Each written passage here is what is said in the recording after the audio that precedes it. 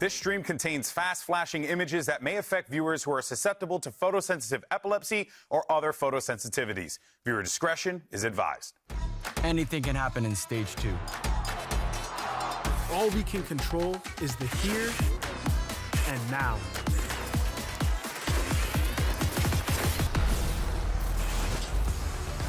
Today, 4 teams will be fighting to stay alive and make it to the Stage 2 playoffs. It's never too late to go on a run. Hello, and welcome to VCT Americas week number 3, coming to you live from the Riot Games Arena right here in Los Angeles, California, which we can say normally, because GB is not here. Not California anymore. I'm Mia, joining me on the desk. Finally, a new host has replaced him. Yep. I've been waiting years for this moment. All of this weekend, I haven't been waiting at all for that, Wyatt. That's all about you. But Wyatt, Myrna, thanks so much for joining. How you guys doing? Great. Wonderful. Also great, also wonderful. That's amazing. That's and original. You guys look so summery and vibrant and joyous. So do you look at the graphic on your T-shirt? It's like the beach. Yeah, it's very Which very we're close beachy. to. Feels like here in I'm Los there, Angeles, Why California. do we have this theme, host? Because the it's show? summer, and because first things first, before we talk about that, we have to talk about what happened last weekend. And the games last weekend were a little rough, guys. Pretty much every match was one-sided. The games we thought might end up being close weren't. We had our first 13-0 in a year. We didn't have any aces. Brazil only won 41 rounds. It was an odd one. Yeah, I feel like the tides were kind of rolling in a certain direction every time. And while watching, I had high expectations for certain teams. And I think for Sentinels, for example, I was like, wow, they're going to do good. They're going to do really great against Furia. I did not expect a 13-0 at all. Yeah, that was pretty brutal. For me, the one I walked away from the most upset about, Crew. Guys. Oh, true. We can't be getting cooked comp. like that by 100 Thieves. We have Dante and Kesnet. And we're not For playing God's double sake, duelist. play double duelist, man. So, you know, Well, you that don't kind like of the upset me. sky? So that kind of upset me. And this week, I'm going to need that to not happen again. It was I rough. don't need more 2-0s this But weekend. Wyatt, Maybe. there's time to turn around. This is the week that Should I matters, calm though. down? This will be the first time teams get precluded from playoffs and the first time that teams start to lock Stage 2 playoffs. But, you know, if you're feeling a little weird after those week 2 games, we have the perfect thing to wash off, Wyatt, all of your troubles, because it's a brand new skin line coming to VALORANT. Splash X, what you see behind us, we've got the summer. That bundle, it's summer themed, it's awesome, and it's in the shop right now. Let's take a look.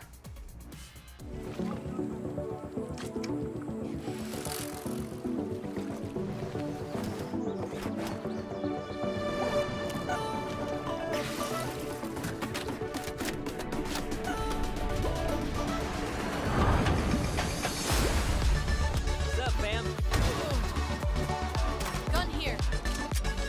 Sorry.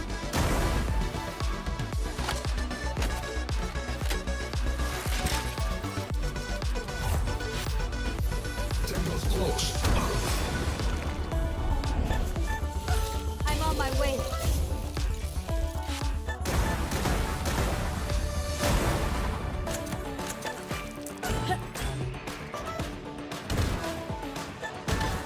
I didn't expect that.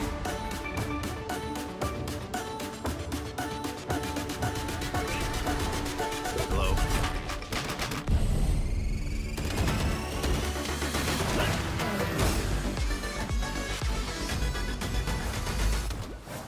That was Splash X, the brand new skin line that is available to buy now.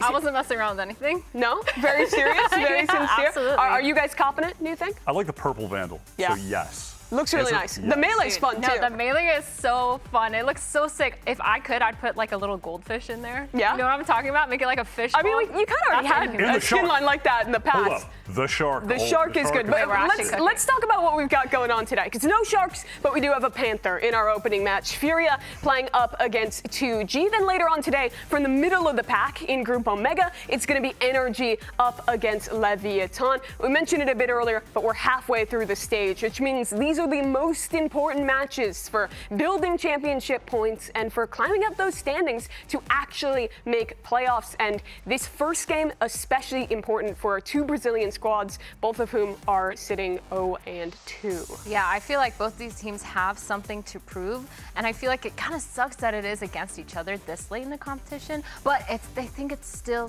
works because it's like what are both these teams bringing to the table that's going to change it up for specifically Brazil to kind of show us how they change, whether it is their comps, their play styles, whatever it is, to kind of prove that they're beyond whatever it is that we've seen. And that's all important. But more importantly, before we get in today, we have to talk about the #1 thing to focus on in Americas, which is aura, of course. Who could forget? Oh, yeah. We asked some of our co-streamers, members of the VCT Americas community, to give us a rank of their top 5 players in accordance with their aura.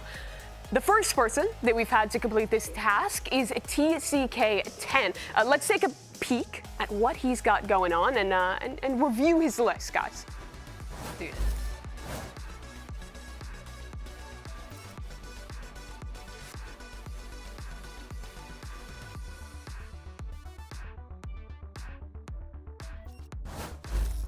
Agree with everything he said there. Here's his list that you guys can take a look at now. #1, Icebox. Okay, makes sense. Dude, I like that actually. #2, Baby Bay. What are we thinking about that one, guys? That's totally fair. I hate to say it, but Icebox is suffering a current aura depletion as of the last 2 months. No way. What? No way. There's Have you an seen the there's clip an- of him just like banging out to his music? You know, he's like in the zone. That is aura central. I mean, he might still like just hold anime the character. #1 spot historically. It's If you're looking aura. at long-term aura, he might still be #1 though. Yeah, I mean, it's aura if you're might be winning winning and in doing that. It's a little less aura if you're losing. Let's look at the rest of the list. Cryo, I think, might also be a bit of a surprise, but 100 Thieves has been doing really well. He's had a great stage. Yeah, he has unacknowledged aura. I think Jaw has. That's fair. I would put Jaw way higher. I'm not gonna lie. Okay. I think Jaw has that. He like always stepping up in the Champions finals or the big tournament finals, Yeah. that kind of thing. That's I would have him in that like #2 spot. I would personally. maybe shuffle things around a little bit, but I think the list is good. Let's check in with another one of our co-streamers. Here's the list from none other than Sassy. Hello guys, it's Sase here. I'm here to actually do the top 5 players that has the most aura in VCT Americas. I'm gonna start with him, Jordan Zelzes. He has this funny aura that he's always standing up to make fun of the enemy, but at the same time he's cheering up his teammates, and I love that from him. My 4th one is VALORANT. You know, people always say that IGL can frag, and if you say that, you should watch VALORANT. He's the mastermind of G2, he always makes insane calls and adaptation in mid-round, and he's shooting heads. It's hard to do with him. The 3rd one is Oxy. Oxy is the star player for Cloud9. Been a while actually, and you know, he's always like the funny kid, always making fun, always like looking that he's having fun on the game. But inside the server, bro, he's a demon. 2nd one is Icebox, my kid, Eric. He's been having like a bad performance right now, but everyone knows that he already proved that actually, that when he's on the game, he has this aura that like the protagonist itself. And it's hard to deal with him. I will never forget that Lotus when I was playing on Sentinels. He dropped 47 kills in the game, bro. It was hard. My first one, of course, is Zekin, my kid. He's always having fun playing Valorant, but when he gets to the server, he puts like this serious mode that his communication is insane, and he never loses a duel. So I feel like when Zekin is on fire, it's hard to stop him. So yeah, I think Zekin has his aura.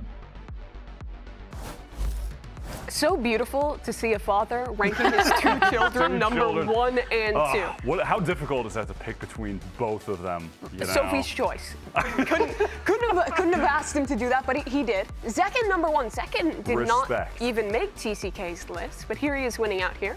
I respect know. Zekin somewhere in the top 5. You think Who so? Don't know Okay, Zekin not in top low-key, 5. I would switch Zekin and Zelsis. I You'd feel have like, Zelsis Zelsis one. would be number yeah, are 1. you kidding me? I mean, He just does this, and it's aura. I'm no? not mad at him in the top 5. I think what's throwing me off about the Icebox one is that this photo of him doesn't have a lot of aura. That's true. You guys picked the worst Specific photo. is not- Yeah, here's the That real one's #1 answer. If I had to do this wonderful. list, #1, Lysor. Yeah. That would have been #1 aura for me, even if he's not an America's player. No, that's a good pick. But some solid lists from both of our co-streamers there. This weekend, we have a whole summer theme going on at the Riot Games Arena. So let's check in with Liz and see what's happening outside. Well, folks, here at the Riot Games Arena, we are celebrating summer and the new Splash X bundle. And they've given me a water gun, which means I had to do something and get hair in my mouth. 1 second, but we have to go focus. Come on. The goal here is to get our little mosh pit friend into the goal, and I'm very competitive, so I must win. So here we go. Oh no, this is not. Wait, yes! Clap for me. Clap for me. Thank you. Thank you very much. Now, if you come down to the Riot Games Arena, you can compete against me and try to beat me, but you won't. Come on down, I dare you. Okay. All right, well, she's winning at that one. Looked pretty good in the water gun game. But let's get into our first matchup here. Furia, they've had a really rough year thus far. And last week, for having me here. It's a pleasure to be here. yeah, really appreciate it. Let's start first with kind of the elephant in the room, because Brazil really started strong in VCT Americas, Loud winning the whole league. But this has been seemingly the roughest year that the region has had thus far. What do you think has gone so wrong for Brazil thus far in 2025? Yeah, I guess Loud was the only team that we have in Brazil, the strongest team we have in Brazil. But now also them are struggling a lot, so it's hard to find what is happening with Brazil. But I guess it is easy to try to find something to work on, because I guess we have some beautiful, nice players who had a huge aim. But we need to work a little more with the strategic side, I guess.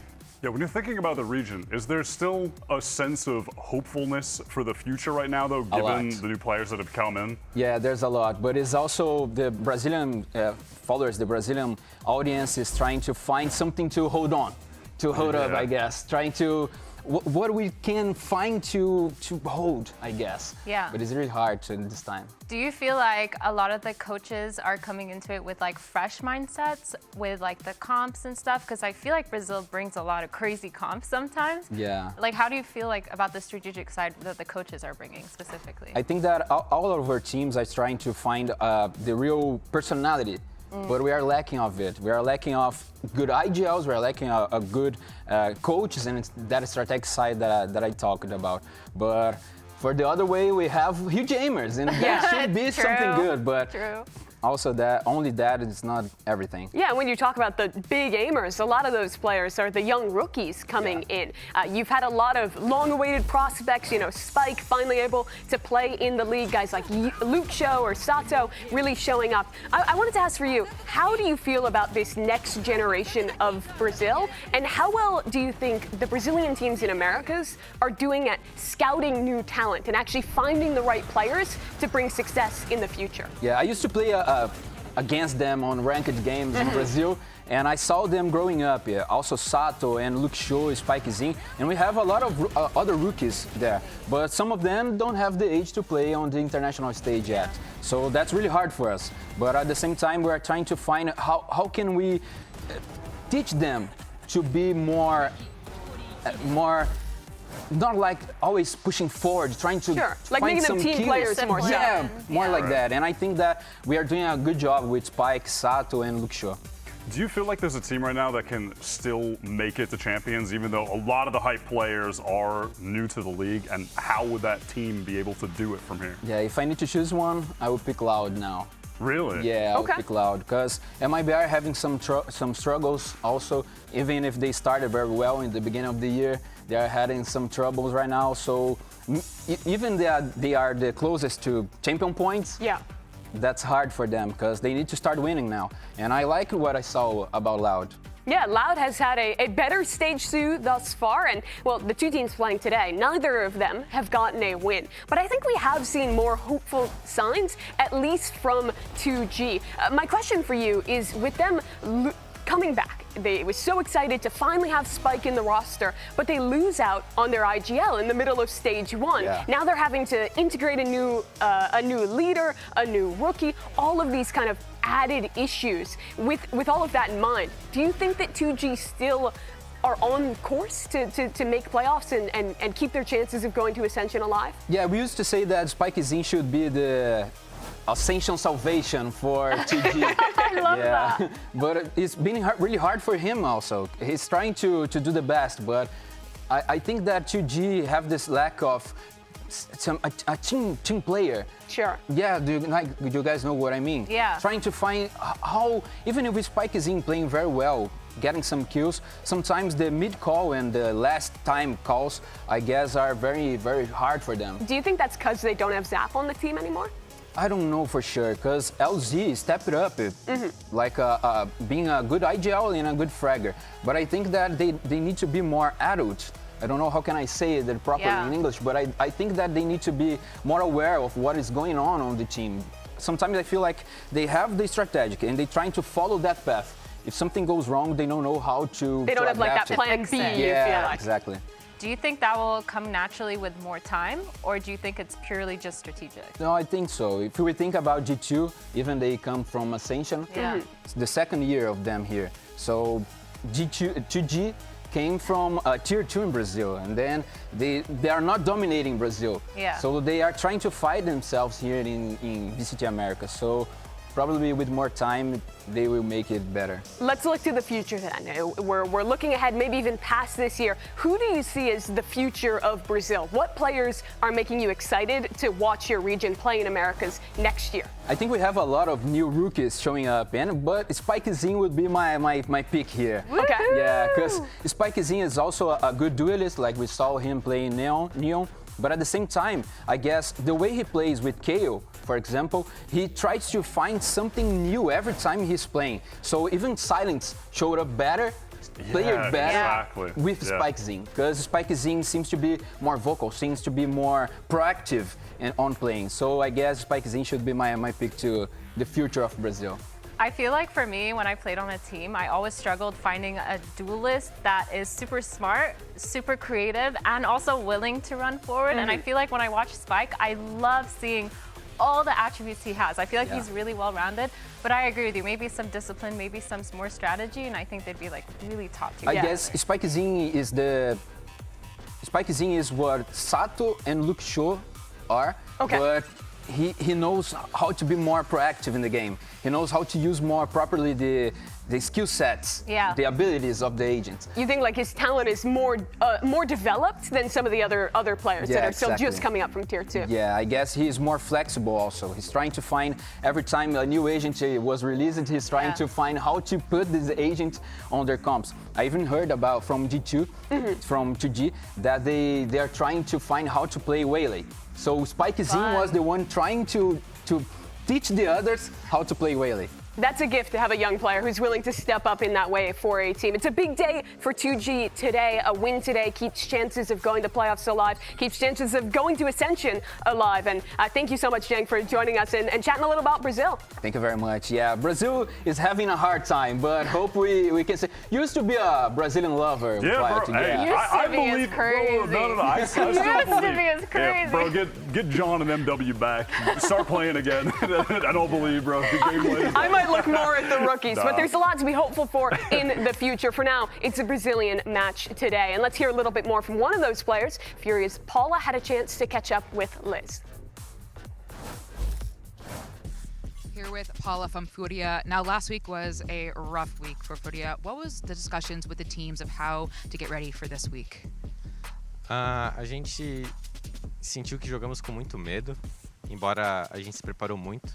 A gente jogou, a gente treina todos os dias, muitas horas por dia. A gente estava bem animado para jogar, mas chegou no stage, eu acho que por hesitação e também porque a gente estava sem o basic, né?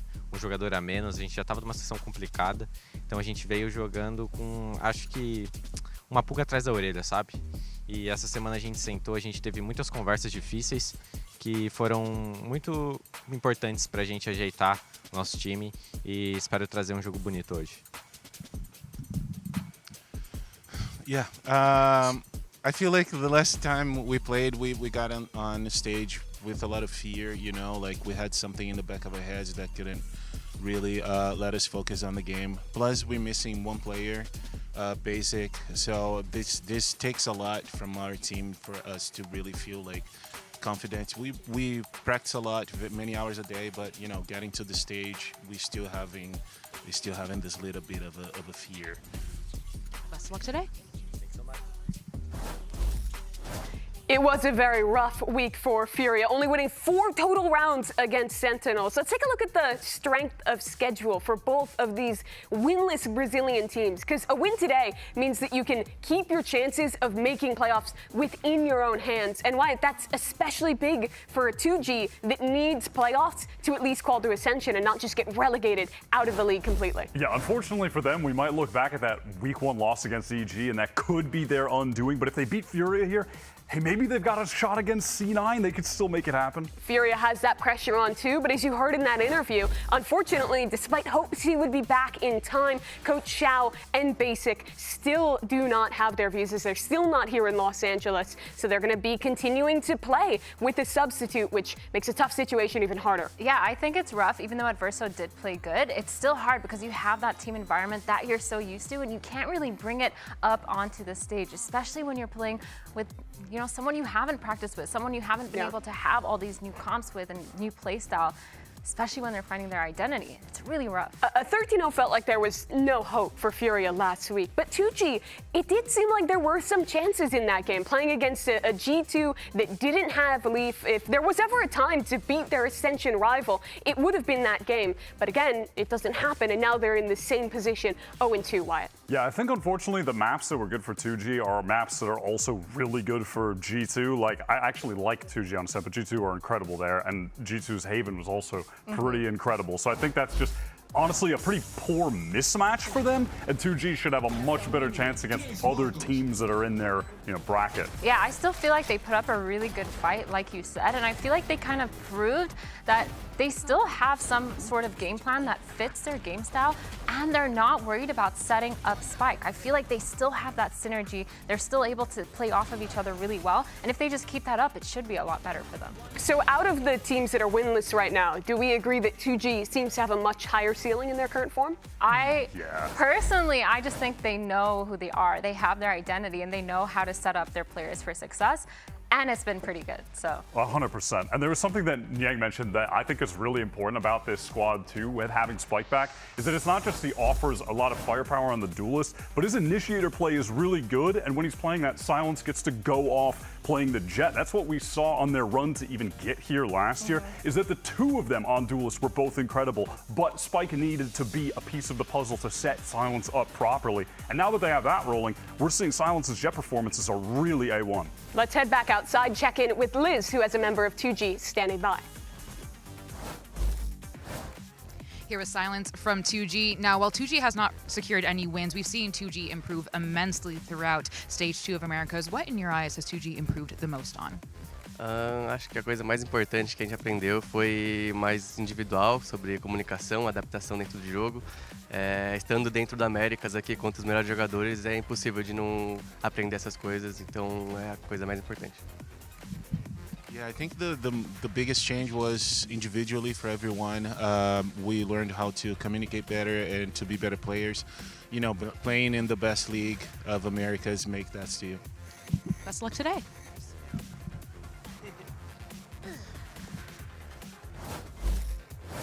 Yeah, and I think 2G shows that their communication is really good because they have been playing these Breach and Neon comps. A lot of people have been looking down on them, but it doesn't matter because the way they're playing it is so good.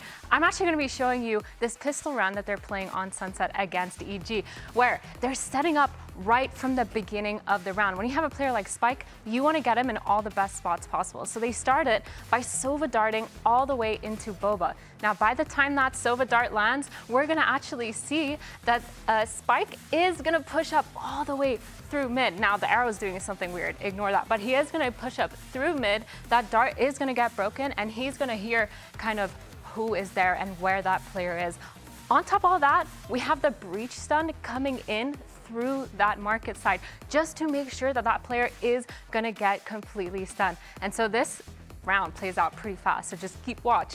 But as you can see, the Sova dart, as it's about to land, Spike is already in the smoke, and then he hears that dart break and he peeks and kills that Cypher.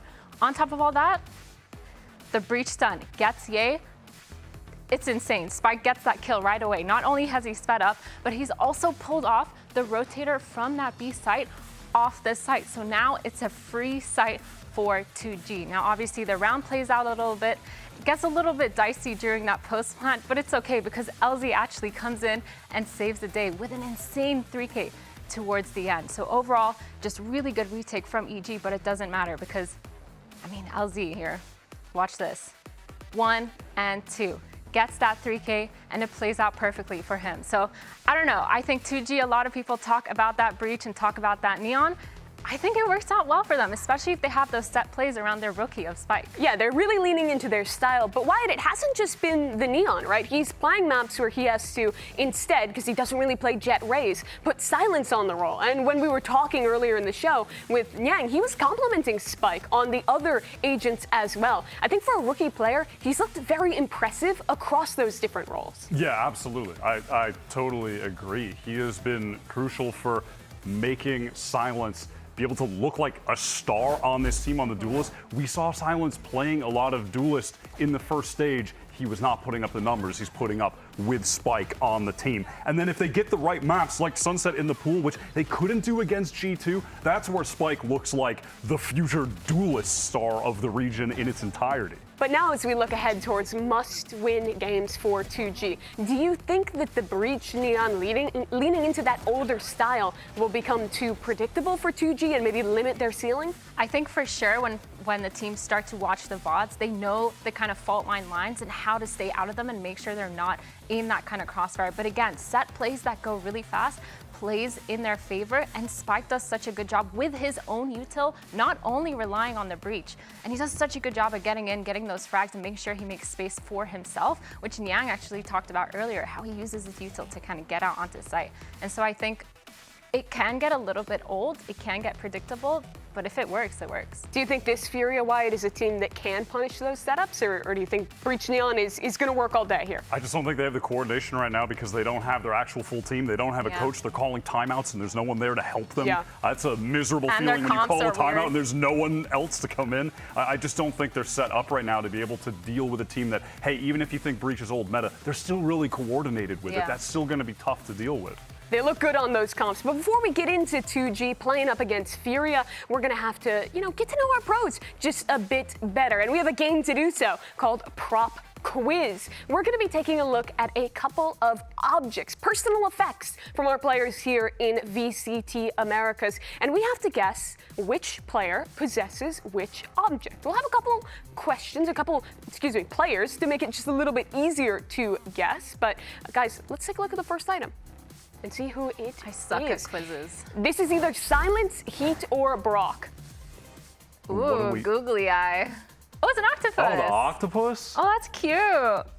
Most of these are something that someone gave the player, something with personal meaning that they bring on the stage with them. Dude, this looks like a Brock item. I'm just gonna say I was kind of feeling Brock as well. That octopus has definitely. The Brocktopus? He's an old. That octopus is an old. It fits. He's an old guy. This octopus. You can tell he's been through a lot. Yeah, he's seen some things. Okay, final answers. Guy. I'm going with Brock as well. Okay. I'm feeling the Brocktopus on Since that Wyatt's one. copying me I'm and locked everything. in. Yeah, I'm sold on the Brocktopus. Let's see if we're right and check in with who owns the octopus.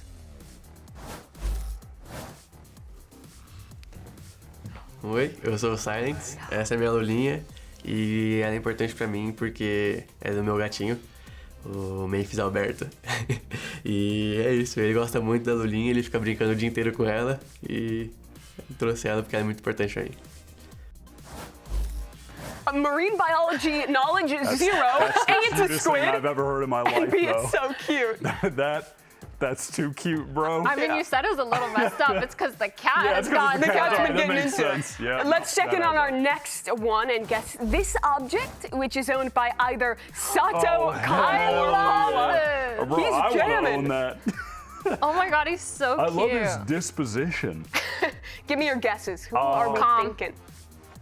That's calm. I don't Not know. that is I calm, feel like but I've that's never his. seen this little guy before. I'm going Sato. Even though it's not, the frog isn't Sato's personality, the frog has a lot of personality, just like him. I'm going to guess Paula. I saw those neck tattoos, his demeanor in that interview. true. I could see him having a frog that, has that kind headset of frog? gumption in him. Hell yeah. Let's check in. Who owns the frog? Hey, my name is Sato. Today I brought a frog plushie. It's a plushie that my family gave it to me ever since I came to the US, and it kind of reminds me of them, and that's why I keep it. It's like a lucky charm for matches. I had the read. I had the actual soul read on the frog, aware. Awareness. It fits his personality, though. A very cute frog. But the first match today is going to be Furia taking on 2G. Guys, this is a match with very big stakes for both of these teams, neither of whom has managed to get a win on the board thus far in VCT Americas. Keeping playoffs in your own hands, that relies on winning today and is especially important for a 2G trying to stay in the league and avoid relegation. Our 4 teams, they're ready to fight. Playoff hopes, they're on the line. And we're starting VCT Americas with the Battle of Brazil.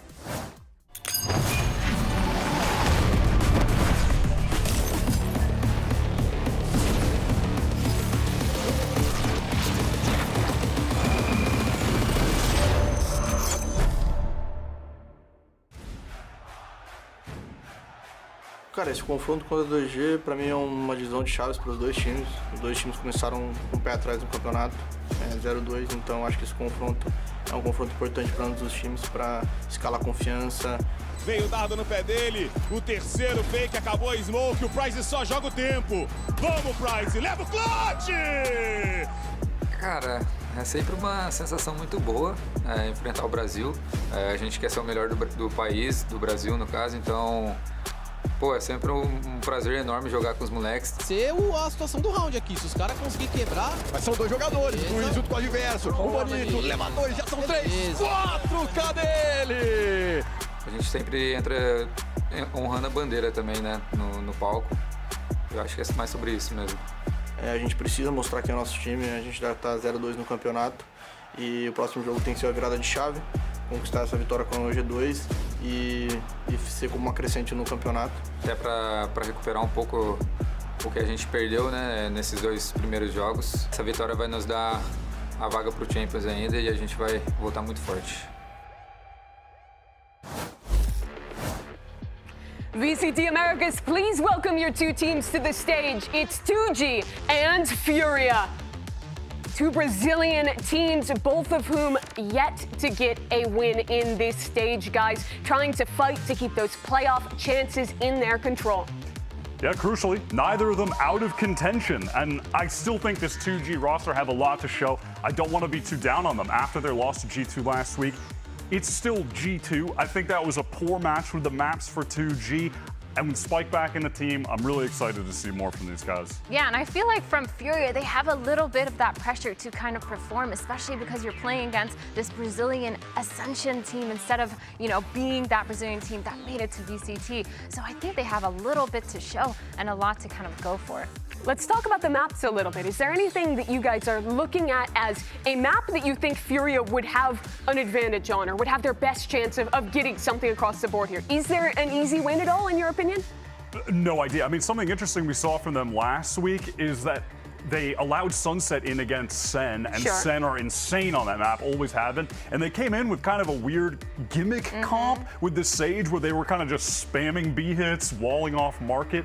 So it does make me question how deep their map pool is because they haven't had a lot of time. They're just kind of gimmicking it out. I don't really know. It feels like we don't know who Furia is yet. You were talking about that earlier. Yeah, because I feel like exactly what both of you are saying, like their comps and the way that they're playing is just a little bit off. It feels like something is a bit off, but that could come play in their favor because if they play a crazy map and have this weird comp that no one's ever seen before, maybe they can throw the other team off. But on the other hand, for 2G, I think their identity is clear. We've talked a lot about it. If they play Breach Neon, they set Spike up for success. That's when they've looked their best. Yeah, I mean, they need to figure out a way to shut down Spike and be able to put a wrench in that. And Corrode being the first map, I think might actually play in their favor. You get this new map, spammable spots, all these random stuff that you can do. You might be able to get away with being something or doing something weird. Yeah, interesting to see Furia pick that immediately. I'm just thinking Neon map. We're talking about Spike.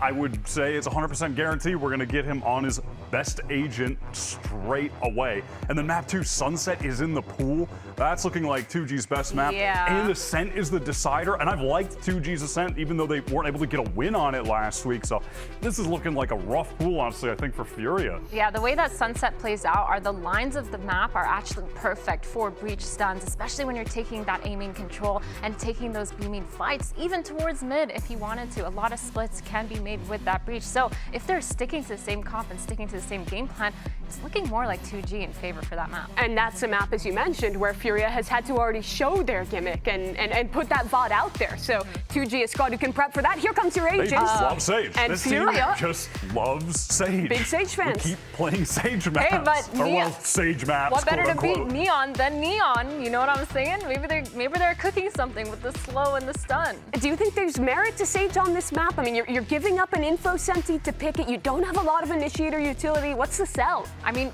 my problem with how they played Sage last time was when they were taking sites, they were blocking off any map control for themselves. So whenever they were stuck on a site in that post plant, they could get retaken from. Yes, they only made it 1 or 2 angles, but they also couldn't be able to take that space for themselves. So it felt pretty lackluster, so I'm hoping they have a new spin on it. And on the other side, we're seeing what I kind of want to call right now the standard Corrode comp, which was a double controller with the Viper. You have the Vice, which Silence, I think Vice was actually his best agent in stage 1. So you're going to get him on that Sentinel. And then obviously, already mentioned it, but we got Spike on Neon. I feel like those are some good comfort roles. I think the standard comp is probably ideal for the squad that they have. Yeah, with pretty much needing double controller on this map, you can't really fit a breach in, but you do have the Omen Point Paranoia, lots of tools to make that work. Corrode, map number 1 here between 2G and Furia, so let's not wait any longer as we hop into game with your casters, Doug and Ender. Thank you so much, Mimi. A rematch in a setup such as this between 2G and Furia. And Chrissy, we haven't had. Were you waiting to do that? You were waiting to do that. Hey, weren't look, you? we're both just dressed for the map pool we've got ready for us. He's gonna be keeping us afloat. Can you just keep it going, Doug? Don't let me. I'm drowning out here. Let's talk about the rematch. Let's talk about 2G and Furia because we've seen this before. Yes, we have. Yeah, all the way. Yeah, all the way back at the start. It jarred me for a moment because back when we saw Furia versus 2G, it was at kickoff, and it was Turtle Troop versus 2G. That was Furia's only series win this year. We're going to be loading up fast with Samsung SSDs for the Samsung match start. But it's our first time actually seeing these teams face off in a BO3 since then. To start things off on Corrode, the new map, a couple of new faces, and a Sage pick, which I'm sure we'll get into here in just a moment. 2G is going to start on the attacking side. Here you already have that aggressive Viper wall across the middle of the map. Meanwhile, Furia leaning towards posturing for some control in that very same area. Yeah, get used to it. Viper wall up at the start of the round, walk up with a little fade on the other side. He's going to get some info of these players working into B, but if Furia hold on to this mid control, the rotates onto the B side come in so quickly. It becomes so suffocating to have to play around, and Tui's will be up front. You can hear the wall is just about to go down, which means Gunfire will inevitably erupt. Paula there to take first contact, a Paranoia and a stun. What value are they getting on the other side of that? Not a whole lot, but LZ's taken so low, Doug. Meanwhile, the Spike is sitting here. This is dangerous. They're going to have to find a way to alleviate some of that pressure elsewhere along the map. But fortunately, it's just enough smokes to provide some cover, provide safe passage, and then get out on to B. A great opener from Gobera, but rotations have arrived. Yeah, 2G are just too slow to move it over into the B site. Now frantically trying to get involved into the site. Silence finds 2, Silence gets 3. 2J own it. Rongo left in a 1v2. LZ very weak, but Spike committed. So many different angles that have to be checked. Not a single kill will be found. That's a 4K for the Sentinel and the pistol for 2G. Silence just went full beast mode there. I mean, 2G were kind of out of the round, it seemed like. The 2B players both getting shot down early before the rest of the team could group up. But I want to see his transfer here. Just beautiful work out of him. Even dodging behind the box for a second after the second shot he connected. Really nicely done. Wyatt was mentioning that Vice was his best agent, and I mean, there's certainly a little bit of comfort that's shown on this. I want to get your thoughts very quickly as we lead into this next round. The Sage pick on Corrode. We don't see that super often as Sage dies. Yeah, well, Vice is just better than Sage. What can you say? No, it's a pick that we've only seen gone for in Pacific, as far as I know. We've seen Gen G play. We've seen global esports played against each other, as a matter of fact. And it does come with some weaknesses, right? You're not going to have the passive info that a Vise is going to get you. But I have seen a few different America's players running it in solo queue. Like Baby Bay, I saw played a little bit of Sage. Junk QT's played some Sage. And I think on a map where a lot of teams are running a lot of these like fast openers, the Sage just putting down an early wall over by A and then being able to reinforce the team into a mid fight gives you a lot of power in terms of just taking a lot of numbers to a fight because you have the guarantee of the wall. Would you say that's notably stronger on the defensive side and it falls off a little on attack, or were you expecting a similar approach on attack? I would say it's nicer on defense to control into mid space, but if you're able to hold on to the wall when it comes time for post plants, it really simplifies things on the attacking side. But you have to get control of the site first, and that's tough. Well, after your Sage thesis has been presented, meanwhile, all of the site had been taken. LZ much further up, but Verso has a Phantom, or had a Phantom. That nice little gift sitting on the map. Little closer comfort. Yeah, 2E's managed to pick that up. Both playing over an elbow. Got Cabrera, who's a little bit outside of play. Heat's gotten 2 with the classic. That's not even the stronger weapon. Now the orb to provide some cover. 2E's has a Phantom. 41 HP. What can Cabrera do here? Full armor. Tap. And it's just a threat. It's just a bait. It's just a temptation to get them into the swing, and 2E's. That Phantom was the difference maker. Absolutely unreal. He's going to have the time here as well. 0.67. That was way closer than I thought it was going to be. Honestly, I have to see Heat again. This guy went for a jump. Like, usually when you have 2 people coming around a wall and you've got a guy on low HP, you go for the jump peek to break a crosshair. Right. And you're supposed to die. But he gets the right click on the jump, kills the second player as well. Just unreal work out of him. And then the third to secure the defuse. Big plays for sure out of 2E's. And so that's going to tie us up. That's going to put the money in a weird spot where now you've got Gobert on a Stinger, light armor on a couple of members of 2G. But we've already bucked the trend of what would be expected. I'll find you. 2G just want to run a fast play into the B side. No Vise on this side. Makes it really easy to quickly accelerate on in. Have 5 players alive when it comes time for the post plant. Heat has not been cleared though. And he's already gotten a kill. Make that 2. Challenge onto the third will ultimately succumb to the pressure. But the damage has been done. Yeah, the whole time they're pushing down into elbow to kill Heat. Players coming in on the rotate. That Odin getting spammed through the wall. One thing for 2G here is they did manage to get the spike down. There's just so much as far as personnel and utility and firepower on the other side that you'd imagine 2G will fall, assuming Fury can execute it correctly. Now this retake is afoot. The dash comes through. 1 kill traded back. When you're up in numbers, you take that equation any day of the week.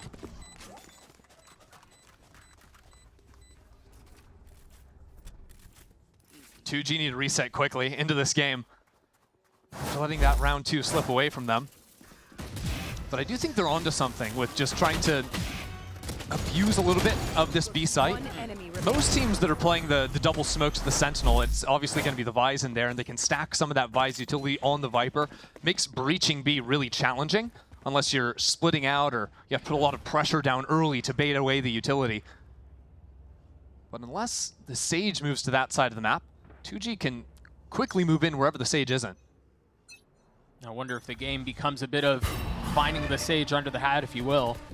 Once you identify where she's playing, you can play on the other side. This time the slow orb's going to give the position away right at the beginning. Yeah, slow orb plus a little bit of spam. If anyone's trying to go for an early orb or something like this, you can look for a pick. Seeing some of that mid fight already. 2E's getting a quick pick, traded back on the other side of the wall. Looking for a little bit too much there. Yeah. Had teammates rotating in, but they're just a little bit slow. Plus there's a smoke in front of them, so they can't really help. You got a freeze in the round now where I guess they're leaving Silence to go find anything he can. Yeah, well, 2G need to freeze because that Sage wall went down into A, so it allows Orango, even with only 3 players alive, to move and hold this line. He's going to have to do more than just hold it. Drops the slow orb, takes a step back, manages to preserve life. That stall isn't very effective when a Neon's just running straight through your slow field. Yeah, and the wall has now been cleared. They can push through that as well. Orango did his best to hide and play behind his utility, but you can only do so much. So now Heat and Verso are going to rotate back out onto the site a little bit late and outnumbered in the post plant. There is a Nightfall for Verso, though. They're going to be running into this wall, though. That's gonna ruin everything. Give up the Ghost a little bit. Because really, they needed to find a pick and then pop the Nightfall if they wanted to actually give this a go. Now they're just going to hold high-low here, pick up any guns as they play for the exits.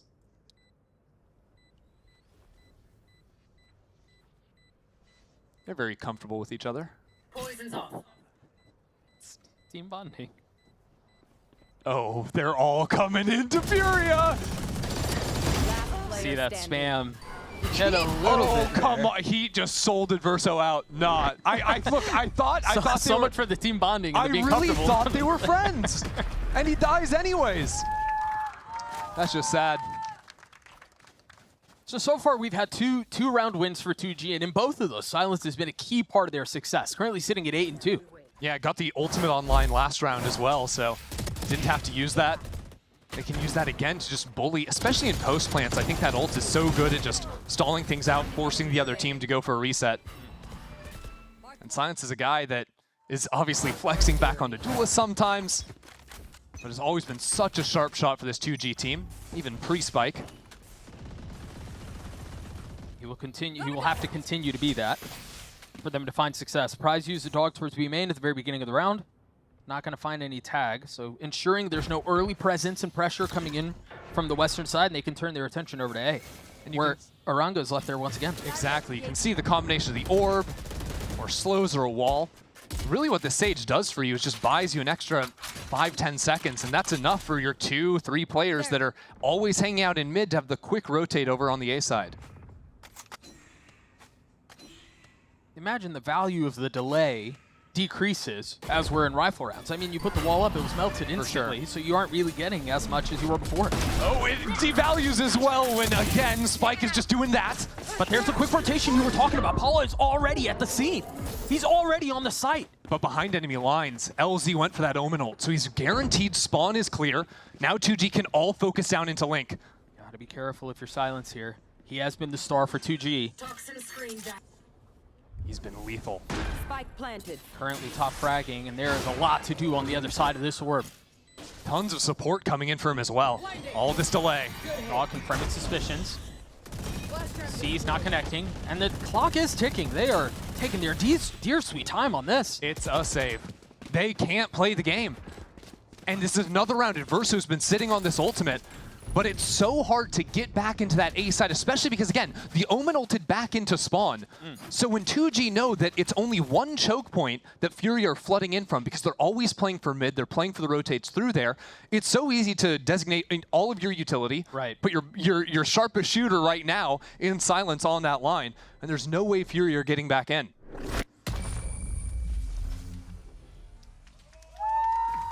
So 2G will take the lead. Questions, again, continue to abound on when Adverso will choose to pull that trigger on his Nightfall. You wonder here if, I mean, it's early, but I wonder if a timeout may be in the near future. Yeah, Fury have been going for similar setups every round. 3 players fighting into mid. Arango just controlling A with the early wall. But I'm a bit concerned for this Sage with how frequently 2G have proven to pounce onto it. Interesting defensive setup here. They've been fighting the middle of the map for what you've been so, I mean, eloquently highlighting, and now they are foregoing controlling the middle of the map completely. Yeah, but look at Spike. Spike's just slipped into this empty space, realizes nobody's home.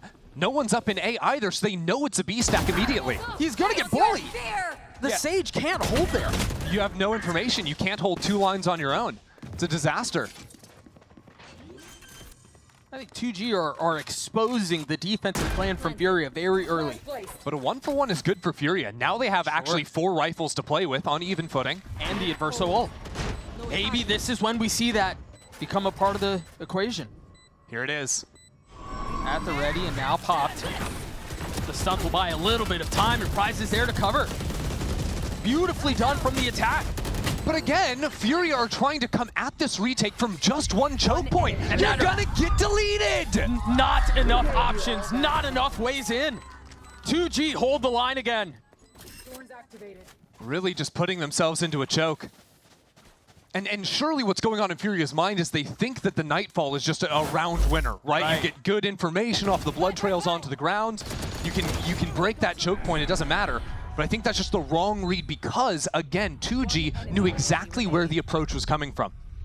They had the read on it initially, so they were fully focused on just that one single lane, just like the round previous. Right. This time a little bit of help for the Sage, as 2East has joined him. A bit more stalwart in the early defensive approach. Always keep your eye out for these tiny little angles you can see around the curvature of the Omen smoke. Wow. Just a pixel. That's all it takes. 2G will once again flirt with A. But now this hold from A should be better because it'll be a paranoia on the reaction. And then Sage slows. Well, actually, Orongo's already out of those. So the stall not as good as I thought it was going to be. However, the wall closing off any approach from the middle of the map kind of makes that a bit one-dimensional for 2G. And Orongo can look down over potential smokes that are dropped here. Play off of his teammate in pocket. Has now dropped off a wall and playing a little bit further up. What is the go button for 2G here? Waiting for the gas to run out. 2East takes a step back. Does not have that paranoia anymore. Furia need to stay alive on site here. Stall as long as they can. The problem is, Adversos is stuck off the play by his own wall. Stuck on the wall. So he can't get into it. He can't bolster the defenses. He can't reinforce the whole day. Fortunately for him, fortunately for Furia, 2G have stalled out. And now they're made their way out of elbow. Paula able to punish with one, and Furia stand tall. Good work out of 2E's that round. Previously, we'd seen Orongo overcommitting a little bit to that A fight against all the utility they've been throwing him. So 2E's realized he can step back once the clock is starting to wind down. And if Furia just bunker in on site, you don't have to worry about retaking it. You just want to keep flooding players in to go toe-to-toe as 2G try to hit, and that worked. You can't lose a retake if you never lose the site. Exactly. It's just so simple to play Valorant if you never lose the site. We are continuing to see some of these like clunky, maybe clunky feels like the best word for it, out of Furia. Little situations like that that feel like they're not synergistic, that they're kind of stumbling over their own approach in these rounds. With that Sage wall over in Link you're talking about? Yeah. A little awkward for Adverso. Ooh. Thought that might have been a kill. Just a lot of damage on the spike. LZ will fall. Furia holding the line on this mid-fight. Toxin screen down. B main now. Era hasn't done this a ton, but he was ready for it. Really good hold. Very nicely done. Spike down A. So it seems like the round will go in favor of Furia. And now, given how these last couple of rounds have gone, and I have to ask you, what was it that was different here? What was it that was so much more successful for Furia? It is entirely the switch between Omen and Sage. Because Omen had been a part of the mid-fights previously, Sage had been A. So first of all, Orongo was getting bullied in main. And in the previous round, we saw 2E's falling away. So that was one big change. But here, in this mid-fight, the Sage slow orb is so additive when comboed with the Odin spam from top mid. Previously, it had been a paranoia. So all those players, they're getting blinded up and they're running away. Behind cover, behind walls, the Odin spam, it's getting nothing. Now, you're getting slowed down into a corner, then a neon stun is hitting you, then the spam's also just removing you from the equation. It is just that one simple switch that has unlocked these last few rounds. Verso currently top fragging for Furia as they seem to have found their footing and tied us up at 4 apiece. A timeout has been called. And it's actually coming out on the side of 2G. So, I mean, interesting to note, Furia able to adapt on the fly, not needing the coach to get involved to make those adjustments. Yeah. And for 2G, not the case. Well, I think 2G, what's happened a lot is they haven't fully dove into these mid-fights just yet, or they've tested it first, fallen out, and sort of revealed the hand of Furia. This time, they just overcommitted a little bit. And I think maybe they might want to go back to seeing how they can bully into mains. We've also seen Silent sitting on this ultimate. It's back up again for him. Having a monstrous game himself, but 2G could just bully a bit on those ults. There's up here, too. Yeah. Attack side up for the Vice. I mean, if you have if you're the Vise and you can get into mid in the mid rounds to sort of cut rotates going through, there's options, but that's always going to be hard when that Viper wall can always be thrown up. Right. I'm not entirely sure I'm seeing the vision from Silence having this. Well, we'll see if they can prove us wrong here. It's to beat the jump peak. Well, okay. That window opened and shut as quickly as we saw it. Yeah, and also now seeing that the op is in play, Fury can work around that. This will unlock the Nightfall for the attacking side. And so what? They fully send B here. Yeah, but Furia have 2 players in mid that can quickly rotate in. Yep, and there's nothing to cover that. There was a lineup for Thorns from main to cut off the rotation across the middle of the map. Meanwhile, 2G full speed ahead. Spike gets behind enemy lines, able to get a couple of kills, and now the pin in play as he does his best to keep them at bay. Orongo's on site as well. He snuck in somehow, but that operator's holding him through. Better late than never. The second shot will whiz right by Heat's head. And everything kind of comes to a screeching halt. Heat drops down, forced to reckon with the pit on the other side, and now the situation's gotten even harder.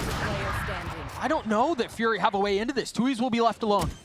20 HP, just narrowly missing that target. Planted. Now you've got the op trained right into heaven. Tui's with very few options except for that one, and it works out just fine. Yeah, he wants to pick up the Odin and get out of here. 2G just chose to abuse the B site with the ultimates. And again there, you see a little bit of the weakness of not just having that extra layer of stall with the Vise. That Vise wall can be put down on B, that Vise can play anywhere, it doesn't matter. Fury a little bit more locked into their positions. The agents they've gone for. And this is something that even without ultimates, I do think 2G can replicate. I think so as well. Like, you see from the combination of the Omen smoke they're throwing on top site, to the fast lane coming out, it's really hard to lock down Spike, even if you're not getting deafened up by the Nightfall. Like, Paul is rotating into sight, and then all of a sudden, within half a second, there's a Neon sliding on him and he's dead.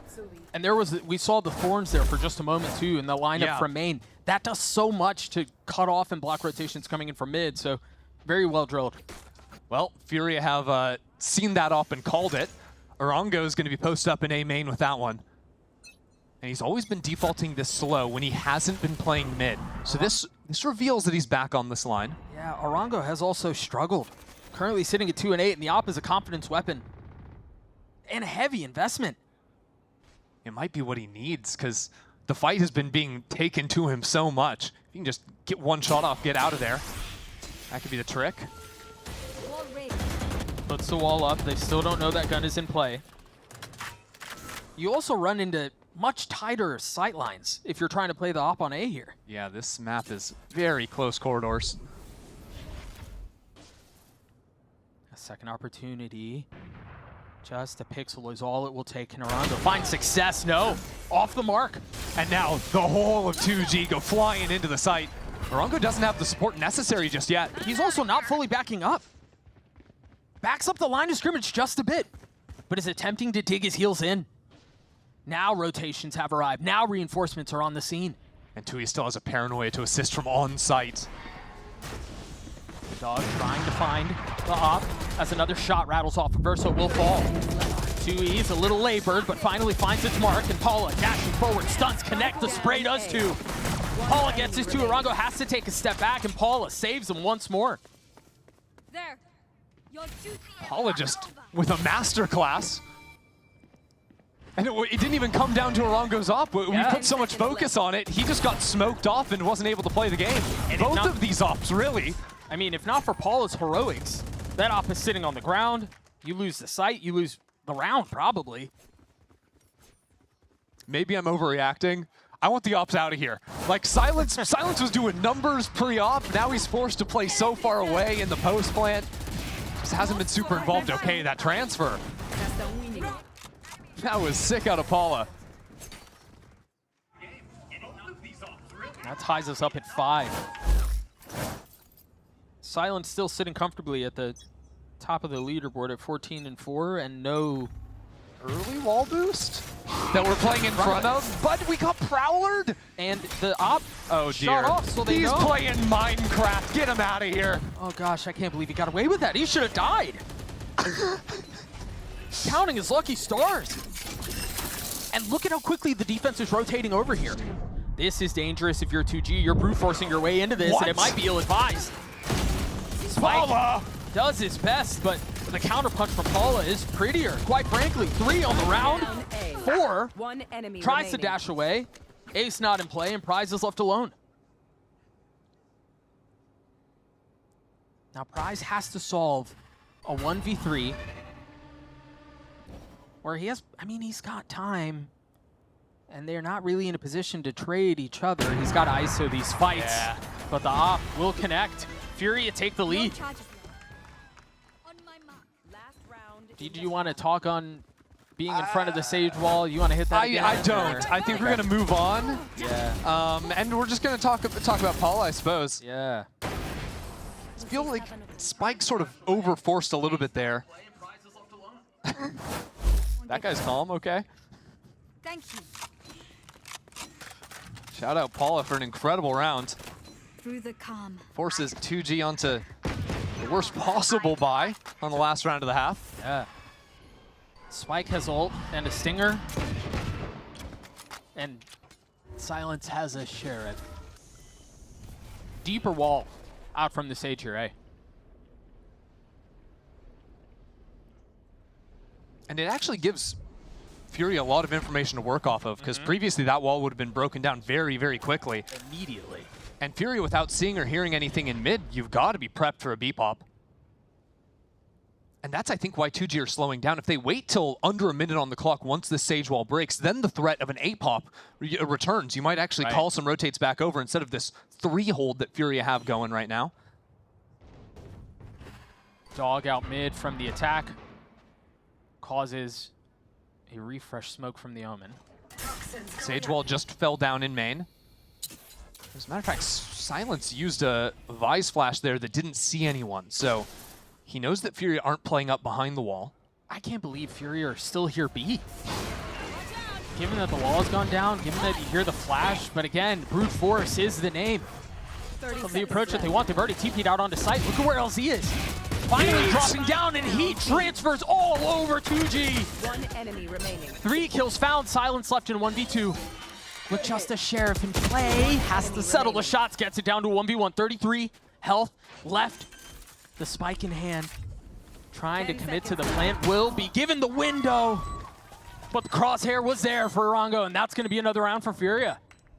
Huge round to take there at the end. Somehow dealing with Silence, who's been just a beast all map long. 15 and 6 to close out the half, but I'm inclined to agree with you. Once he got the op in his hands, it did feel like he slowed down a fair amount. Yeah, it was just hard to find that same level of impact. Yeah, he can have some rounds like this, but it's a little bit too little too late at the end of things. Still a close opening half on Corrode, 7-5 the way of Fury, and it seemed like 2G was going to run away with it. I think we're in for a good rest of the map. We will be right back. I know what you're thinking. Total glow up. What's her secret? Fine, I'll spill. I totally upgraded with Verizon. Everyone gets a free phone with any plan, even if you're already a customer, like me. Now I have Google Gemini. It's like a little glam squad in my pocket. Gemini, what eye makeup goes with this lipstick? I'd suggest a classic cat eye. Wow, setting the bar high for daycare pickup.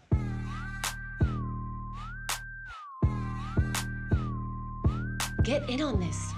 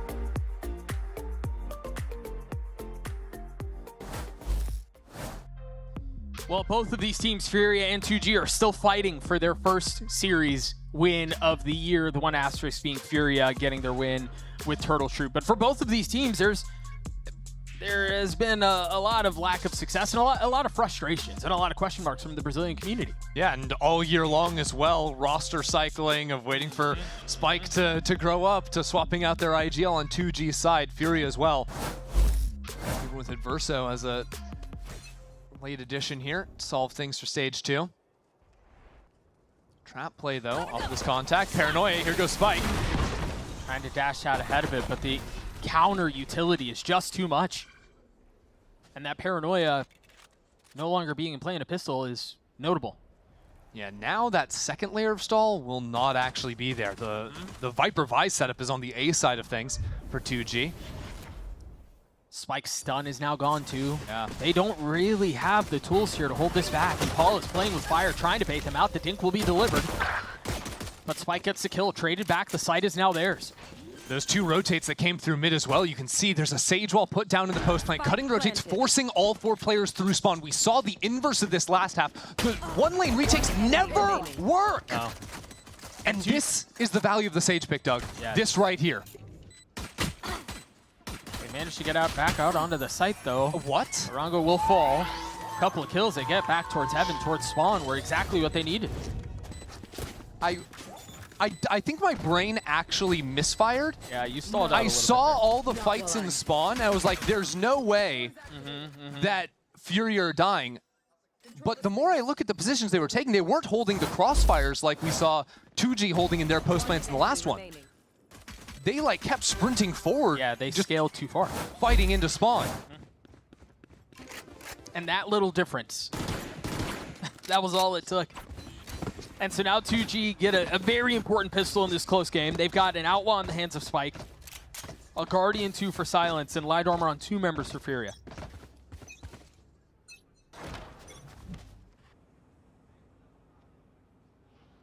And there's that Angro line out for Spike. Two shots, 2 kills. Well done to trade back. The weapon not really in a position to be scooped up though. That's all you can really ask for if you're Furia here. Cheeky little lineup. The Paranoia, the swing from the other side. I mean, we're getting our classic kills. Yeah, it is never clean, is it? Down, their seat. Can't get a third. Boy, LZ, that was the last bullet in that magazine, and we might have had a little more silly. But we're now tied at 7 apiece. Now Furia are going to be able to buy back up, and if I'm not mistaken, it was just what the Guardian and the Stinger brought over? Yeah, just a couple there at the end. Things started out so well. The fact that Orango gets a couple there, definitely good news for him. Actually means there's already a res online. I think that res can also be really good when it comes down to these like mid-fight brawls. You know, if you trade out evenly, get your guy right back up in there. Find you. Mid-eye to make sure no one's scaling forward. Question is, does Prize scale up after it? 2G have 4 here ready to take this fight once the walls come down. Actually calling out of that. Yeah, and they've left Prize. A little gift. But I don't think he will be challenged. Furia seemingly intent on leaning towards A. I think a very comfortable 1-3-1 here. Careful here. Mid is still so uncomfortable. Like if they pivot back into B, I think things could get really challenging for them. Bit of a false sense of security, isn't it? Yeah. They don't really have the mid control they think they do. Yeah, they have to go into the A site. The B was never going to be a threat unless they manage to find some kills, maybe regroup back into some mains. But we're now down to 45 seconds, Doug. There are 2 players in pocket on A, and they still don't know where they want to go. And it's a full bait setup as well. LZ hiding in the corner. Time is of the essence. And now we're getting down to that final moment where now 2G in mid, those mid players are looking to wrap back around in to... Furia perhaps in a bit of trouble here. Spike gonna miss. Off on the first shot. There's that late crunch that you were alluding to. Heat falls. Honestly, they've done well to get out onto the site and get the Spike down in the face of all of that. But again, there is no way out. There is no safety. They boxed themselves in with this wall. Paula playing on the other side of it with a little bit of help. 2G still have not been able to get out onto the site, and so They might be comfortable sitting in these hunkered down positions. Gobert gets 3 on the round. 2G take the bonus, and there are some glaring concerns for Furia as far as calling early on here. They find themselves in this situation where, like, it's a 1-3-1. In theory, that's good if they can move into a site, but then, you know, at a minute 40, that's a great position to be in, and a minute 30, it's good. Minute 20. Now, then they get down to about a minute, 50 seconds. Their lurks haven't really done anything. They're not finding the fights they wanted. Right. And they just lost due to almost indecision. They were down to 30 seconds left before they had committed to the A hit. Because 2G had, you know, played a couple players in pocket, were really conservative with the fights they were taking. It was just really good bonus protocols. Fury still have enough to scrape together a buy. 5 stingers. And heavy armor on a couple of members. Paula dashing forward. That's a Vandal that will greet you and send you quickly into the next round. LZ getting another. Yeah, it's not a fun position to be in for Furia. Not at all. Some might say it's self-imposed. At least they're acting a little bit quicker this time. Careful here. The end result is just about the same. Still can't really get an easy plant on the A site. They wall their back, so there's only forward. That's their only option into the round. There. Do you think if this is their approach, is there something in the composition that's missing that gives you maybe a little bit more initiator utility? Is Fury get it down to a 2v3 and manage to get the spike down? So actually hold that thought. I'll hold. 2G, beautifully done. Adverso is going to have to snap onto these, and he's gotten 2! He gets all 3! The Red Bull clutch for Furia! Unreal! Adverso, the loudest guy in the building. Sure, why not? I just want to watch and enjoy. Because this was a full stinger buy. And now Adverso. It was a 2v4. I mean, it was a 1v3. Oh. But 2G, you can see, like, every single player swings by themselves. And Adverso just calmly, 1, 2, 3, knocks him down. Just when it seemed like 2G was in a spot to run away with this map, with Furia's map pick, no less. Ah, here's the Sage plays. This right here is the moment we've been waiting for the last 16 rounds. And there's no way Prize is still challenging up there with the Odin. Heat falls on the extremities. The map gets a little bit smaller for Furia. Yeah, I'm not really sure where they go from here. I don't think they are sure Oh, either. sorry, Adverso is alive. So we're just gonna... Never mind, all good. Adverso, just stand still, and 2G are going to walk into you. You simply shoot them. That's the win condition, huh? It worked last round. Adverso has the ult. This is not a fake. The spike is close by. No, silence did not get tagged. Still Vi's utility in main, so pretty easy to hold it down. Beautiful swing off of the flash. LZ, of course, paranoid, excited, blinded, gets a kill anyway, but Fury is still trying to do their best to get through. 1v1 once more. As Tui's has the spike in hand. A tap of the spike to see if anyone's close. Gobert is still far out of the play here. He's waited too long now. He's going to be forced to stick the plant, and it's given time for the flank to come online, and Gobert is waiting for it. Beautifully done. It's a 50-50 gamble there for Tui's. No real way to know, and he guessed wrong. So 2G back in the lead. I really didn't think it was going to go their way once Kala found those couple of kills.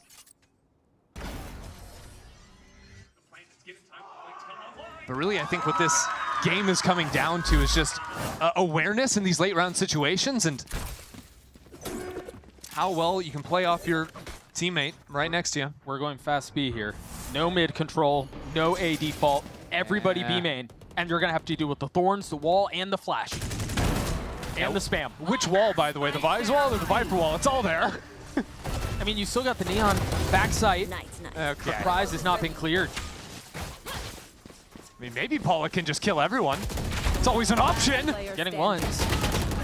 Getting ones, but the defense will hold again. Gobert gets his 3, 2G gets a 10, and now, if you're a fan of 2G, you're kind of comfortable here. You're a little optimistic because once again, you're in a position where you can run away with the map. Yeah. You just have to avoid the pitfall that was a couple of rounds ago where we saw that disaster unfold.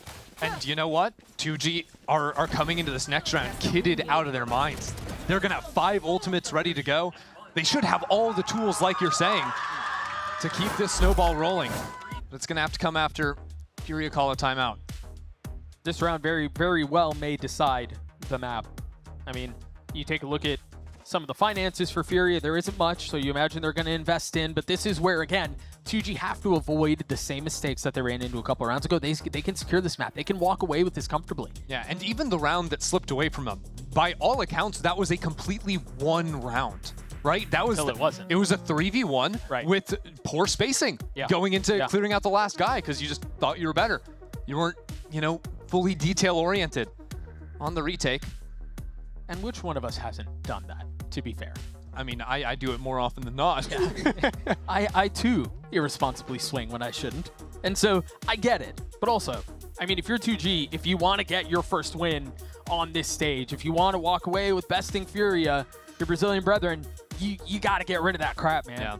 I mean, this is also a situation where it's the 2 teams in Alpha Group that don't have a win on the board. You lose this game, you're already in a pretty stacked group. Right. Good luck making it out. Very quickly checking in, Silence continues to top frag for 2G, 21-8.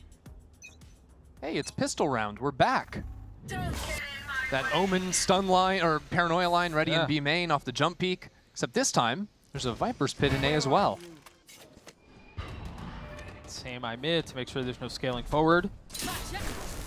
Oh, we're still going. Yeah, they are, and they know where he is. A counter paranoia does not punish.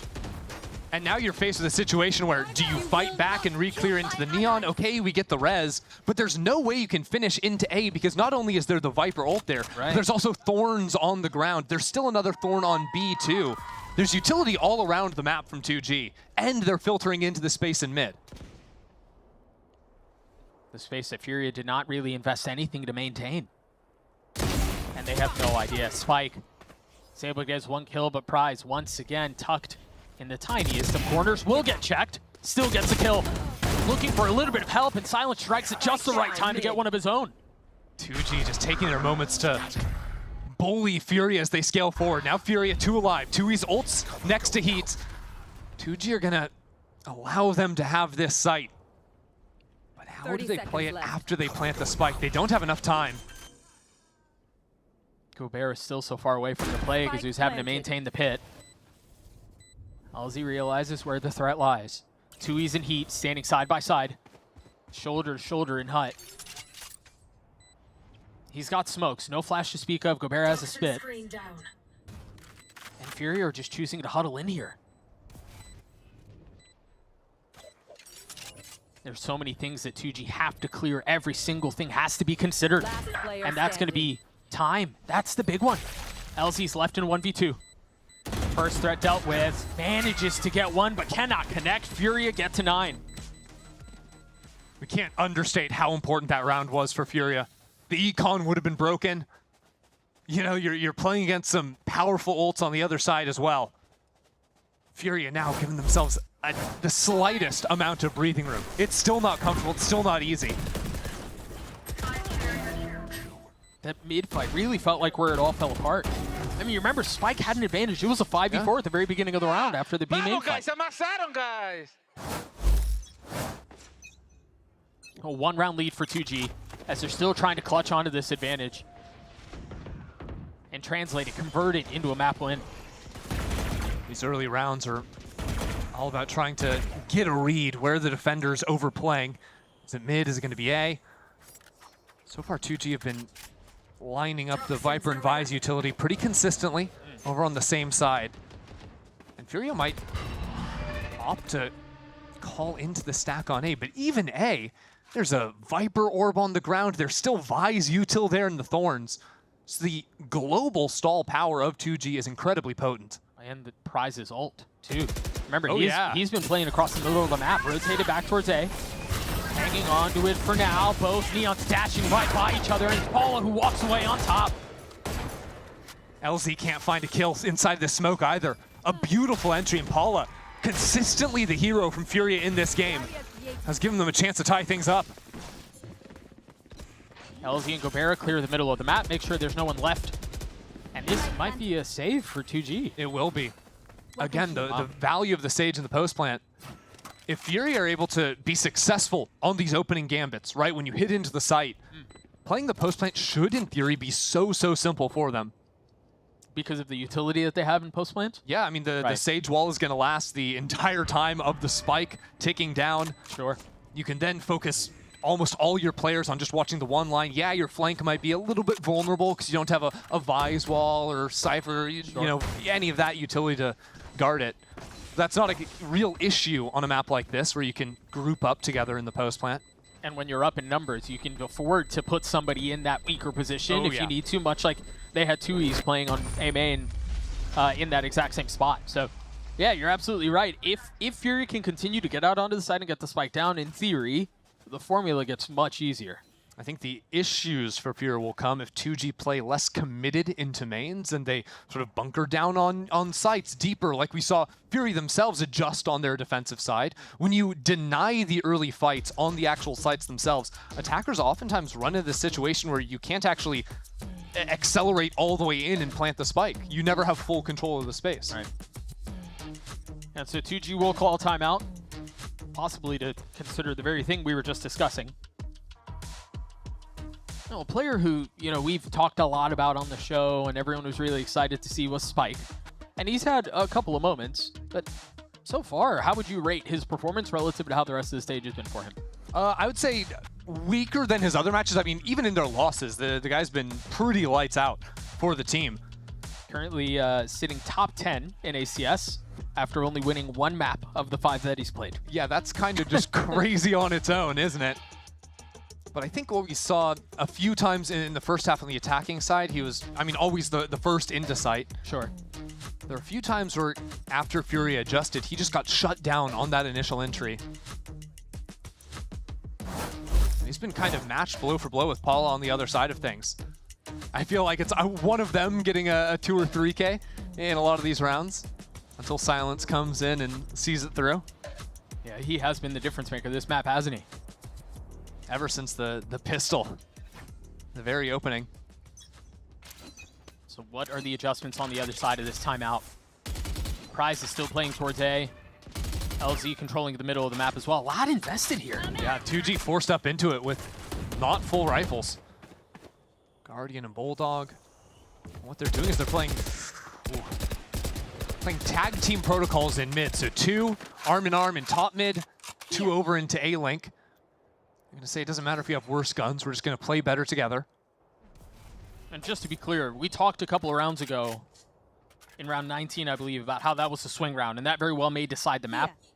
We're in a very similar position again. But the other way, 2G lose this and things go horribly, horribly wrong. But we're down to a minute now. There's still beautiful stall on this B site, the Viper Vise, and also Silence has the ultimate. So the longer Furia take to actually pop onto this site, the more and more they're going to get stalled away because they don't have the luxury of a lurk. The Thorn from Pop, the ult has not been used yet, but they're stuck on the other side. Paul's on a solo mission, him against the world, and so far it's working. Complete hero for the team. If he can't get that, the round's gone. Silence still has the ult, and that might be the way to get back out onto the side and win this retake attempt. Keep a close eye on Adverso across the middle of the map, controlling the late rotations through. 2G have to take their time.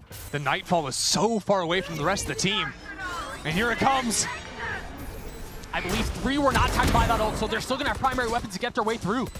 Paula pushes out Keith with the shorty at a distance. It's not going to be enough. Orongo's left in a 1v3. Make that 2. Head spotted. He's going to get it down to 1, and Prize settles and wins the round for 2G. Prize had to get that for his team. Lose that and it all slips away. But what on earth is happening in that retake? I mean, the Steel Garden comes out, so all of Fury are forced onto their secondaries, and they had shorties bought up. But the utility connecting from Prize's Fade as well revealed the positions of those site players. more distractions.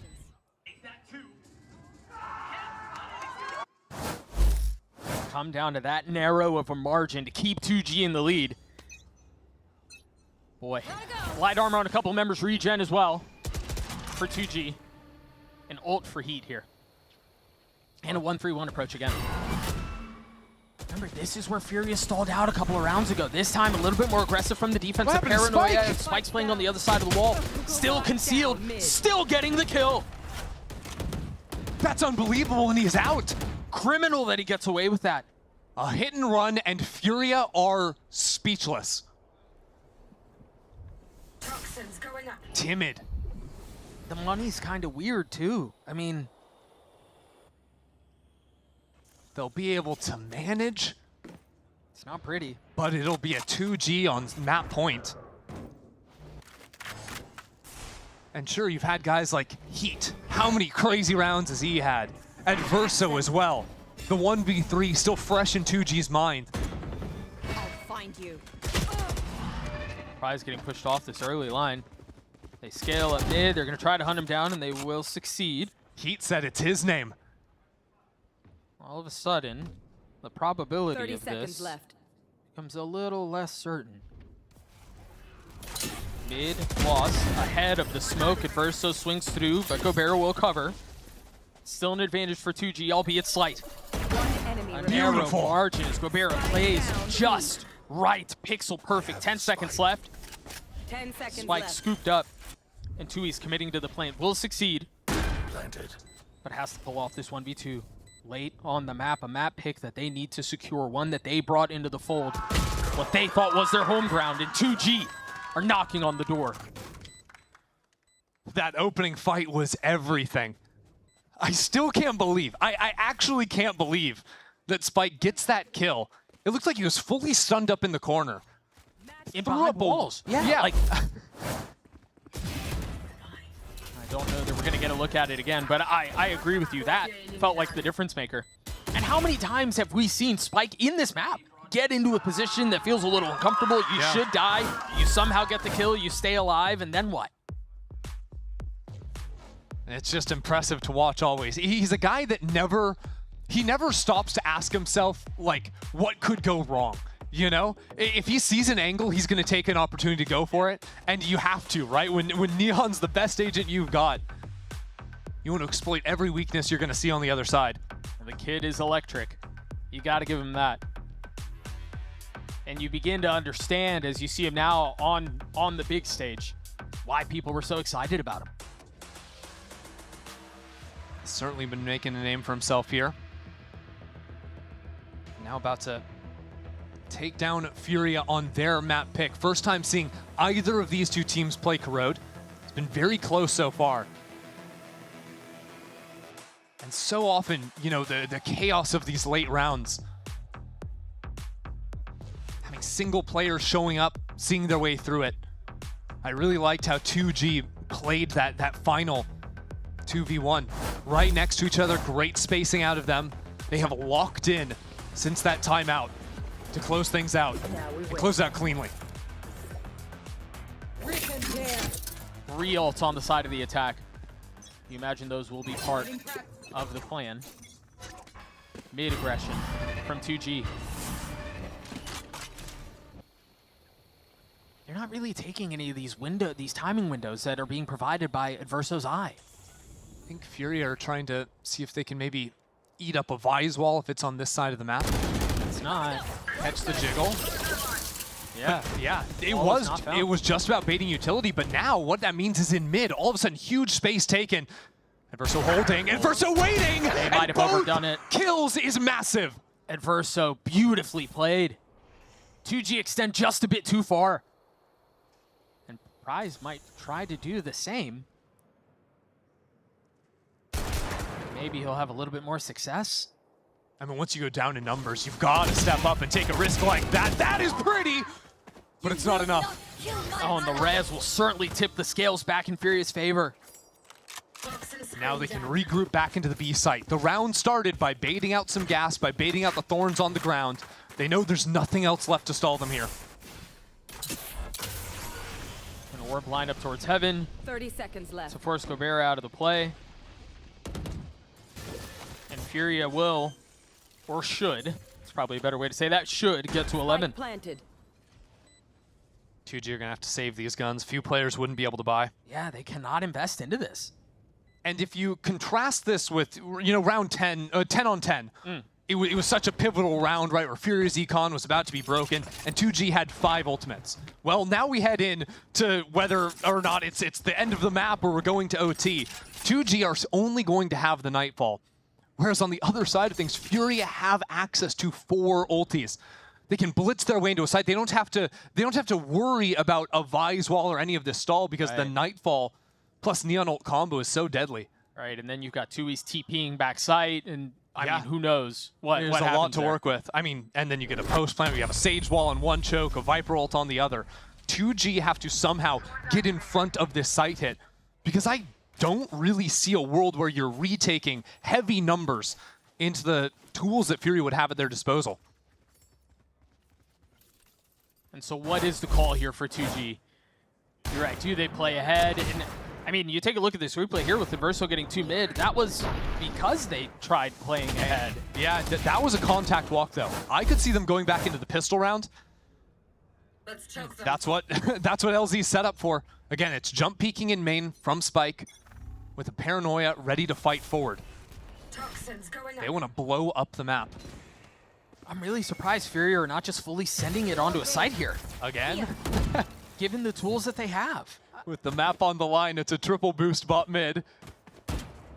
But I think by only seeing the one person there, by not seeing this wall held down, they might actually expect that 2G have gone back into pistol. They've shown this setup 3 or 4 rounds already. Part of the concern, though, is that wall has been so valuable in the post plants. You won't have that now. And But so now- all of a sudden, that's harder to hold. But there's a Vise Viper wall here. There's a counter Nightfall if Furia try to exec into this, and 3 players behind it. This is about to be a bloodbath. Here it comes. Waiting for the Winston to be lit. The Nightfall will be popped. Hall of Falls. Traded back by Prize, though. No one else is in. They're all stuck behind the wall.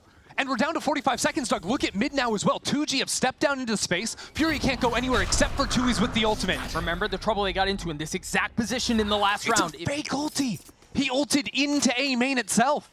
Heat's waiting on the other side of the wall. But we're down to 30 seconds, Doug. left. Surely you can't do this. Not going to find a challenge. As Verso creeps forward. Suspicion, surprised by he there. The gun barrel gives him away. Prize settles the shots, but is traded right back. They don't have anything coming in from A main, so once again, they're going to try to funnel their way through mid, and they're going to succeed. 13 seconds left. Silence is the final boss. Can he hold them back? As the clock ticks away, 2E's gets 3, the pick goes down. So does the Spike, just barely. Spike and LZ trying to avoid OT. Spam not connecting, it's all onto Spike in a 1v2. The youngster thrust in a position to be the hero. And he's gonna take his time. Repositioning and making sure there's nobody playing around, but that pit still has to be dealt with. And that is formidable on the other side. Spike gets cleared, we're going to OT. That was a ridiculous round out of 2E's. I mean, Furia got out-called running into the stack. They got out-fought running into the stack. And somehow still 2E's is able to get it all done himself. Each one of these fights, there as well, seeing the player trying to push into the Viper's pit. That is just one guy saying, this game is not over.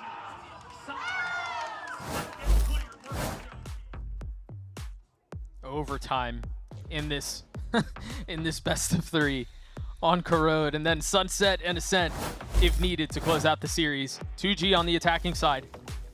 A lean towards B, where Heat currently sits. 2G really did not fight much for the mid space at all. They were able to abuse the side anchors on B and A consistently. Things aren't changing this round either. Slow walk into B. But Furia are ready to rotate in. Heat will try to delay with the spit spike.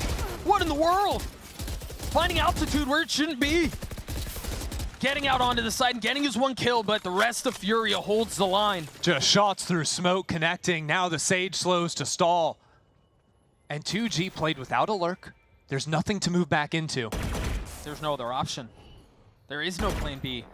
And if they go back all the way into A, check out main. Tui's the nemesis who kept this map going. Yeah, it's the only reason we're here.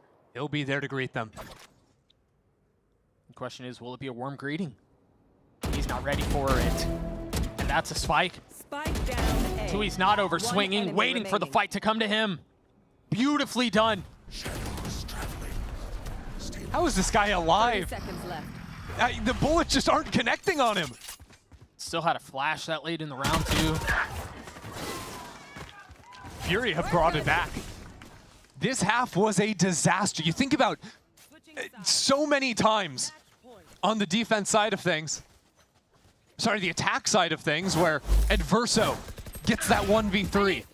This game could have been over so many times. Spike down A. Yet Tui's, Paula, they breathed life back into this team. One round away from taking Corrode. Furia now to set the pace.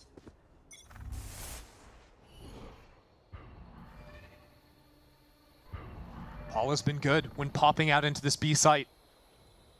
Just Thorns here. Gobert challenges this angle a lot. Furia are always waiting for it and then slipping into the site. Slow will stop the swing for just a moment. Paul is kind of in an awkward position here. I mean, look at that wall. Meanwhile, Adverso falling. And we both have seen they're playing right on the other side of this utility. They're playing right next to one another. And Furia get a massive advantage. Keep a close eye on Heat. Rotating across the middle of the map, laid into this, and there's nothing to cover it. 2G are in trouble. They've got to win the fights on the site, and they have to do it now. Waiting for the lurk. The chokehold on this map is tightening with every single moment. Heat gets LZ. Silence left in a 1v3. Make that 2. Still some time to play around this. But so much easier said than done. Silence gets it down to a 1v1. Spike planted. Arango has ult. Silence has been so good all map long. Can he deliver again? There it is. The res online. Silence forced to swing out and try to get these fights. Still not able to connect onto one. That was a massive window that's been gone. Gets his one, and that's all it will be. Furia take map 1. I still don't know if I believe it. I'm having a hard time registering that Furia actually just took that map. It was 2G on map point, back-to-back times, and then after heroics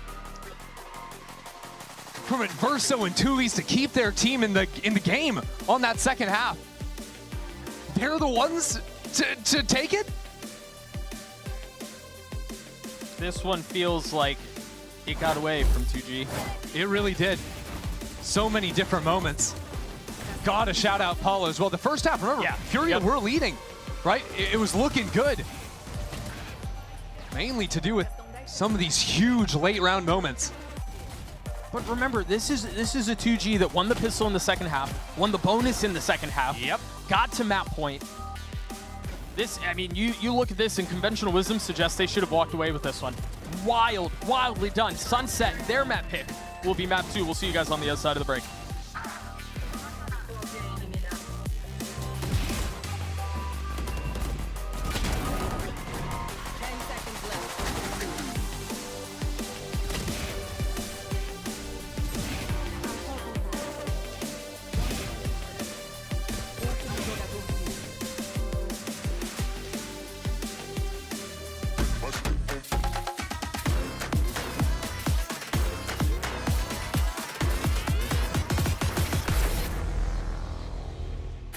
Who's gonna stop me? Get it in road. Living the life I will keep on control. Giving it up to my people stand tall. You know that the love will give it my all. Underrepresented on the move. Really wanna start me, let me through. Take a risk, take a ride with me. When I flip society. Underdog overlooked. Underestimated, I don't lose. Take a risk, take a ride with me. On the edge, looking down from a cliff.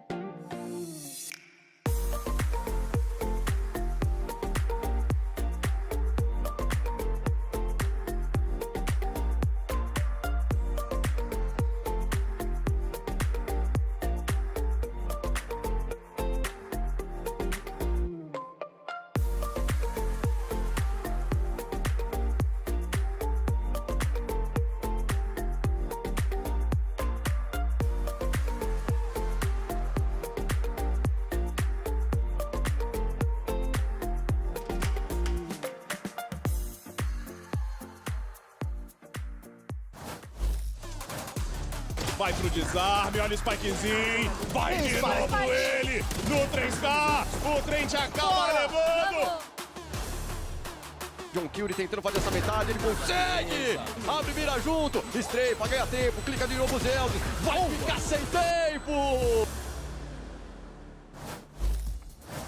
Well, your eyes don't deceive you. Furia have finally won a map here in Stage 2 of VCT Americas. 14-12, overtime on Corrode after losing the pistol, the bonus in the second half, being down against match point. They rally back and are now up one map over 2G in this series. Myrna, I had no expectation of this happening going in. I think a big surprise for Furia to take this. Yeah, I feel like when I was watching it felt kind of lopsided in a way where I felt like 2G had more of a game plan, but then Furia slowly started stringing these rounds together and it was like they knew how to play around each other and felt like they actually got the hang of it. And I just was honestly really surprised. Yeah. And I think the big question too was all about this Sage, right? It was a bit of a weird comp. We've seen maybe like Gen G play it over in Pacific, but not really here in Americas. What did you guys, after watching a full 26 rounds of it, make of this agent? I mean, when it started on defense, there was a point in the game where 2G were definitely able to play around it. On attack, honestly, I just didn't like how they were playing with it at all at a lot of points. I think they were just denying themselves their own map control with some of the walls. And this is a point in the game where, yeah, we're looking at 2G just being able to expose the timings of the utilities, patiently waiting it out, and then punishing Arango. I will say for Furia, though, they did a good job of bringing it back in a sense of understanding that, hey, 2G's just waiting for my Sage util. I'm not going to use that wall too early. At some point, you know, we saw it being used a lot later in the round. Even on that defense side, they were pushing down towards mid, walling all that off, and having a lot of that map control. So it felt like it was a little bit of a slow start on the Stage, but it worked out really well. This round made me insane. I mean, this round actually drove me crazy. They just denied themselves all of the map control back sight so they couldn't wrap the 2G anchors that were entrenched, and then they just encircled themselves. They actually put themselves in the air fryer. Like, it's just, why the cage match has been placed. It was their choice. I feel like we talked a lot about Furia trying to find their identity, and I feel like they're trying to build it around the Sage, and I don't. That stat is crazy they had to 18 me. first kills. I don't. And they lost. Honestly, I want to talk about that though, because I So feel do like I. 2G, it feels to me like when they're in man-up positions, they are making mistakes in their trading. You are seeing players push up way too often. They should have won this game, but they lost so many 5v4s wide. It was hard to watch in a couple rounds. You're right. There were definitely mistakes with the trading. And in addition to that, though, honestly, this game going to OT, what pushes it over the edge for me and why Furia won, it's just individual heroics. Like, Paula had some insane rounds. That one Adverso round was crazy late in the second half as well. For me, it was look what this guy heroics was that doing. made the difference. I mean, Paula looked like he was actually playing with full confidence. We saw him just wide swinging a lot of these areas, like really going through the choke points, not really caring, and just using that fragging power, exactly like you said. And it actually worked out super well because of just the confidence that he was playing with. Right, that makes me really happy, because if you remember when we saw him previously come in as a sub for that MIBR roster that really struggled, I felt like he didn't have that confidence. You saw him making a lot of basic mistakes, looking really shaky on stage. It seems like at this point now, as a member of Furia, he has brushed off those mistakes of his past. Yeah, I mean, even genuinely, it feels kind of ridiculous to call back to last week when they got 13-0'd. But genuinely, even in that game, when I was calling it, I felt like there is something here with this guy. He was getting opening kills for Furia against Sen, but as a team, they just couldn't capitalize off of the advantages that he was finding for them. That was definitely less so the case here. They're able to take the map, and he was really excellent so far. Yeah, a tough loss to start this series for 2G. Let's check in with their coach, Faisor, see what he has to say as they get ready for map 2. Here, the coach of 2G, Faisor. Now, to be frank, that was a shocking map loss. We did not expect Furia to come back from that. In your opinion, what went wrong, and how are we going to fix what went wrong for map 2? I think it's lack of adaptation in the end. It was happening in all the games lately, the last 3 games. So we're still trying to find ourselves the path to win. We know the way, but in the end we are just struggling. But we are better than this. We know, yeah. Best luck at map 2. Thank you. Down a map in the series, but they're heading into Sunset as their pick for the second one. And Myrna, that to me feels like best case scenario for a 2G bounce back. I mean, I love the way they play Sunset. I think it's something that, yes, on book, on paper, you can study it and see the counters to it. But I think the way they play it, the confidence and the way they swing off of each other's util is just super important, especially against Furia, because like the coach just said, it felt like they just lost some silly little things, small little mistakes that kind of lost it. And again, they had numbers advantage a lot of times and just kind of threw those away too. Well, home ground coming up. Sunset, mount number 2 of this series to decide if Furia can get their first win of the stage or if we go all the way to 3. Agent select right after this.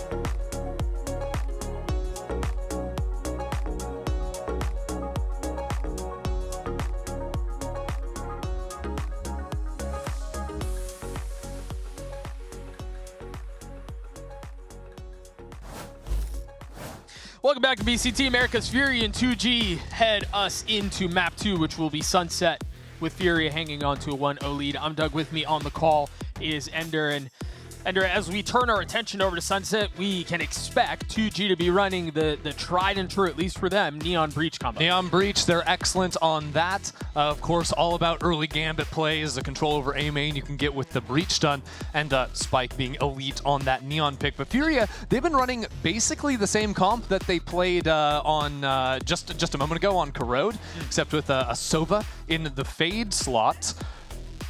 But they're, okay, they are actually the ones now playing 2G's comp?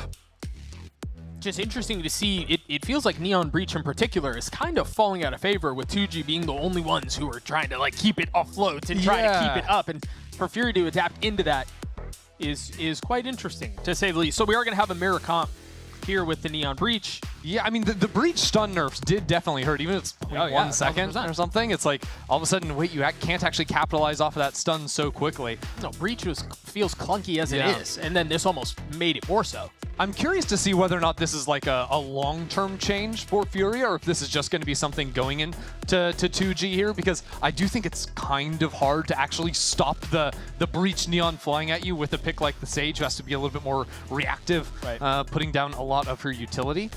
But all in all, I'm a fan to see us moving a little bit away from the Sage stuff, even if it is older meta. I still think that this type of comp can definitely work. Well, we'll see if that is the case. Again, both teams busting out the Breach Neon. This is a map that at 2G have been successful on in the past. Mind you, it was also the only map that they've won, if I'm not mistaken, but they did win on it. They are comfortable on it, and so we would expect that they're going to continue that success. The one, I mean, I guess variable is, what will Furia do, knowing that they're running the same comp, to counter some of that early aggression that has been so successful for Spike? Well, Furia going to be starting off with just B main, actually getting right in front of the smoke put in main to fake some aggression from 2G. LZ has a slight angle over that site smoke, but really what Furia wanted to do, I think, now is to move back into mid or A main and re-clear, expecting 2G to have, snuck into a lot of the gaps that they left by showing so many players in B main initially. Drawing out a second smoke out from LZ towards B main, too. This might be exactly the right call from Furia. Really, there is just silence on site with a camera back in elbow. It's a very passive setup to give up this A site and play 5 players on the retake. And a trip to cover the other side. We'll see if that goes through undetected. Smoke's not coming through, and given the fact that they've cleared all of mid, they know B's not there, they know where the hit is headed. The problem is, Fury are really far up ahead of this. Oh yeah, and Silence has taken that fight as well. He's feeling so confident, carrying the momentum from last game. He's gonna have to do more than that, though. Push back a little bit. Fury now committing to getting the spike down. Here's a flank. Heat has to hold the line, and there's a lot of threat on the other side, but he gets his ones, and he punishes both. What a monster. Fury in a position to steal the pistol. Something they, quite frankly, have been very poor at all year. all year and in this series as well. Gobert has to contend with players that have looped back around through his spawn. He's going on a walk to try and find him, but nobody's home. If I remember correctly, they were 2 and 8 in pistols heading into this hold on. They know where he is, so he's got to stick it. Yeah, he's got to. Oh, what? There's not enough, is there? Right. Trying to make me look like a liar out here. Yeah, good. Okay. Unbelievable. And so Furia secure the always comfortable, never an issue pistol. I'm just gonna, I wasn't gonna go here until this pistol almost became a 1v3 that swung back to 2G, but back on Corrode, we had so many of these late round moments that like get stolen away from the team that is in a hugely winning position. I think that's going to be a big thing that's hanging over 2G's head, is they think they should have won back on Corrode if not for these late round errors. Yeah, I mean, and they wouldn't be wrong. But now we need to see Furia lock in those moments as well, if they want to keep this momentum from winning that rare pistol round.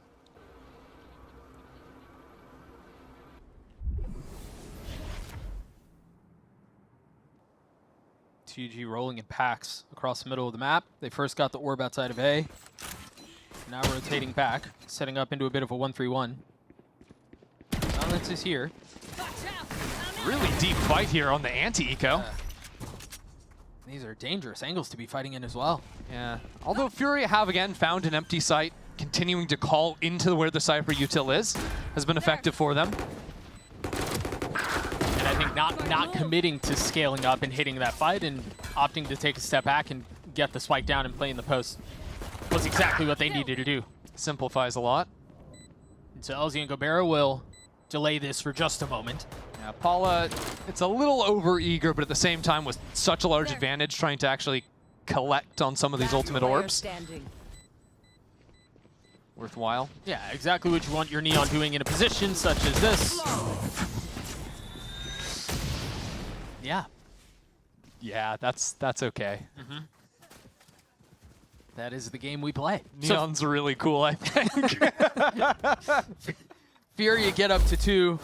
2G should be able to respond with a couple of weapons here. Now, I mean, this is really where the game kind of gets started here. I think if you're 2G, you have to find a way to get all the skeletons out of your closet from the last map, from the pistol, and find a way to force your way forward. If Furia manages to convert here, this spells danger.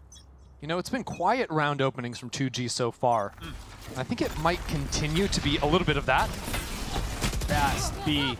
Yeah. Furia going quick. The Prize never had a shot. Just bullying him for trying to close the door. And Silence is playing really far up here. I mean, I guess feeling a little safety and a little comfort behind his utility, but once again, the shock to kill. Yeah, the danger lies in the attack. He's feeling pressured to find kills, and Spike is feeling the exact same thing. That is now Spike exposed, but he's back into the fight off the flash. That's gorgeous! Spike with 4. Beautifully done. 2, he falls, and 2G get on the board, and that took a lot to get there. Hey, that's my Breach Neon though right there, the little tag team. Because again, Spike gets the first kill, that's nice.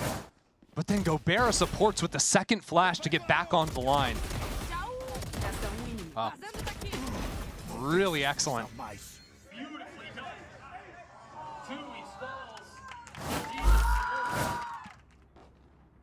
It's worth calling out though that 2G would have, come into this map prepared to play against Furia's slow style, without a breach in the comp, without this fast acceleration stuff.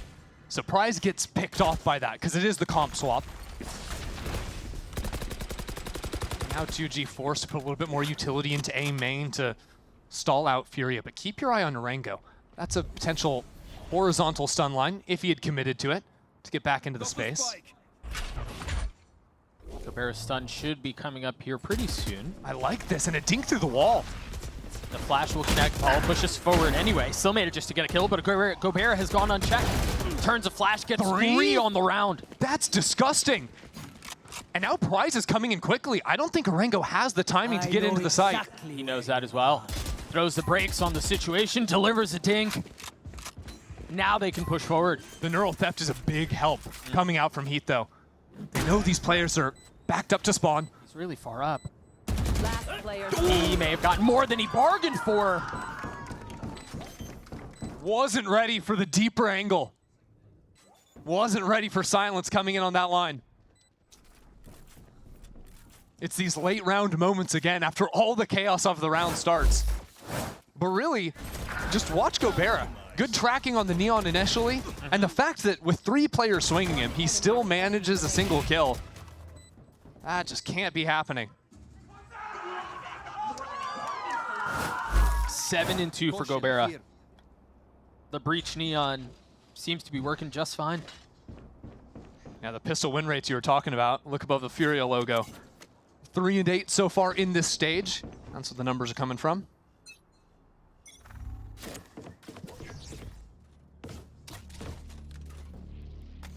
But yeah, Fury on a quasi-pistol round here. Sheriff, Stingers. But Paula's Neon ult has been really solid. That's a stun in backside. Gonna try to play around the wall, flashed up, forced to take a brief moment of pause. Clear that trip, the tag onto Prize. Bullets not finding their mark. Meanwhile, LZ is aggressively denying all of that space. You'll have to reckon with the trip outside of B main. 2G are taking their sweet time right now. Hunter's Fury out. And now the Rolling Thunder. And that's really what they're waiting for. Paula manages to dance around it. It's not able to connect the kill. Meanwhile, LZ, the flank is perfect. 3 on the round for the controller as 2G take the lead. Again, I just feel like Gobera has been setting up his teammates perfectly. That Rolling Thunder forces all these Furia players that wanted to be on site. They're falling back into main. Not fully prepared for that flank angle coming in. Yeah, everyone's got util in hand. That's another stun, by the way, hitting a couple players. Didn't catch if that was off the Rolling Thunder or not, but regardless, that's Gobera having huge impact. Yeah, I missed too. There was a trip outside of B main, and he was still alive. I don't know if he just cleared it in the chaos of everything, and there was no comm that it was cleared or what, but a little mistake there. You know, so much going on. Big fight geared up in B main, though. It's not a trap setup. There's not a flash or stun coming in from the other side. Both Neons just dash right by one another. They just ignored each other. Neither of them gonna have their guns out. And yet it's 2G to win because it's 2G that brought backup into the fight. Furia didn't really match. Here. It's a numbers game at that point. Heat waiting on the other side of the trip. They have a decent idea of where it's coming from. It's another kill traded, sure. But in an awkward spot. Now the TP out from LZ will allow him to join the fold much faster. And with Market Door being broken down, Neural Theft coming out too. So much pressure on these 2 members alive. There's a long wrap going around from the Cypher. That mid-cam hasn't been clicked into. No one knows that the flank is coming.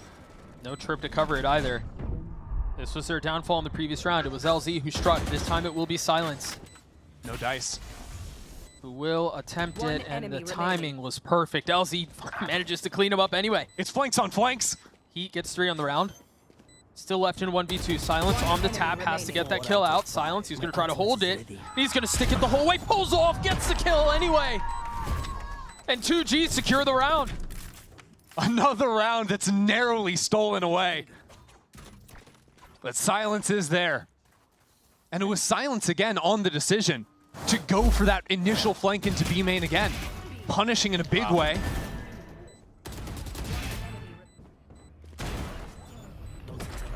Nice! Such a gutsy call there. But well handled, and 2G hang on to a 2-round lead. And Op in the hands of Spike too. Yep, get ready for Spike to jump over onto this ledge here. Right on his right. He's up. And how do you clear him? I don't like your chances. That cam was broken by Prize as well. I don't think Spike was revealed. Already saw some utility out towards B main. Those trips are still up. So the Shock not finding its mark. I appreciate how freely Paula is stepping into these sites on the Neon. We saw it back in the last map, baiting out a lot of the Vise utility here, trying to break away Cypher trips. What clears out Prize? And if you clear him, there's still going to be a player top mid. There's going to be an off peeking. You mark it. Where's the stun? There it is. Gobera's perfectly timed. Prize plays off of it beautifully, but Furia still managed to trade back and equalize. Heat was ready for that top mid angle. Now they know the ops repositioned. Ooh. LZ, you got to get out of there. But keep your eyes on Heat. He hears the footsteps leaving the B site, calls the rest of his team. They cancel the A hit. They're going to come back into A, into this lurk. They drew a flash out from LZ as well. What? How does Silence win that out? And now 30 seconds left on the clock, Doug. Fury are walking into B main. This trip was repositioned. They thought it was cleared. Now it's going to catch both players. Busted. Now rotation's coming through. They know exactly where they're headed. It's a 2v3. But Furia have the Rolling Thunder. They've got a paranoia. They need to fight up. If they can find value out of these bits of utility, they might have a shot at this, given that they're down in numbers, given that they're down in guns. The stun connects onto one. Mark it though, LZ's in! There's no way he hits all three here. I mean, even if he invests the ult, probability so low. The one benefit is this spike has been ticking for a little while here. Rango gets his one, LZ's there on the swing, and 2G will get to 5.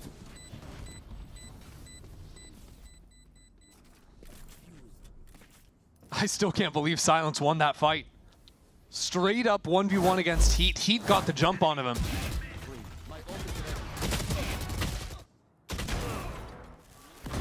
Yeah, 33 HP, just couldn't connect on a headshot.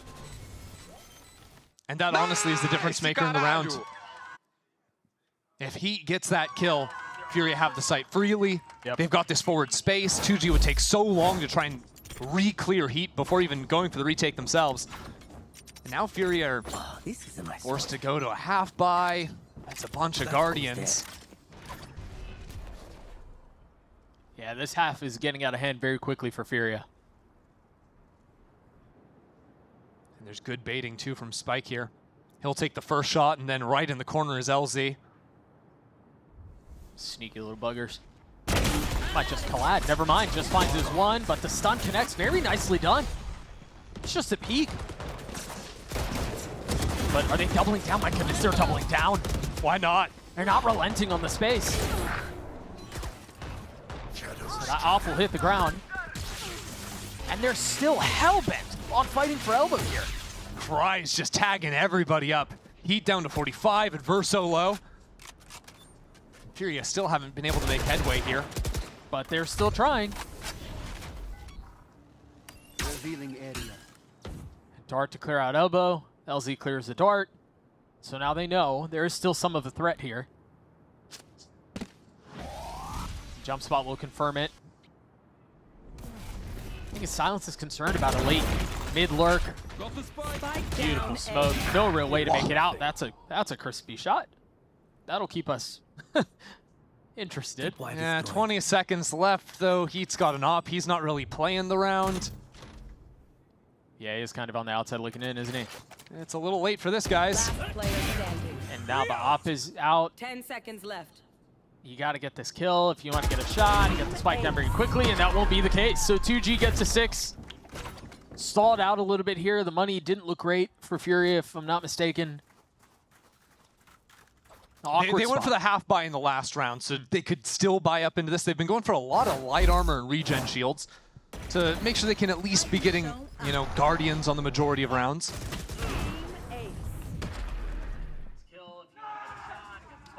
But this comp swap so far has not been paying off for them. When we did see them have success on taking some of this early map control, I'm thinking Market, for example, where they had the stun and the flash and the quick TP through with the smoke up mid. Is that more of what you're looking for? Is that more of what you're expecting if you're going to run a comp like this? To an extent, yeah, but it's also hard to always, like, you can't guarantee that kill because, you know, once you show that look, now 2G are realizing, hey, that's an option. They're slowing down just a little bit. We're not overcommitting into that early space. I think the way Fury have been playing, I don't even hate it necessarily. Arango hasn't been throwing out that breach stun, you know, willy-nilly or anything off the rip. Even though he's gotten into positions to use it, he's waiting for some kind of visual confirmation before he uses that button. I just feel like his teammates have never been able to capitalize because the second the stun comes down, there's a counter paranoia or a neon stun, and 2G are just doing a good job of stuffing out any type of exploitation into them. Let's see what the adjustment is here for the attack. A lean towards B. And worth noting, if they do decide to pick on B a little bit here, Prize is there, but there is a trip to cover and a lot of presence mid. And the op for Spike once more. Very similar look. Yeah, he just wants to get up onto the line, show that the op's there against the camera, and then reposition. It's time for a rolling thunder fast flood, though, it seems. They're rotating into it. The op is here. Brilliant. Lands a shot onto Heat. Beautifully done. Oh boy, B is not. B is not safe. Yeah. That's where, you know, I alt chat open. Nice timeout. That's just brutal. And you know what? Spike is playing off something really interesting there because, first of all, I think the camera in mid caught him this time. Right. So he shows the op is in mid and quickly repositions into B. That's the first thing, is showing misinformation of where the operator is going to be. Second thing is, he knows the last few times Furia have been creeping into the B space. How is Paula approaching that? Well, he's stepping up right into the opening to try and peek around a corner, break a tripwire. It's contact plays first. Just like I was saying earlier with Orongo, he's not ripping early breach stuns, and they're not just sprinting into the site. They're contact, and then pouncing. So what does he do? With that quick reposition, he is then getting in front of that contact play, coming into the line, getting the pick. It's beautiful. And it wasn't Paula that was punished. In this round, it was Heat, but you're right. And it seems like 2G have, and Spike in particular, as you were saying, have managed to dial in on what the attack side approach is. And again, that was on the other side of a timeout, where you would expect something a little different, right? A little variety or something of the such, but... And that's where sometimes it's even better than calling some kind of completely different strat. What 2G are doing in the time up is they're crafting this idea of, let's show them something that they saw just 2 rounds ago at the immediate start of the round with that op in mid, except this time, we're not going to stick around there. We're not going to have that walk down from the Sova, that mid trap we saw a few times ago. And instead, Spike's just going to do a little bit of that to them. Spike's going to spike. That's going to get 2G to 7. And I mentioned a couple of rounds ago that this is getting out of hand very quickly for Fury. It does not slow down whatsoever. It's a tough one. Looking at the buy again, seeing Orongo with that ulti in his hand for 3rd, 4th round in a row. This time the drone has to come in. We can't take it that slow this time. They found the cam. That's a win. We take take those. They've got the sight. Also take those. Now, I mean, the bad guns at close range when you've got some utility to play off of. Remember, this is where 2G struggled. In positions where they should be able to put this away. And silliness happens. This time it was Paula who gives his life away. And LZ walking through A once again. 2G really aren't changing anything. Are we ulting? Oh no. In a 3v5. With no scale up behind it. TP backside. Orongo's repositioned into a cheeky little spot. Only 1 kill found. Prize is the one who has the op, and Verso has ult. They're going to play for the post plant around the ult.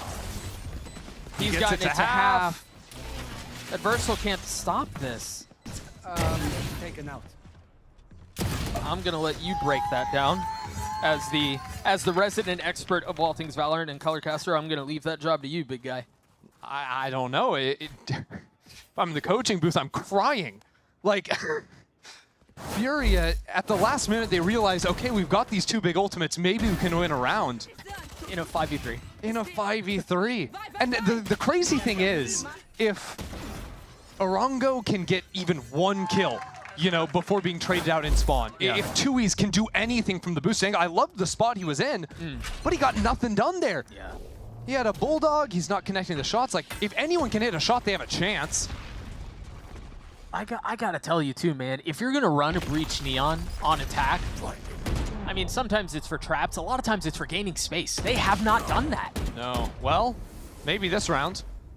But even then, this isn't like a breach stun into an aggro neon TP or slide, and you're at least taking some space away. That's the whole point of the comp.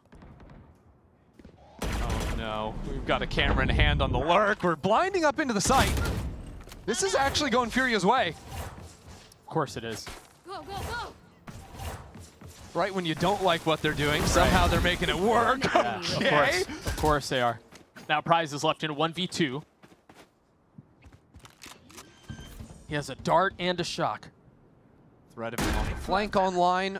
Furia aren't together just yet. Needed some time, but with Prize going down pawn, they get to reposition. It's planted out in the open for them. For elbow, for the wrap back into main. It's a great spot. Yeah. I mean, if you're Prize, you're in such a tough spot here because you presume you're going to use the dart for elbow or something like that. You can't imagine or expect that they're going to be playing together. He has to dart spawn. Otherwise, he can get wrapped on 2 angles. Now he knows. Only one, though, and that's a stun. Yeah, concern for elbow as well. That's a flash, still only showing breach utility. 2E's has been completely concealed this whole time. Enemy remaining. Now, position given away. Yeah, But it doesn't matter. Yeah, try to get the kill. Why not? Okay, they both run out of bullets. We go on to the next. Last round before the switch. I think Furia finally, you know, they've been doing a lot of these slow contact plays like I was saying. This time they showed a lot of presence and froze. And I think you're right to doubt that to an extent. Fortunately for Furia, 2G tried to re-clear them, you know, and all of a sudden Furia are there waiting. They can deal with those players coming onto their screen easily enough. If the re-clear doesn't come in then you're starting to wonder like, oh, hold on, where are we on the map? We don't have any space. That problem rears its head again. Ouch.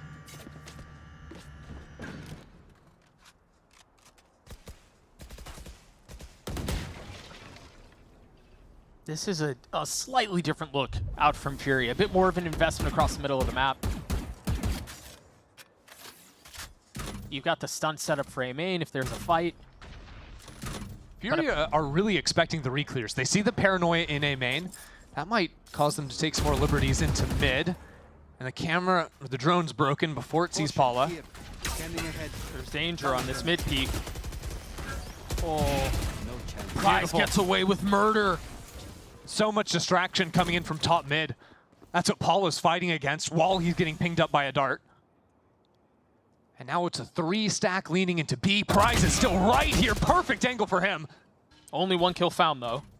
And you still have a lot of the defensive utility on the side proper. The cam is cleared. They realize that they've lost market. Now, there is a timing window here where Furia can crunch onto the site. Ring around the rosy. 30 seconds They've left. rotated right by one another. You're absolutely right. And so while they've been clearing out backside, they lost their own main. And now the Omen ult to reposition there. 2G have 3 players back in main. How in the world are Fury going to pull this off? And a rolling thunder to capitalize off of. They swing at just the right time. Spike punishes. And now they can push forward. It's just 2E's and Adverso huddled up in the opponent's spawn as they try to hang on to the site.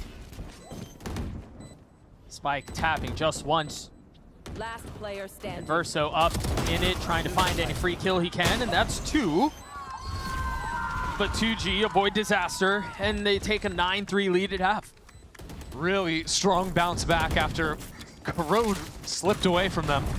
And some of the early rounds slipped away from them, too. Yeah, it's true. I mean, there were some of the makings of that in the opener of Sunset. I think especially when it came to late round moments, this team far more locked in. I mean, even in a round like that, you see them repositioning, playing very strong 3 players back into main. Nice! Calling that on the fly. Felt like there were a couple of mistakes out from Furia that put them in this position. We'll see if 2G can close it out and take us to Ascent.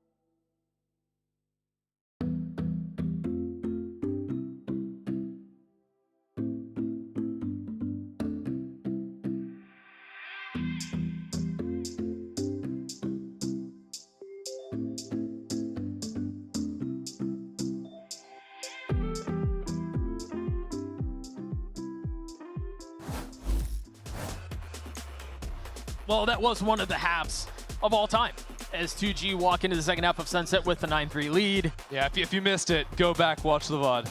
Yeah? Yeah. You're really recommending that people do that? Yeah.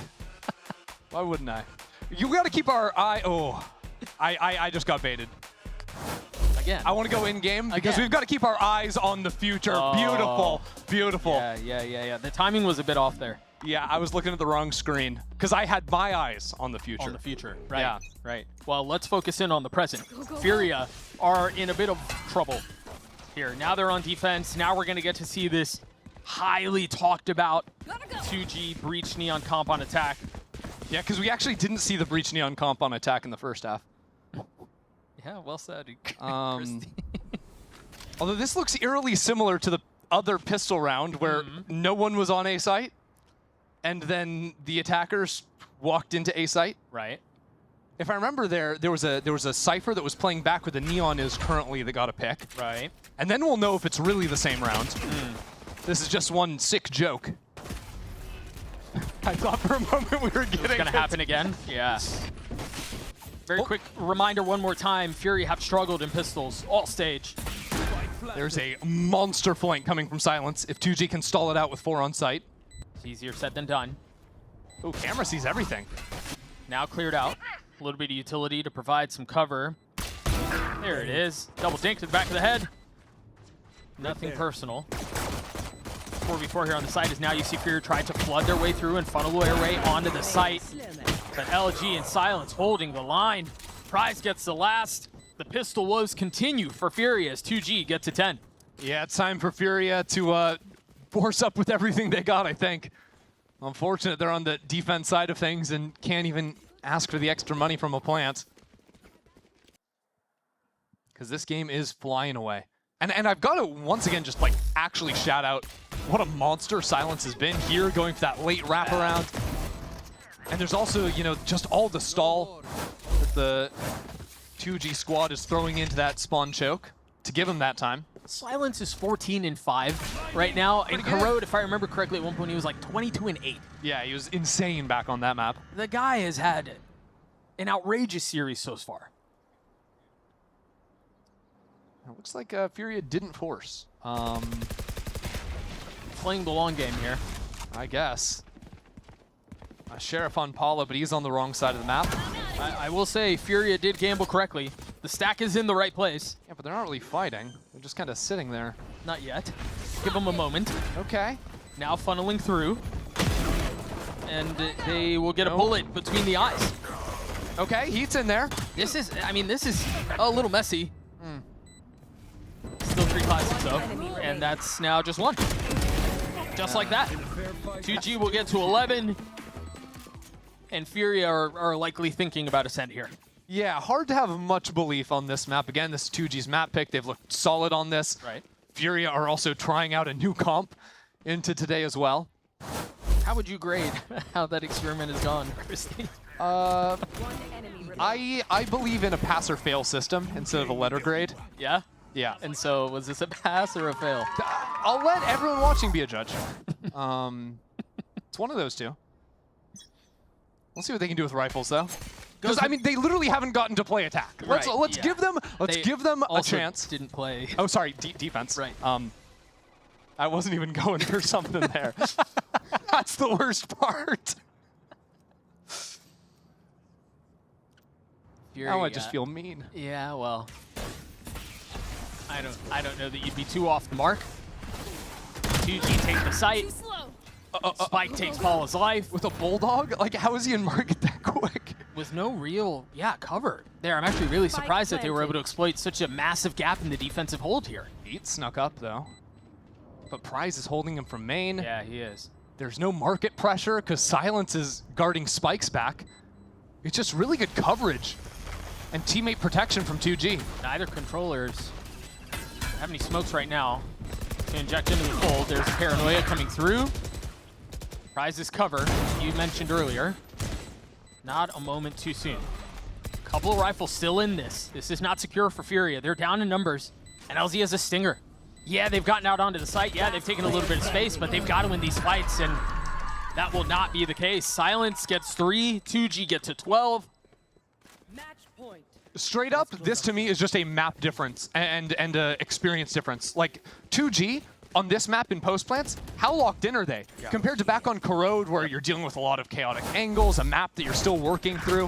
First time playing that as a team on the VCT stage. Right. It makes sense that things aren't perfect for them. But it is night and day when you compare the two next to each other. That was beautiful. I loved everything they had going for them in their post-plant spots. Yeah, infinitely more comfortable. Revealing area. I have to agree with you. At the same time, a 2G that don't look so much. They're struggling, trying to play for these orbs, but getting punished by stuns. Good paranoia, but the shots just aren't there to follow. And so 2G rotate away, decide they want to explore the middle of the map. Fury gonna refight here. There they are, no real option otherwise. They've got to win some of these, and they're not getting a single advantage, man. I mean, look at Silence, he's just still going. Yeah, let's just wall hack. We know exactly where 2Es is. Now it's a 5. Don't plant the spike. Let's go hunt him down. Oh yeah, beautiful. let's ult him on the site. Yeah, sure. Why not? Okay, Breach is gonna run to B while everyone else just jump at him with knives out. Oh, they're just bullying 2Es right now. No, just again, a brilliant post-plant setup from 2G, right? They have the spike planted on B, 4 players defending the A site. Right, covering every single flank. Yeah. I mean, there's no way into the site. I mean, just great awareness as well on the final player. And so 2G will take us to a set. They will take us to map 3. And I will say, this is another instance in which they continue to succeed on Sunset. Looking good here. Yeah, this has been a very comfortable field for them. They show that success once more against Fury. I think Ascent is really where things come down to execution. I believe you and I talked about this a couple weeks ago. The thing about Ascent is it's solved. And so it all comes down to execution. Do you have your T's crossed? Do you have your I's dotted? Yeah, it'll also be a situation where 2G have to switch away from things, you know? We're probably not playing the Breach Neon over there. Silence Jet. Some other ideas heading into a map that'll determine which of these teams is getting their first win on the stage. There have been a lot of questions about whether or not 2G can succeed without their Breach Neon comp. We'll have to find out on Ascent. We'll see you guys on the other side of the break.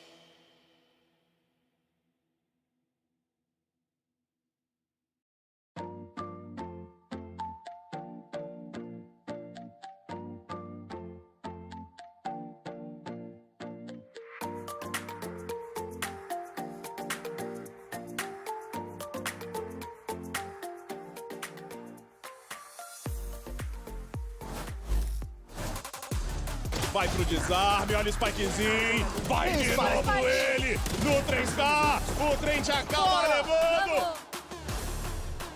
John Killy tentando fazer essa metade, ele consegue! Abre e mira junto, estreipa, ganha tempo, clica de novo os Elvis, vai ficar sem tempo!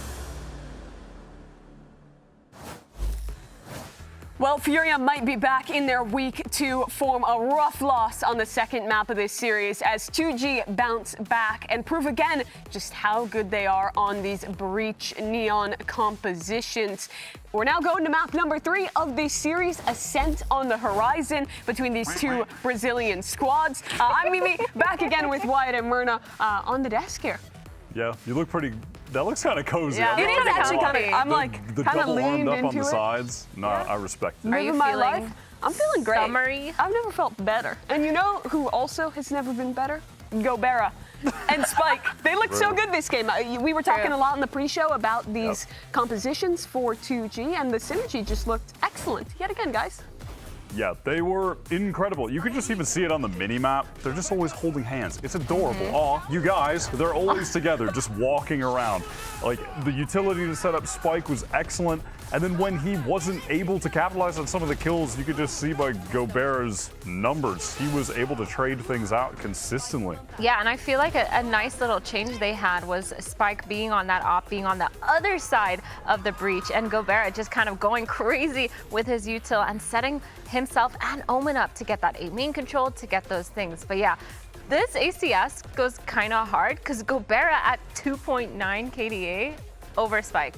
The ACS is almost the exact same, and the damage per round was almost the exact same. Which it was is up at like that's 0.2. crazy. It's also crazy to say that because of the agents I they're love that playing. you just can't see. Yeah, I'm just from that. hiding behind the duck fully. No, but Actually, the duck is just speaking. Myrna, I know when you played in Game Changers, you were on the breach occasionally. Yeah. Talk to me about how difficult it is to like be putting up those numbers while also playing the breach. I think most players can't do that. Yeah, it's pretty difficult, especially when you have to prioritize your duelist. Basically, you always have to be able to kind of see what they want to do, how they're trying to play, make sure you make the gaps that they need in order to get those entries. But overall, it's really hard to then just pull out your gun and go crazy. And I think the way that Gobera makes it work is what you said, just holding hands and making sure he's getting those trades and making sure he's following up, getting the assists on all those kills. And you have to compliment 2G for their great play, but I also think we saw some of the same issues that Furia were showing in the 13-0 loss, in particular around how they were using their ultimates, Wyatt. Yeah, this was a pretty tragic round where at the last moment, they try to desperately use both of their initiator ultimates to capitalize off of, well, nothing really. They're in a 3v5 and they're just praying, hoping that this can somehow work out. And they just end up throwing away 2 huge tools that they could have used for a subsequent round with a better buy. Pretty unfortunate. I mean, last week we saw Furia run that gimmick Sage comp that we talked about a bit earlier. Now they go to a real tried and true default look. But ultimately, this just isn't a team that has had enough time to add a lot of depth to multiple maps in their pool. This is one they're just lacking. Yeah, it definitely goes beyond just their compositions. It feels like a lot of their fundamentals and their team play just isn't polished yet. That's what I'm going to say. It's just not polished because we saw obviously in the first map, they ended up playing really well together. They adapted a lot better than I thought I've seen them in previous games. So they did kind of bring it back. They showed us that they have something, but on Sunset though, you're playing a copycat comp against like the Sunset team of 2G. I think it was obvious it was going to go that way. Let's look ahead now. We're heading into Ascent as map number 3 of this series, and I think the biggest thing to note about this is one of the maps where you don't see the Breach Neon anymore. My face is over here, the camera, not him. They don't play Breach Neon on this map. They're back to playing the Jet, and that means Silence is taking the duelist role instead. Yeah, he's already in this series. Silence has been, I think overall, for the best 2 maps, the best player right now for 2G. Gets to play Jet, now has Spike as an initiator to set him up. That's when we saw Silence going off last year during their Ascension run on Jet with Spike playing initiator. We're going to get that here, and that's already been the case this stage. As it stands, Silence is in stage 2, putting up 1.02 kills per round on this agent, which is just sick. That includes playing it against G2. Yeah. They lost, but individually, he still was showing out against those guys. So I fully expect him to be able to keep up that level of performance here. Yeah, I feel like the level that this team has of team play where it comes to doesn't matter who is initiator or who is duelist, it feels like they're always playing together. And that's what I really like about the 2G core, where they're just always making sure that their game plan is set, Their set strats are there, their trap plays, they're playing really well off of util, and obviously they have the firepower. So on paper, this team is looking really good. Yeah, I think overall, this map pool was always going to be a massive challenge for Furia. I think you're really getting 2G at their best. Yeah. And respect to them for being able to get Corrode over the finish line, but Ascent is so dangerous for them. If Furia can pull this out, that would be remarkable to me. It would be a big win after losing in the fashion of map number 2. But that's all to be decided. Which team keeps their chances of going to playoffs in their own hands? Will it be Furia or 2G? That's coming up with Agent Select in just a moment.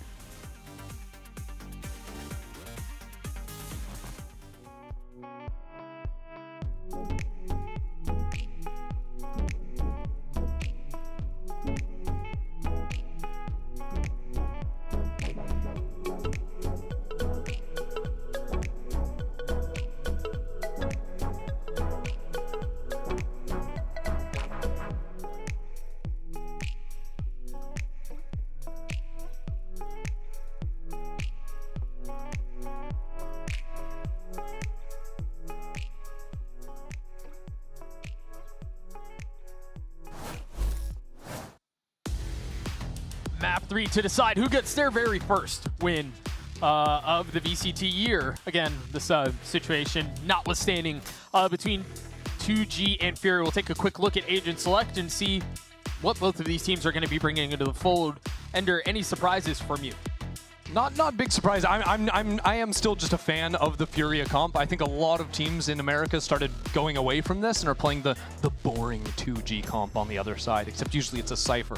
But I do really appreciate the value that Yoru is going to give you, especially when it comes to trying to break a lot of these, more known defense-sided setups, especially when there's, Cyphers and whatnot in the game where you can go up, break a trip, teleport out, all these different ideas. Right. I'm a fan. I'm a lover of this style of comp. Question is, can Furia actually bounce back after Sunset? Because that was absolutely brutal. Yeah, it was quite dreadful, and the truth is, it feels like although Fury were able to take map 1, that one probably felt like it got away from 2G. The second map was much more indicative of how the series has felt.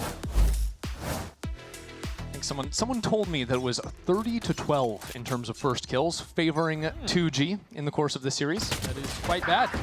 And it continues, as Silence on the Jet finds the first. Although I guess it doesn't really matter if Tui's is going to be there to respond with 2 of his own. See what you did there. Thank you. Look at all of the defense utility out of E. You're not getting out onto that site. Yeah, the thing is, Adverso a little overcommitted onto that angle, gets the 1 kill, but not much more than that. Meanwhile, Tui's is taking all of A main, so there's a little bit of pressure that can be relieved from there if they do end up making it onto A, which is much easier said than done. Well, it might be just that easy. Lo and behold, Gobera gets 3. Who is this guy? He was a beast back on Sunset too. Spike planted. The deadlock arrives, the net will connect.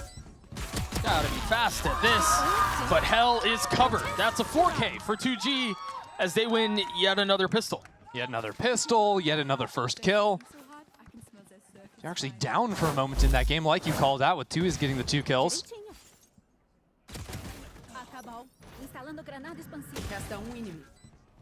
Man, it's real sharp out of Gobera.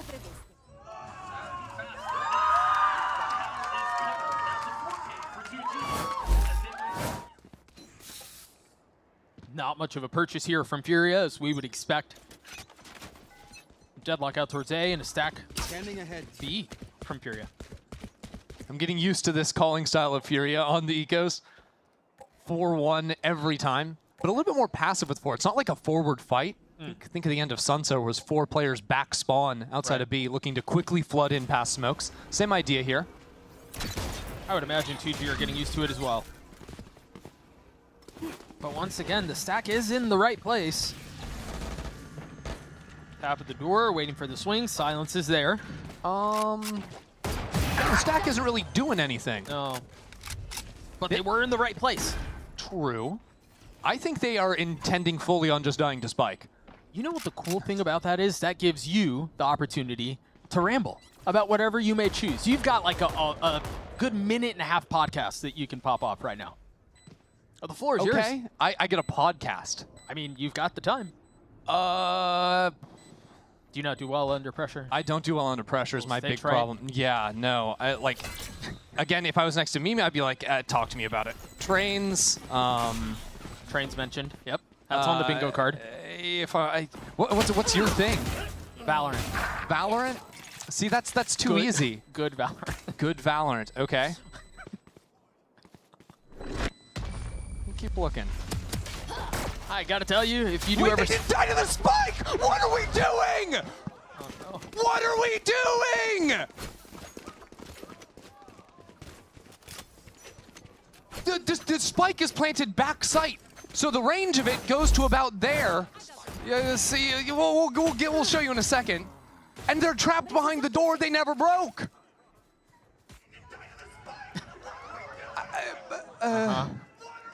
Okay, I want to.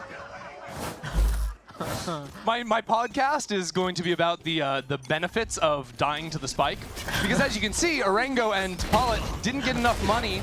They're maxed out on 1,000 bonus creds, so they can't buy the guns they were supposed to buy on round 3. Oh, boy. All right. Well, 2G accelerating towards A. Flashback sight, 2Es again. Nicely timed 2K to keep Fury in the round, keep him in the fight. Yeah, I'm gonna chill out, because 2Es has Furious back. Doesn't matter, no one else needs a gun. If he's there, he'll be all right. Right. It's coming after a tough sunset for him. Already in the pistol, had a big moment on Cat. Now 2 kills here on the anti-bonus. And 2G slow this round down to a crawl. That's so tough after those early exchanges when you're running into a double senti comp where there is no advantage. There is no thing you can really lean into. Because everything is still on the board for the defense. He can be really annoying from in spawn here. Couple of trips to play off of if the switch is gone for, but both are dealt with. Yeah, Alarmbot got cleared instantly. Gobert should know where some of the threat lies. Prizes spot here is huge with the Stinger. Taking the timing on the reload, but Furia wait for it. Spike a 1v5. Couple of members weak. A triple face will get Furia on the board.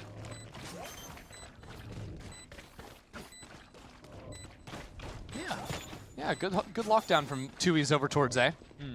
I still feel like you're disappointed. I think I can hear it in your voice. Yeah, no, you know what? I choose joy. You're not mad. Yes. You're just disappointed? I'm gonna be as mysterious as possible and not confirm or deny what I'm feeling. What I feel is that round 4 is underway. Gobert does have an ult. 6 and 2 so far. I think he had ult in the last round as well. Yeah, perhaps. He is snowballed like crazy. Placing swarm grenade. Early A main control taken for Furia. Didn't even commit the grav net to it. And with this relatively deep, Senti util over on the B side, I like the options this gives Furia to sort of bunker into back sight in the mid rounds if this clock starts winding down, even just get spam shots from market. You can even hit that deep trip on the left side through the wall of switch. There's the lockdown. 2Es could actually ult back sight into this at the end of the duration. He would be ahead of the play. What has happened? Silence has gotten through. That one trip is still up. Ult into market from the Omen. Silence is in trouble. Danger here. There's a lot of flood waiting on the other side of spawn. Paul is able to get an opener. And that trip, it got the kill for Heat. Yeah, Tagged never to the got wall. cleared. Silence back sight. LZ with them. Spike not in hand. And Furia will get another round. That was crazy. Again, that Cypher setup, if you are not diligent in clearing it away, right. I think that was the first time we saw the deep trip out of Heat as well. The switch one had been revealed before. That ends up being a combination of, I think, Heat and 2Es getting spam on the player, on lane, from both spawn and market. Maybe we'll see it again. Yeah, there we go. He ended up killing the jumping player that was all tagged up. And to be clear, 2G were running protocols to clear some of that early utility. You saw the nano out from Gobert from main. It didn't clear anything, but it's not like they weren't thinking about it. They just missed the execution. Yeah, you can put that trip a little bit higher up. always be changing the positions, even just slightly. Stop spam from getting it. Aggro wall A main from Furia, so if you're 2G, you've got a flash paranoia set up with the smoke, and then maybe you wait out the wall. Great awareness from Prize in bot mid. Paulo was trying to punish these players that were getting trapped up on Cat. He just shut it down. And now with this pressure coming in through bottom mid, this drone coming in with one player on B, it forces the rotate of at least one of these players to give some support to Heat. But all the while, just this pressure of one player of Gobert sets up for now 3 players to pinch into A. They've gotten the rotate they wanted. Waited out the wall too, that's no longer a factor in A. LZ is able to play ahead of the smoke in main. And Inverso's just gonna get bullied off, yeah. But Tui's is still backside. Tui's has not been dealt with. And he has been the thorn in 2G side. Adverso will fall. Can Tui's replicate success once more? 2 players back. What a Jenny, swing. not a single kill found. Good luck. Tracking that. You got 2 rifles left on the board, but they're all so far away. What? But Arango might do it on his own. Heat will arrive in a 1v1. Gobert committing to the spike plant. He's got a turret, waiting for the challenge as Heat creeps around Jenny, spots him, just the hat gives him away. 5 bullets left in the second gun. Waiting for the right moment to strike. The camera will give it away now. 4 bullets. Won't take much more than that. He's gonna find lethality on the Heat, and he does. A 3K for Gobert as 2G take the lead back. Gobert is having a day. Started off this game incredibly strong in the pistol with a 4K. Now winning a critical round for 2G on 3. 10 and 3 so far for him. And it comes after, you know, a little bit of a disaster here with that market fight. Yeah. Rongo getting 3 in a position that really he shouldn't be. No, not at all. Should never. But okay. He's up on 10 kills. The rest of his team has 6 combined. Well, I mean, let's not, we don't need to do I'm just saying the man's going beast mode. No real early challenge on the other side of the orb, and you can see 2G were ready for it. It was a tap to bait out. They knew that Spike was one off of ult, expecting some aggression.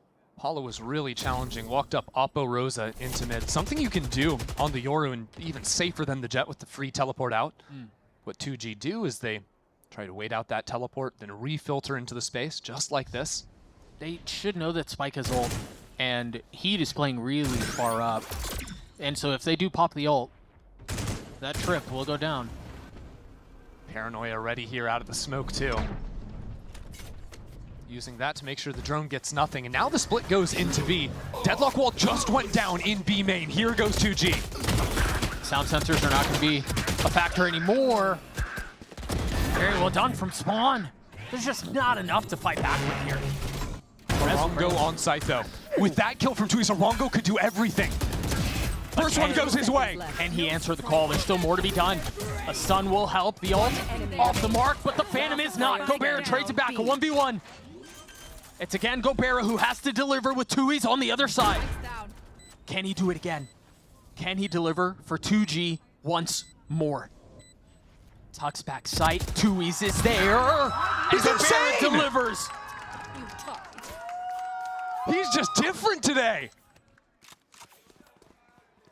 Every round he is pulling through.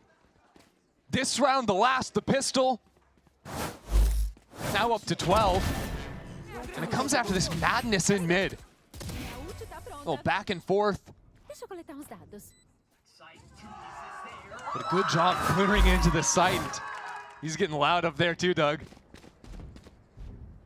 Heavy stack A. Furia again on this busted by. Very similar to the setup that you were talking about a couple of rounds ago. This time committing a Cypher trip into mid after getting abused with the back and forth. There's pivots between Tree and Market. Finally committing some util there. The knife did clear Market, but it did not tag Heat. He's just playing on the other side. Yes, now Fury, a big lean over into the B site, creeping up into the space. They should know Gobert has been playing here alone a lot. And a lot of these 1-3-1 looks. Portal closed. Now with the flash net trap idea. There's no way Gobert is overextending there. No patience out of him. Ooh, actually, so this drone just saw 2E's up in A main, and that's going to give some bad info. 2G think that the stack is actually over towards the A side of the map, and they have no indication of what's going down here. Did we just net ourselves? Oh, and they ulted too. Oh. Adversal ulted. Yeah. Remember on Sunset when they wasted 2 ults in the post plant? They're just really struggling to find value with those. And I mean, Wyatt mentioned it on the desk, and it still continues to be a problem that rears its ugly head. Now they can push out, and yes, some of the Sentinel utility will help, but they don't have the guns to fight back. Yeah, great. We got some chip damage. We see that where they are. We get some shock damage, but 0 kills. A flawless round for 2G.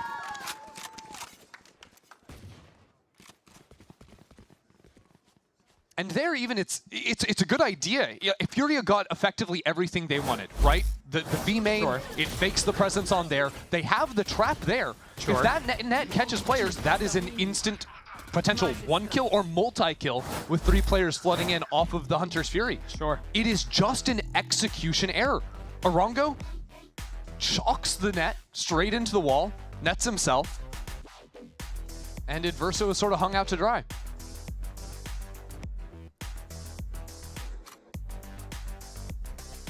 And so with that, Furia will call a timeout, down 3 rounds.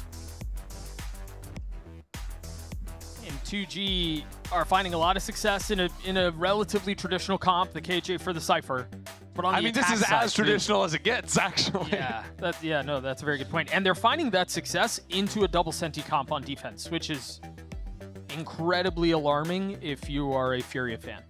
Yeah, I mean, we did see some of the value that Fury got, like the 1 round they're winning off of the tripwires deep on B after the stun. Discombobulates a bit. You're not buying it? No. Yeah, this is why I'm not a businessman. You're not selling, huh? I'm not selling. Well, I think good news for Furia. Here's a sell. The operator. Yeah, Apollo. okay. Right, it's been 8 rounds. It's a heavy investment. But you need to be able to find some active value with this. This comp can struggle when it comes to showing forward lines being held. Paula's really got to seize the reins here. The knife tech too. If they accelerate here, Paula can't get out. But he stays. Now he's got it. Threat will pass. You should run. And he has not been pushed off this line. He sees the lockdown. He knows there's at least one here. Dangerous. Presumably more. How far out will he peek? He connects on the spike. But here goes Silence. Look at Silence! Is all the way into market already. Smooth and steady hands of heat. Doug, the spike is on site planting. Both other 2G players were stuck behind a deadlock wall in main. And he still managed to get the spike down. Furia didn't know. They didn't know that no one else was with him. And so now, after being starved for information, as long as they have Paula pops the ult, confirming where everyone is. I don't think Gobert was spotted though, but process of elimination. He's got a feeling. Gobert punishes. The spam into the smoke was his demise. And again, they know where Gobert is. They have to flush him out of there. They cannot leave him on his own. And they succeed. LZ left in a 1v3. That's 1 kill found. The high-low, they both drop. LZ can pull this off. He's just got to be a nuisance. He's got to be the rat to stop the defuse, and that's exactly what he does. The Red Bull clutch for 2G and disaster for Furia once more. It's just ridiculous, man.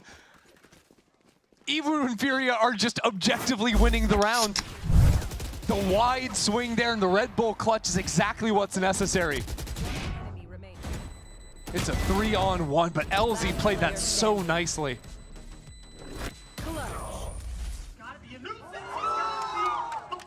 And even the timing he took to go for the wide swing. Yeah. Just guarantees him the round if he gets that kill. Yep. Could not have played that any better. But for Furia, again, it's a situation where it's an almost, you know? One thing goes differently, the round looks completely different. I think the problem, though, is that those almosts that they had, they used them all up on Corrode. Oh, yeah. And now they're kind of happening every single round. Right. And now none of them are going their way. Oh, okay, there's one. Yeah, there's a Sheriff Collat. Yep, and the spike. And it's walled off. Yep. Surely they convert this round. 2 guns picked up for it, but maybe a bit greedy. There's no way they lose a 5v3 when they have the spike. Stop talking like that. Right? You know what you're doing. Right? You know what you're doing. This is foul. Deploying drone. Look at Paula's position. Able to punish a little bit. Takes his timing perfectly. I don't like the words you're saying, Doug. Paula's I don't like the dead. words you're saying, Doug. No, but they're still fine. Stop talking about Furia. It's okay. It's okay. He's got don't this. Don't mention his name. He's got this. Don't mention his name, Doug. Okay. They're going back into A now. But take a look at Adverse. How is he getting away with that? 10 seconds left. 10 seconds left. A 5v3 Please just talk about a 2G player. has settled into a 1v2, and Adverso has 23 HP. He's gonna miss his window on LZ.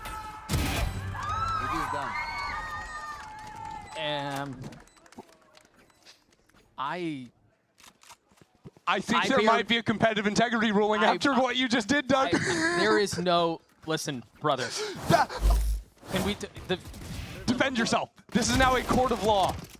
What do you have to say for yourself? How honest can I be? How honest am I allowed to be on the broadcast? I claim no responsibility for that. That's wild. We Brother, know what he did, not, right? I could that's not. That's just crazy. Boy, that's yeah, that's 5 rounds. And a very, I mean, a great opener for Furia to keep it competitive as 2E's gets the pick. Blades online here for 2G. No control across the middle of the map either, and a drone just cleared out all of B main. The real question is, how do 2G win this one now? I see what you're doing. Spike still got that ulti, right? It's okay, break the wall here. And now splitting in with that KO ult. And shut down the Deadlock util. Okay.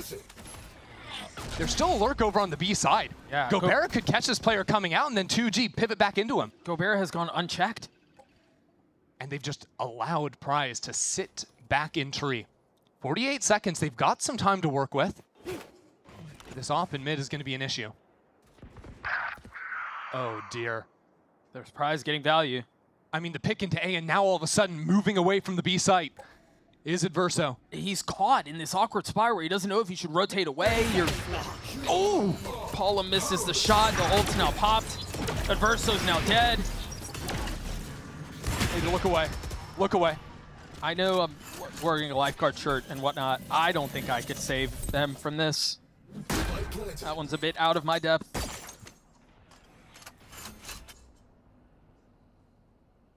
It's hard to try and put yourself in Furia's shoes here, but I wouldn't want to be. No, but I mean, after what happened on Sunset to then like have this like crash on Sunset after narrowly winning out on Corrode, and now with, you know, a 0-3 scoreline on the horizon, chance to win your first map, it feels like the pressure is getting a bit to them. That there's some anxiety here. Just now? That fights are being rushed. Moments are being missed. One enemy remaining. And to be clear, for as much as we've been dogging on Furia, and arguably rightfully so, the truth is 2G have been able to capitalize, and they have not made their own fumbles, which was their problem on Corrode. I mean, you think about all the good things they're doing in that round. Well, first of all, after losing the first player, it's 4v5, Spike contact into tree, gets the kill. Great. Then they freeze. They allow their lurks to sort of consider the options in B main and A main. Prize finds a kill in tree there too. They're even using a jet smoke to cross in mid where their operator was holding. Yep. Right? So the opportunities were 2G, or rather Furia could catch them in rotation, these things 2G are still recognizing and dealing with and stopping from happening. And they're also just seemingly winning all the duels that matter. Having the opportunity is one thing, but execution is another one entirely, and 2G have shined on Sunset and Descent here in those situations. Furia are really struggling when they have big gaps of information, right? Mid completely open right now. When the wall goes down, that's great. You can focus back into mid, but when this comp struggles from Furia, it's when you get out attrition, right? Now all your deadlock utility is seemingly gone. This A side of the map has no info, mid has no info. So you are forced to aggressively challenge, and that's what 2G have been waiting for. LZ's, I got his crosshair trained, knowing there is a swing that is very likely. Been thrown out. A, the deep smoke. How much can Paula find here? Good bait. That's very well done. Only one found. But the flash connects, and that'll buy a little bit of time here. 40 seconds left on the round, but Prize might open this up on his own. Insane. Look at mid, by the way. Gobera's crept up. Heat has to rotate through. Aranda used his ult. Disgusting. Adverso getting to the collat. Still 2 more to find, though. And the spike's out of reach. 25 seconds left. They don't really have a lot of time to think this one through or go for a second option. They have to go into Adverso. But he's worried about his back. He doesn't know where Gobera is. He's got it down to 1v1. The dart will connect. 2 bullets left, 1 target to find, and not a lot of time for Gobera to settle. He has won multiple clutches. That's 3 in a row for Gobera. 2G get to 9.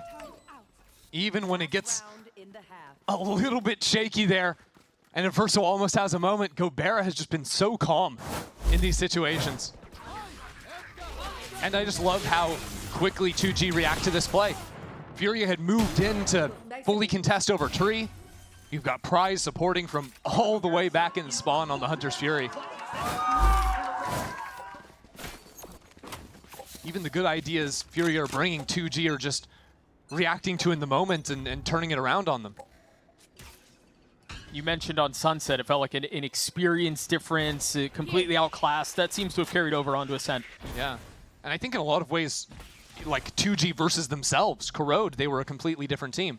They don't have that level of experience. Well, Sunset, Ascent, these are maps they do. Even when the rolls get a little funky, when Silence goes to the signature jet, Spikes on KO, it doesn't matter. With the net in hand, LZ in a position to get punished. Good cover from Chewies. Very well done. Got the ult pop. The TP should get Paul out into safety. Paul wants to stick around for 1. Yeah, burn that midnight oil a little bit and then TP at the last possible second. Nicely done. The thing here is 2G didn't really accelerate much. Now they're getting out onto the site. There's still 1 trip they're going to have to play around. Has now been cleared. Adverso pops his ult. I thought he was going to stick that. This is so strange, though. Furia are into the site, and 2G are kind of off sides. It doesn't really matter if Silence wins these fights. No, this has been beautifully played from 2G. And Prize is re-wrapping into market now. Yeah, Silence is going to be able to swing ahead of this a little bit more. Adverso there. A 3v2. Tui's and Adverso looking to try to salvage might be too strong of a word, but try to get another round before closing out the half. Prize waiting. 1 enemy on the swing. It's telegraphed. It's just that simple for 2G.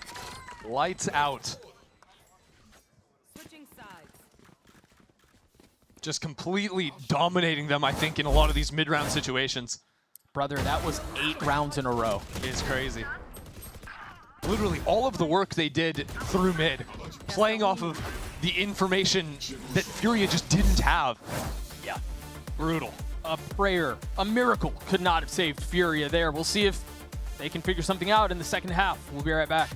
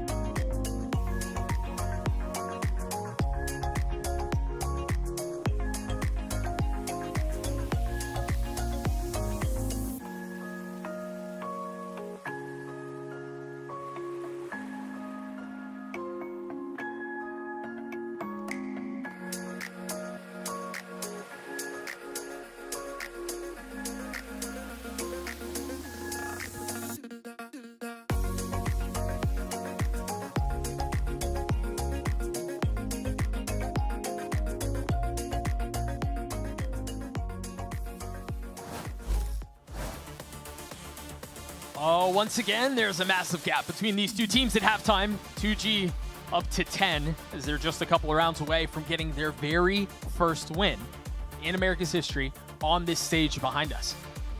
Coming in here for stage 2 for their first. I hate to burst your bubble, Doug. Oh, I trolled a little, didn't I? You trolled a little bit. Yeah. You forgot about the faded loud game. Right, I did. Well, you know, we can let that one slide. We're gonna let that one slide. Yeah. Nobody. It counts. It counts for stage 2. Yeah. And, first one stage 2. And nobody clipped it. It's fine. No, it'll be okay. Me when I spread misinformation on the internet. Yeah. Can't wait for them to beat a non-Brazilian team. So we'll see. They've been, dominating in the pistol game so far. And Furia have not.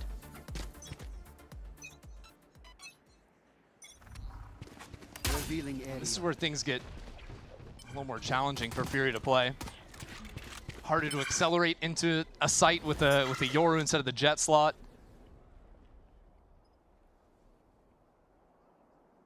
But if you actually take control over a site, the Senta util can be pretty devastating. That deadlock's so powerful in those positions. Right now, 2G are just starving them of fight, starving them of info. Just gonna pop this blind right off of Silence. Seeing a guy. Starving him of joy. There's the dash. Paul is there to punish. LZ hangs on to his. Waits for the challenge. Deals a little bit of damage, not enough to secure the kill. That shot hurt. By the way, that shot hurt a lot. 2Es is so weak. It's all. Paul has got All 5 with 3. HP. Yeah, but he still found 3 kills. That might be enough. Or wait, Gobert's alive. And Paula has 5 HP. And Gobert is there on the other side. And the spike has been picked up. And it's another clutch for 2G. There's just no way, man. You guys like the little bit of hope that they gave there? How was that? Did that feel good? Cruel. It feels cruel. Like Gobert is. Let's just appreciate the Red Bull clutch. Yeah, you know, 1 kill, 2 kill, a little up and down there. Was that a right click? It was, yeah, it was. Man. Again, 5 HP. A stiff breeze would have secured them the round, to be fair. But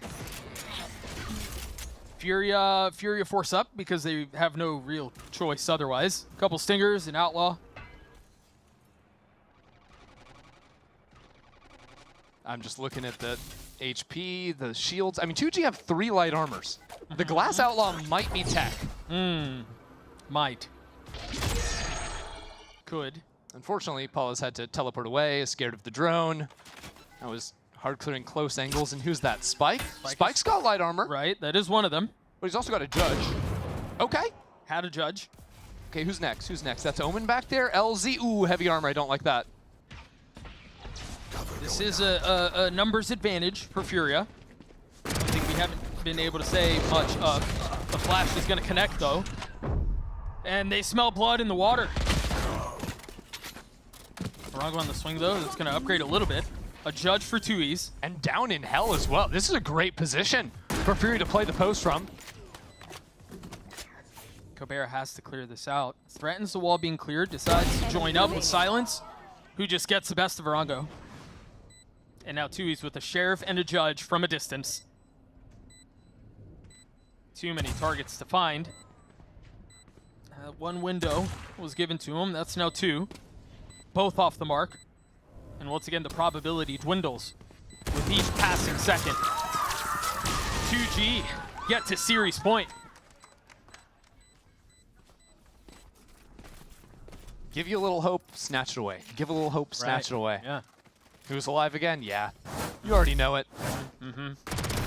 And for as much as I did a small amount of trolling earlier, this is true for Spike. For Spike, yes. Who is in a, which is what I said earlier, by the way. Yeah. Yeah, definitely what I said. Definitely didn't lie. No one's going to go back and check. You're good. Right. This is an opportunity for Spike, who, again, was the highly awaited, highly anticipated addition to this roster. I think everybody was looking towards, okay, they knew that they were going to get through, or once it got through Ascension, they knew it was going to be a little while before Spike would join. Once he gets up here, everybody's excited for him, and we talked about it earlier, he had won 1 map prior to this series, still top 10 in ACS. after losing every single series that he's played in.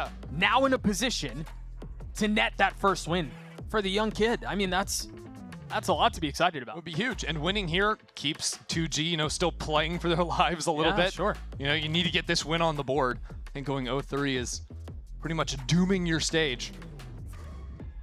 We, okay, good. We're not even going to address it. What? Oh no. No, we're addressing it. Oh, no. Oh, we do have to address it. Yeah, I need a tech pause. I just spat on my monitor. As one does. That's a whole new level of disrespect, man. That's crazy. So Furia on Last Life. Stack towards B. Paula's got an ultimate. Yeah, but 2G have Gobera. Yeah, but Paula's got a Bucky. That's a lethal combo.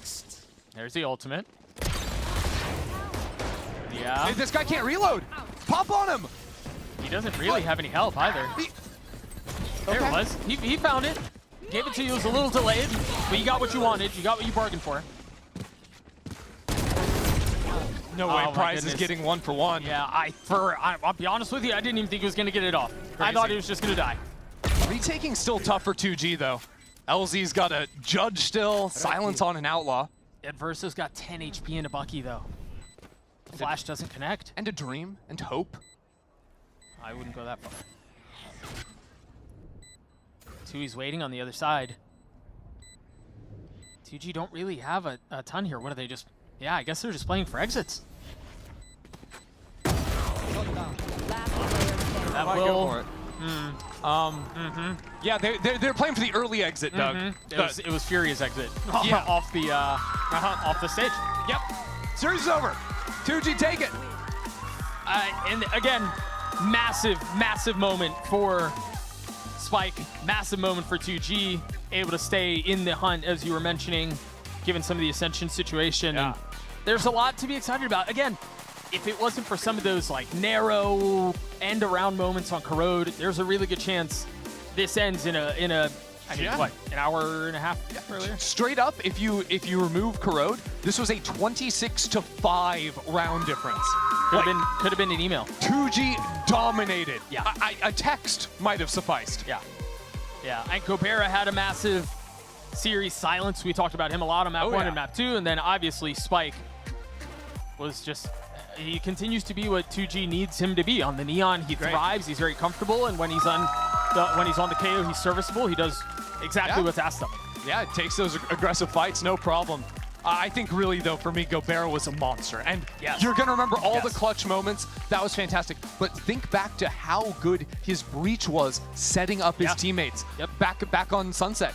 Like, the flashes into sights, the ults when he's playing on weak side for the retake. He was so flexible throughout this match. And just better than everyone else.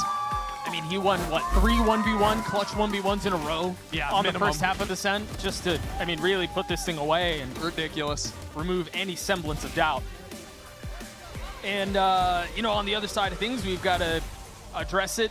Furia is still, a disaster of a project right now. They're struggling, and they've been struggling to even field the 5 players they've wanted all year long. You know, there's a lot of external factors that are obviously going to be coming into play here. But couldn't even channel some of that magic they had back at the start of the year when they played against 2G with Turtle Troop earlier. This one went a different way. Yeah, that's the big storyline in this, is they won the rematch. They did. 2G got revenge. That's what they can hang their hat on. I think, again, for Furia, there's a lot to talk about and there's a lot to dissect, and unfortunately, a lot of it is rough to look at. But for 2G, Spike gets his first win. They look really comfortable. Other than map 1, and they're able to take down Furia. We're going to throw it down to Elizabeth at the desk for the Verizon post-match interview with Gobera. Thank you so much, Ender and Doug. And I'm here with the clutch man of the hour, Gobera, coming in with a win in Stage 2.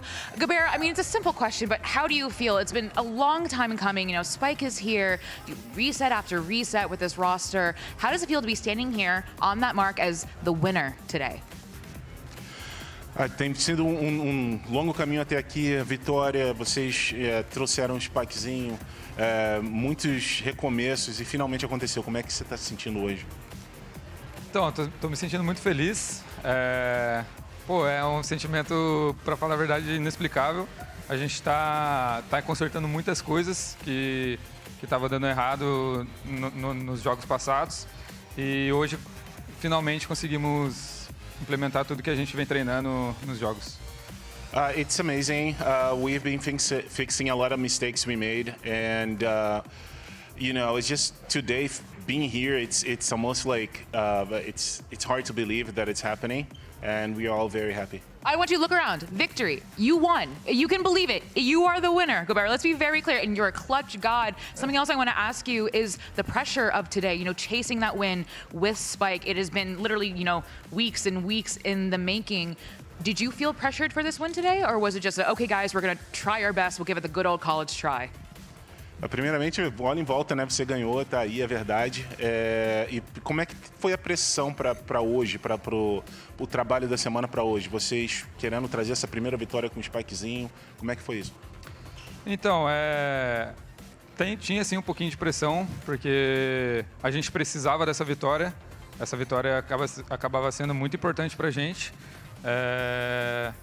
E o Spikezinho, cara, ele é incrível, ele dá uma vibe muito boa pro time. Eu acho que isso facilita muito também pra gente.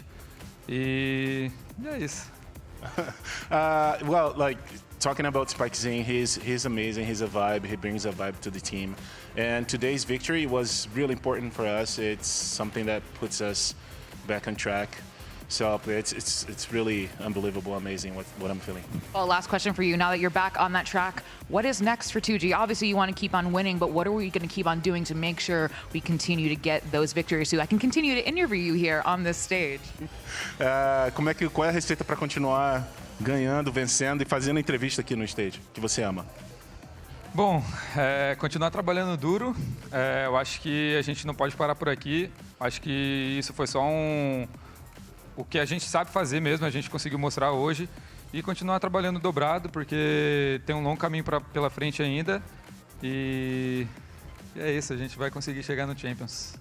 It's just continue to keep doing this, working double shifts, because that's it. That's just the beginning, and we want to be here more often. Well, congratulations, Gobert. Everyone give it up for the clutch god, Gobert, up here on this stage. I know that 2G section is thrilled. Parabéns. But we have the next game coming up. It is Leviathan versus NRG.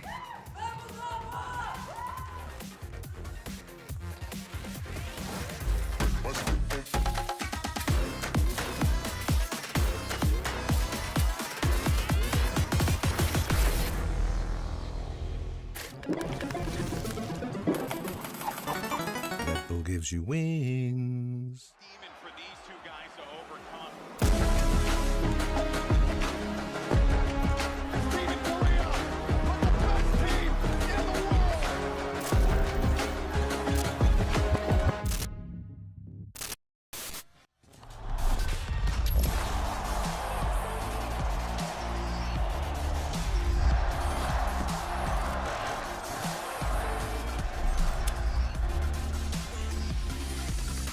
The human body was built to move, not trapped at a desk in one singular posture for 12 hours a day.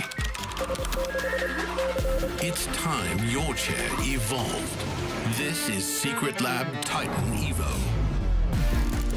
Ergonomically engineered for you, gamers, hybrid workers, artists, backing your every move.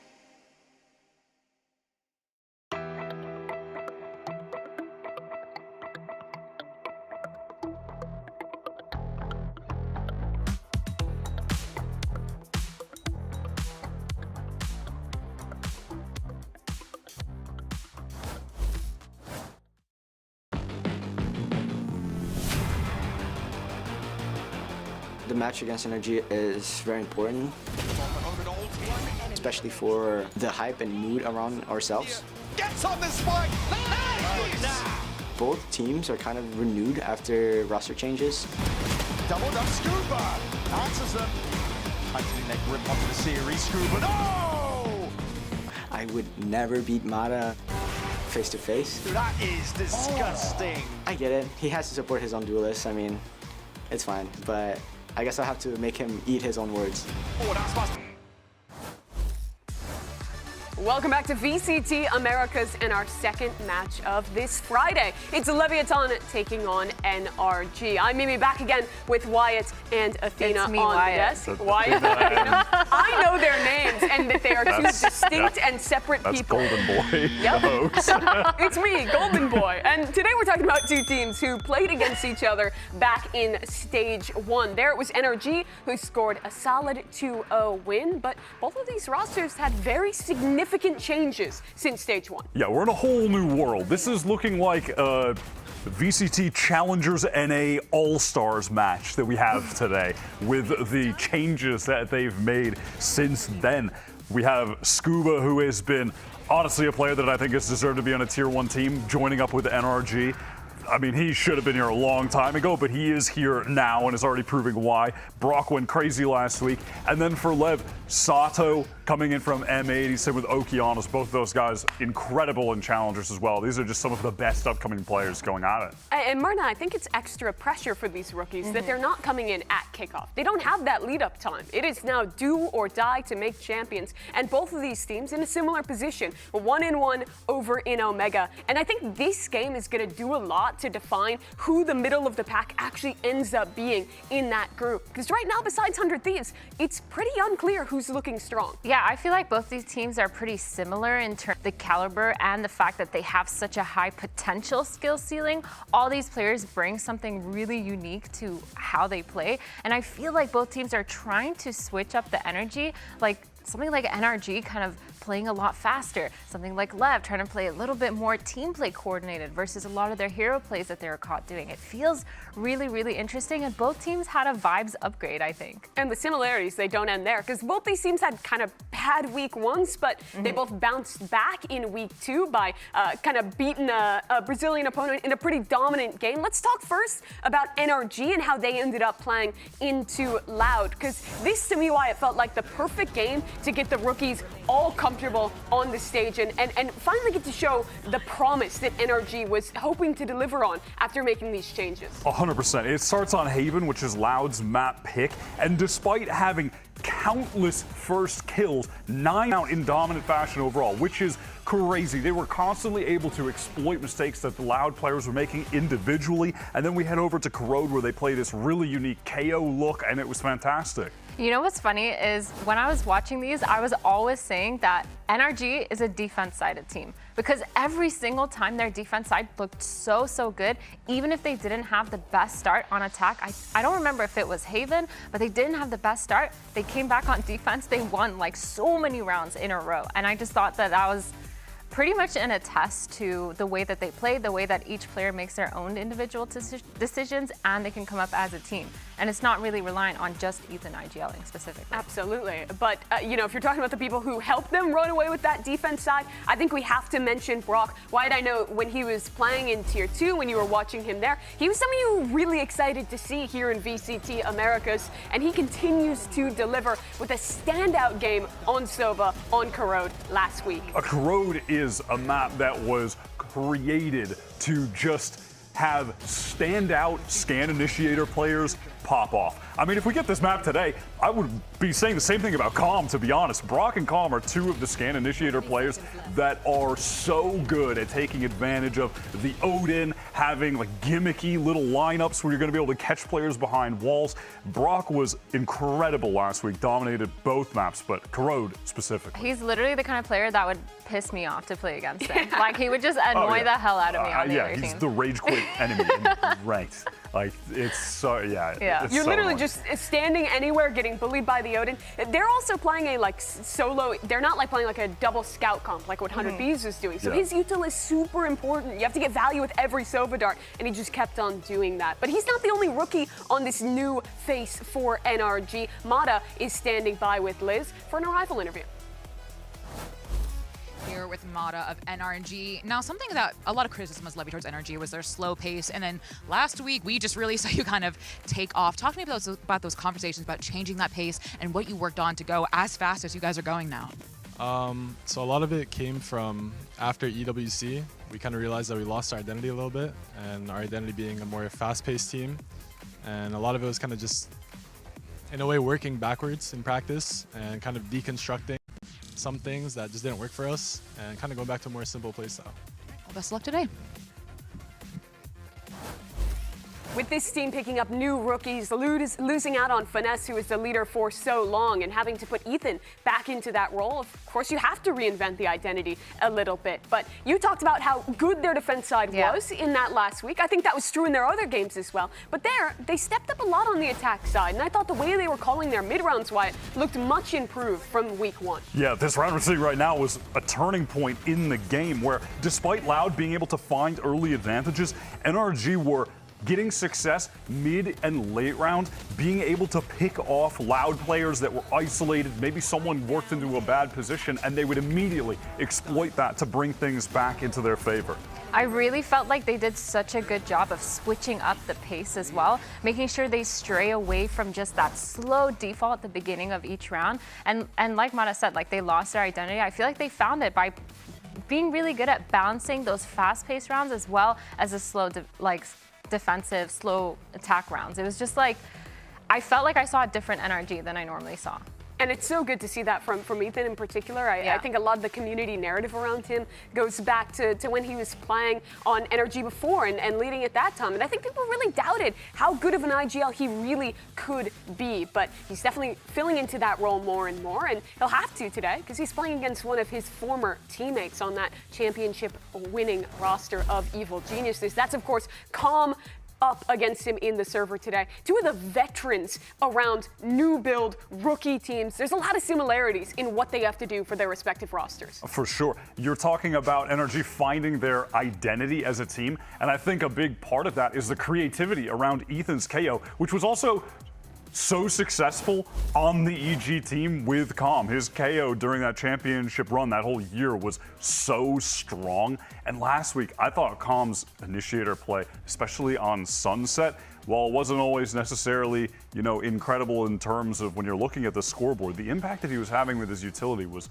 so high. I walked away just so impressed by both of these guys after their performances last week. Yeah, and I feel like it's really easy to overlook an initiator's performance because you don't see it on the scoreboard, right? But you have all those crazy util setups that you've done for your team that goes beyond just like, oh, the scoreboard has this or assists have this. You actually have to watch the VODs and see how each of these players set up their team. Because I swear, like sometimes it really turns around when it's just like that one flash at that perfect time that just hits and like the other team just gets owned. Yeah, and it definitely feels good in a world where Demon One's not playing in Americas this stage, where we're not having Boostio in the league anymore, to see these two guys who are part of that squad that won America's Champs Trophy at home in LA to be competing again in what'll be a pretty big game for the standings. But let's check in with one of those former champions. He's outside with Liz.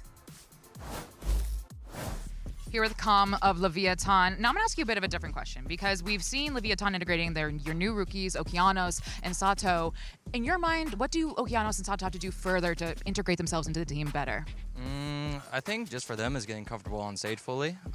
Just playing how they do all the time because I think they're both individually probably some of the best players in the league. So I think the more they get comfortable on stage, the more you'll see even the most crazy rounds from them. So I'm going to ask you is, remember, you're a world champion, 2023. I was there. I remember that. How have you been mentoring those rookies? I mean, I've been doing my own thing, kind of how I've been doing the last 2 years, pretty much. But honestly, I don't want to take much credit away from them. They've done really good, just kind of getting into our system and also adding their own things into our system. So honestly, I'm just proud of them. It's a happy big brother moment, I guess, or happy dad. I don't know, whatever you can call me for the team. So I'm just proud of them, honestly. All credit goes to them. Best of luck today. Athena, I think that's a stage a lot of pro players have to make in their career, where you go from being the one who's Yo, why are you asking me, dog? What's that got to do with it, huh? I'm just saying, when you were a pro, you played with a lot of young, up-and-coming players. Yeah. But, you know, finding that kind of mentorship on top of just being a fragger is so important to have in a team. Yeah, I really liked how Con mentioned that he also just let them do their own thing and build their own confidence, because I think a lot of the mentorship happens outside of the game, where it's stuff like making sure you are ready to play, making sure your nerves aren't there, how to get mentally prepared when it comes to the game, and then in-game stuff, making sure you're kind of pushing for confidence, pushing to allow creativity and being open-minded and allowing kind of your players do whatever they want. So I love hearing that from him. And being a leader can be kind of hard. It can be kind of stressful, but like Com said, just doing his own thing and making sure they're confident is more than enough. And Wyatt, who have you mentored as of late? What? Absolutely no one. Okay, good. I'm living for myself. Yeah, me too, me too. Let's move on and talk a little bit more about Leviathan, because they had a very similar story of Stage 2 as their opponent today did, with that weak start to the stage, but then rebounding with their win against MIBR. This was a very similar story of getting the rookies in the right mindset for the rest of the stage. True. Actually, I had to mentor Mitch last week because he's an old man who didn't know what a labubu was on cast, so I had to teach him. That's what so I'm that's talking actually about. the That's last person I leadership. mentored. Thank you. Yeah, Wow, great job. The old man I'm casting with. I have to say, I'm really impressed by Lev's performance last week. But honestly, I still don't even want to be that down on them about week 1 against Loud, because I think that was Loud kind of at their best. And it felt like an overperformance compared to what we've seen in some of the future games. Yeah, like I don't want to take anything away from NRG, but I think they played against a weaker Loud than Lev did. But still, massive credit to NRG for crushing them, obviously. But what Lev were able to do last week, and I mean King especially, that was easily the best game he's played this year. He was outrageous. I mean, that was a complete takeover from King. And like, you know, there was so much turmoil in Stage 1 for this guy, with Rossi's the IGL, now it's King, he's playing Duelist, he's playing this. Finally, they have some stability, and King is just fragging. Yeah, he's been playing insane out of his mind. I think he's been doing a really good job of taking his own space and making sure, as that controller player, he's always putting his best foot forward. I feel like I've seen him play so many good positions, using his util in really, really good ways, and also making sure that he's holding it down for his team. It's not just frags. Like, he is put into these clutch situations a lot because he is that controller player, but he just takes space and also like kills everyone while doing it, which I think is awesome. Yeah, it's nice that this Lev team finally has just a locked-in IGL, but more than that, locked-in roles. Because when we reflect back on it, that King Duelist arc, that's just not him. That's just not those are not the agents he needs to be on. He's at his best, even in terms of fragging historically, when he is just locked in playing the controller roles. That's what we saw last week, and that's what I just want to see more of. The roles make sense, the leadership structure makes sense. This Lev team just makes sense, top to bottom now. Everything is the stability as it should be. that they've gained because they picked up Okeanos and because they picked up Sato, and that kind of fixed all these role issues. And you saw it in the Arrival walkout, you saw in how they played last week. Those two, it feels like such a buff to have picked up two guys that were playing on the same team before and already have such an excellent rapport. I was gonna say, one of my favorite things about Lev now is that their vibes are so good. I feel like everyone on that team is having such good synergy, and King is literally just able to IGL while allowing his players to make that creative freedom to push and do whatever they want. He's able to do really good mid rounds as well as just fragging power overall. Yeah, the synergy is excellent in Lev, but let's see how good it is in NRG, because Ethan and Sam, they've been teammates for quite a while, and we thought we'd test just how good they think they are at reading each other's minds in a game called Jinx. Yo guys, NRG VALORANT here, and today we're going to be playing Jinx.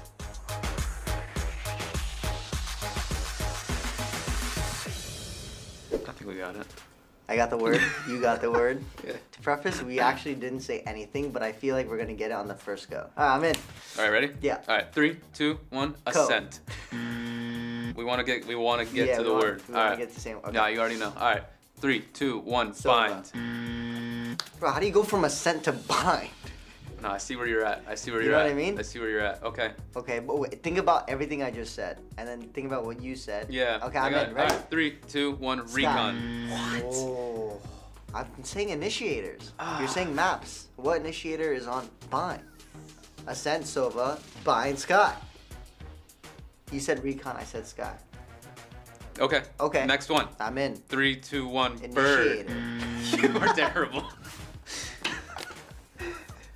Bird initiator.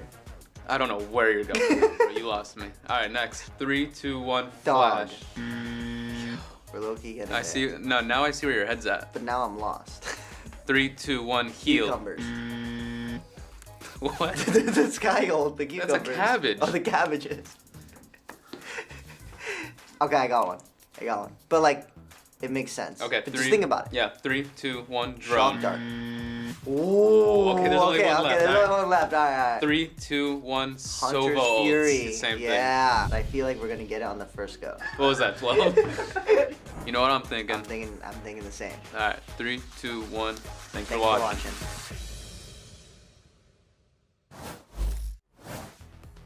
Some of the answers were crazy in there. Me when cucumbers is on the map. Yeah, that goes crazy. My favorite ability. Oh, Sky has cucumbers, guys. Watch out. Who can remember it's a cabbage? So, let's talk a little bit more about Sam, because he's had a really good year thus far with this NRG team, and for the first time in a while, has kind of broken up the band, playing without finesse, and still being that top-tier controller player that we know he is. Yeah, I loved his Viper last week on Haven, especially on the attack side. We saw it before, and we're seeing it there again, that round where he had the Sheriff, and that kind of early tide-turning moment is when he was able to lurk onto B, get a few kills, win out that eco round. But the utility that he had throughout that Haven game I thought was really fantastic, and then he kind of just put on a show when we go over to Corrode in terms of fragging out on both halves. I think ends that game with like 18, 19 kills, something like that. You know what's funny is I tried watching both games from the first week and the second week to understand exactly what it was that changed for Sam. And honestly, I can't pinpoint exactly what it is. I think overall it was just a team thing, but it really felt like he started playing at his own pace, using his own util for himself and setting himself up for success. And I think that was kind of the game changer for him, because not only that, he also intentionally started setting up his teammates for really good rounds. And he ended up playing that the controller role as a Senti and holding down sites when he needed to, and it just ended up being super sick with his lurks as well. And in a team surrounded by rookie players, with him being one of the more experienced members, I think you want to see him willing to, take more time for himself, make more plays like that. But there are other guys who stepped up as well, one of whom is Mata. He pulled out the Waylay last week, and we haven't seen a ton of play on that agent here in Americas. What did you guys think of that pick on Corrode specifically? Was it a one-off gimmick or something you want to see more of? I'm down to see some more of it. I like this look from them on Corrode a lot, and I kind of like the wider point about NRG with it, which is that this team is experimenting. They're trying some really interesting stuff, but the Waylay did find a lot of success. The offing was great.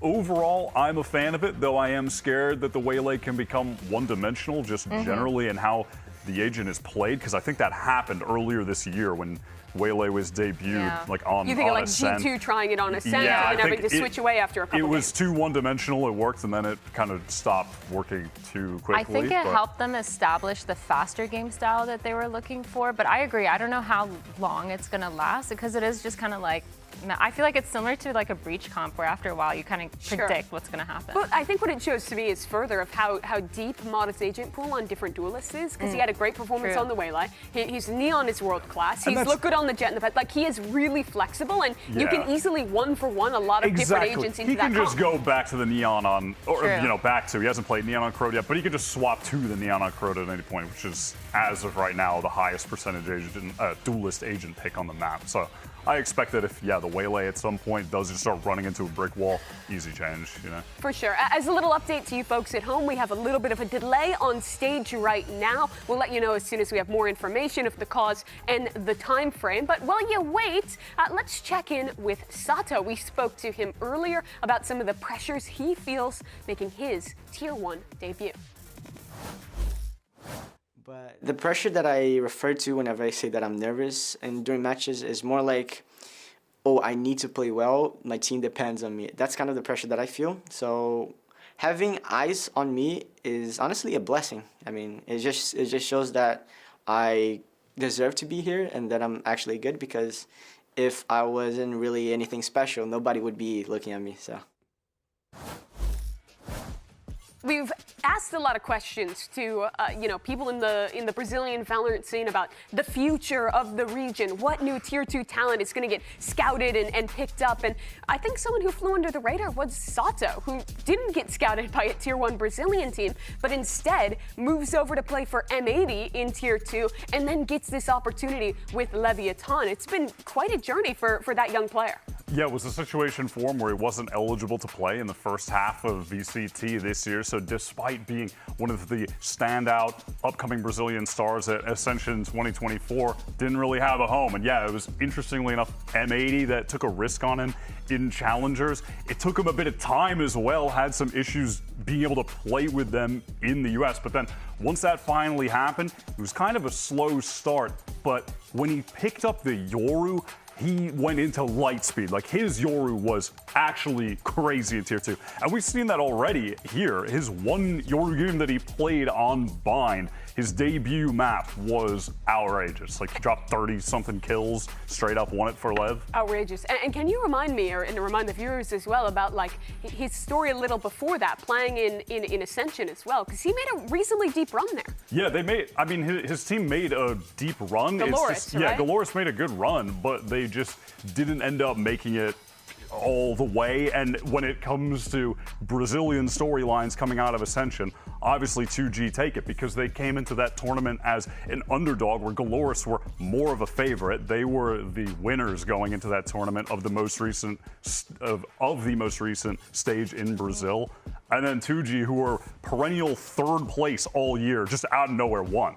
So they, were the main story, main talking point. I think a lot of people VCT, thought it would be like an M80 Galores finals going into that, maybe something like that happens. Didn't pan out that way, but he's here regardless. And it's also cool to see him alongside Okeanos. Both those players have just had really good debuts thus far, playing great last week too. Yeah, I feel like they haven't had trouble on stage at all. I feel like that pressure hasn't gotten to them. It's been more about just like performing in game and making sure that they're playing the way that they normally play. And I feel like they found that confidence pretty quickly. And I don't know if it's because they played on multiple teams before in the past, but it just feels like they really set themselves up for success right away. I want to see them play double duelist at some point. It would be so sick. Give me the double duelist with them, with Sato on Yoru. I swear it would be so good. Like, if they start running that, I am convinced it'll take them over the top, and they'll be one of the strongest contending teams. Coach Wyatt, yeah, you heard it here first. Get me on the payroll. Get me on the I would love to see it, but they had to pick themselves. I'm not expensive. I'll take $500 a week. You're really selling maybe a yourself. gift card, $50 Wait a minute, Chipotle gift card. Let's tally some this food.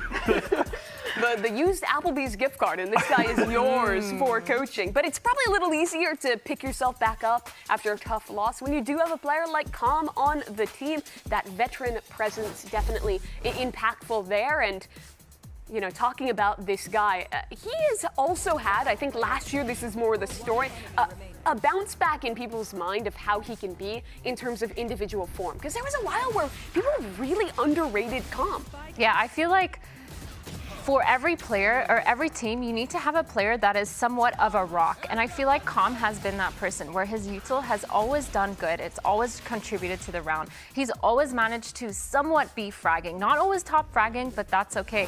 And he's always been consistent. I don't feel like I've seen him underperforming as much as some of these other teams where you have those high days and those low days. He's always helping out, and he's always that rock. So having that veteran is really, really good, and I think that Calm plays it really well because he's also like just a super chill guy overall.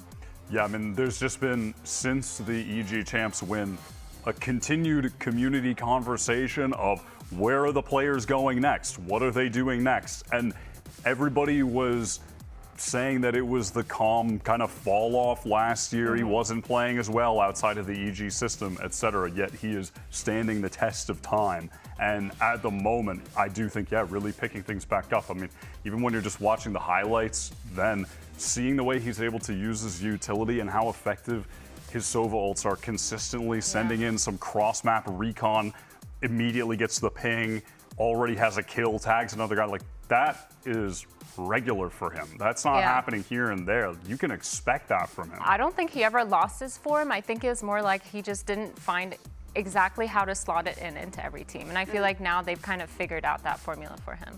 Yeah, well, it's been a really good year for him thus far. For you folks at home, we are still waiting for a delay on the stage. Should just be a couple more minutes while we yap. While we're talking, though, question. We've seen a lot of incredible rookies show up thus far. Do you guys have someone from Stage 2, one of the recent ads, there's, what, 3 of them in this game today, that has impressed you the most thus far? Wait, of today? Like rookies of Stage 2. Oh, just rookies of Stage 2? Like the mid-season added players. Luke Show for me. I mean, He was technically there Stage 1 at the end, but I count it. Okay. That's, No, I count it. And True. real. He was really good. That is, no, that is fair. Of this stage, I mean, damn, it's hard to pick. Unfortunately, I think I would probably pick Luke Show too. Wow. Okay. Which Boo. is, but I'll Spray. be different. And I mean, if we get more Sato Yoru, we will have him in some high tier conversations as this year pans out. You're looking ahead. Yeah, if we get more Sato Yoru, that is going to put him in a totally different tier. You asked him if he ever mentored someone. He's just like, no, but I want to mentor Sato. Again. I got you. But Lev, I can fix her. Use that his gift card and he will be working for Leviathan next stage. I believe in it. All right, well, we're still in this delay, but if you guys come down to the Riot Games arena, not only are you going to see some incredible Valorant, but more importantly, you're going to see some swag. Liz, she's got more outside. Well, folks, here at the Riot Games Arena, we have tons of merch if you stop on by. We have some t-shirts for the nice summer days working out, or you can have a sweatshirt when it's nice and warm on summer days. But most importantly, these shorts are fire, and I actually might pick some of these up. And I'm here with Aubrey here, who works at the merch stand. Talk to me about, you know, we've got some new merch this year. It was a little smaller last year, but like, what's your favorite piece of merch that we have here at the merch stand? Ooh, that's a good one. I'd say my favorite has to be Tactibear. Not only is he adorable, but you flip his little glasses up and you can see straight into his soul. He's my favorite. Yeah. And yeah, we have some statues here, some keychains, we have hats, all this stuff. I mean, look at this stuff. We have all this. We have a nice mouse pad here. We have a hat. This one happens to be signed by a bunch of VCT Americas players. We got a little dancing omen. Our KJ cosplayers can have a nice official KJ beanie, I can say out here. And then we have all this new stuff, including this Dan the Penguin little back lumbar pillow. How cute! I actually might steal this one. So stop on by the Riot Games Arena, guys, before I steal everything. And so sad that that'll be the last segment with Liz before she gets arrested for shoplifting. I would do the same, though, quite honestly. Got a lot of cool stuff out there and maybe more cool stuff to come. But we're just around the corner from getting into NRG versus Leviathan. And I want to check in on who you guys predicted to win this game. Because I think this one is a little contentious. A bit of a 50-50. But there's only 2 NRG predators. I don't think that's representative of the actual odds of this game. And if I were to put down the line, I would say it's 50-50. Oh, wow, bold. maybe I like do a agree, 53-47 for Lev. You know what I mean? What made you go for Lev? What made me go for Lev?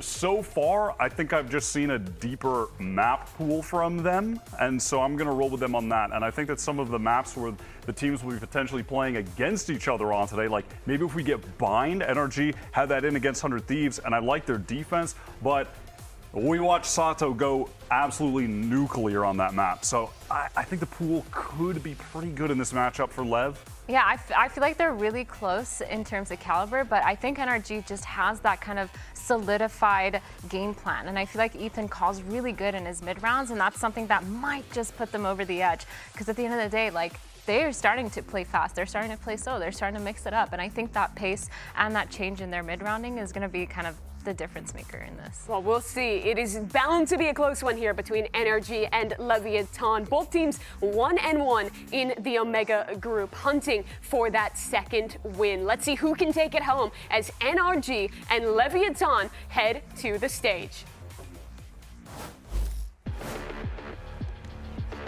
And here they come, NRG and Leviathan.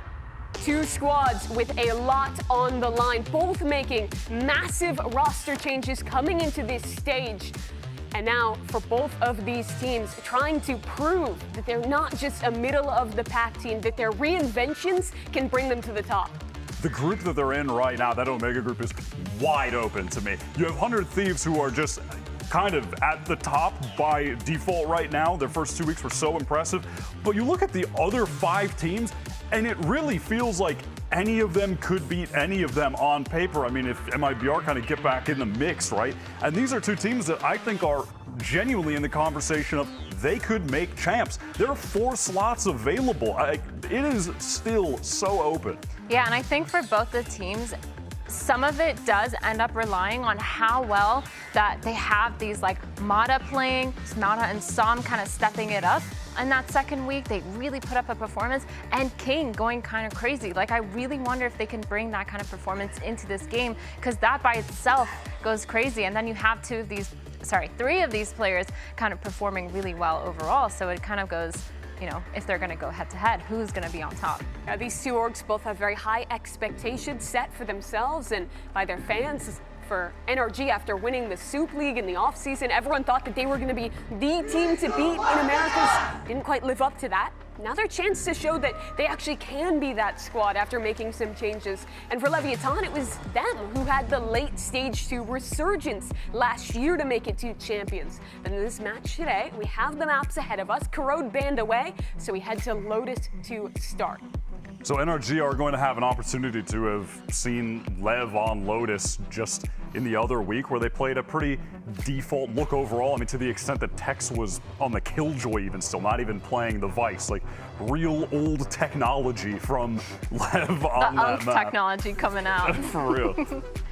I think that I'm interested in Haven. Okay. Because I think both these teams are really strong on it. But I saw that NRG, I really love their defense side on Haven, and we saw that their attack went crazy. But if LEV watched any of that, they know about the lurks, the Som lurks, the Viper kind of taking space by themselves. And I think that that might be a little bit dangerous, but I mean, again, NRG, they still really, really performed. Yeah, it's interesting. Both these teams kind of have some tape, some idea of what to prep on their opponent's map choice for these first 2. They just won in the prior week. Yeah, they are trying to hard anti each other there.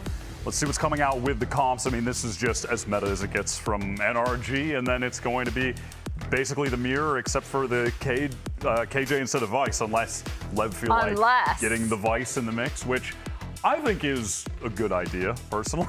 I definitely prefer the Vice here at this stage of the meta, but we'll see what they opt to do. Yeah, super excited to watch Mata on that race. He's always been stellar in that role. As we flip over to the other side, though, do Leviathan change things up whatsoever? Get a little spoiler, and it looks like we're probably sticking to the same, as there's that Killjoy lots again for Tex. And I will say it's kind of interesting, though, just to go back to the NRG comp for a second, that they don't really have a natural fit. It looks like they throw them on the Vice if we go back to them, because they have Brock on it right now, and you would expect him to be on the Fade, but it's Ethan on the Fade. So, you know, not necessarily exactly fitting into the roles on this map. So we'll see if Brock, who's typically an initiator, can perform on the Sentinel. Yeah, we got some unks in the server ready to play here, and we've got a couple more standing by on the mic. It's Riv and Van Silly for the call. We are ready to dive into this, dig into this game, if you will, and build a beautiful sandcastle out of it, as they give us possibly 3 maps here. It should be a close one. Both teams kind of on the same trajectory in growth at this point in their stage. Hopefully it's going to be a 3-mapper for sure, and you've seen it on week 1, the additions coming in from NRG's side. Scuba didn't have the best of days. You're looking on the side of Leviathan, both Okeanos and also Sato had the slowest of days, but the second week, both teams very clean 2-0s against their opponents. So yes, definitely they are riding a high, and which is why we should see the best here type of series between these 2 teams. Now time to get that fast load in with Samsung SSDs as we load up into the match. And it is going to be on to Lotus NRG versus LEV. Let's see what they have here to start things off as we do our bit of a flyover.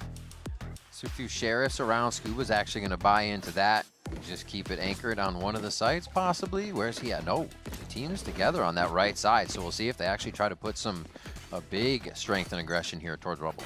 Both teams definitely are looking to bait out utility at the very beginning as the bearers come up. First with a nade coming through, but no C's. So both of them going with Haunts for information at first. The wall is going to slow things down for a bit, but definitely here on the side of the defense, NRG is looking for that fight. Vice utility at C, they don't really have to worry about too much on energy side, so they're very happy to be staying up here towards rubble. And this is going to make LEV sweat a little bit. They're prepared. It looks like they continue to move. They can continue to use that wall a bit, but to no avail, right? They're really not going to get any pressure out of it until they re-clear this position, which we might get out of these two here, but there's no good utility for it yet. So nice job by NRG so far. But on Leviathan's side, they do. Sato was able to keep his paint shells going into this pistol round in the mid-round. So now they have him pushed up here and is coming towards that seaside. They can manipulate the map, but the aggression comes in from NRG. Quickly pushing forward. Tax is able to answer with that other Sheriff. Scuba cannot, though, as we see those two big buys go head-to-head here on the pistol round.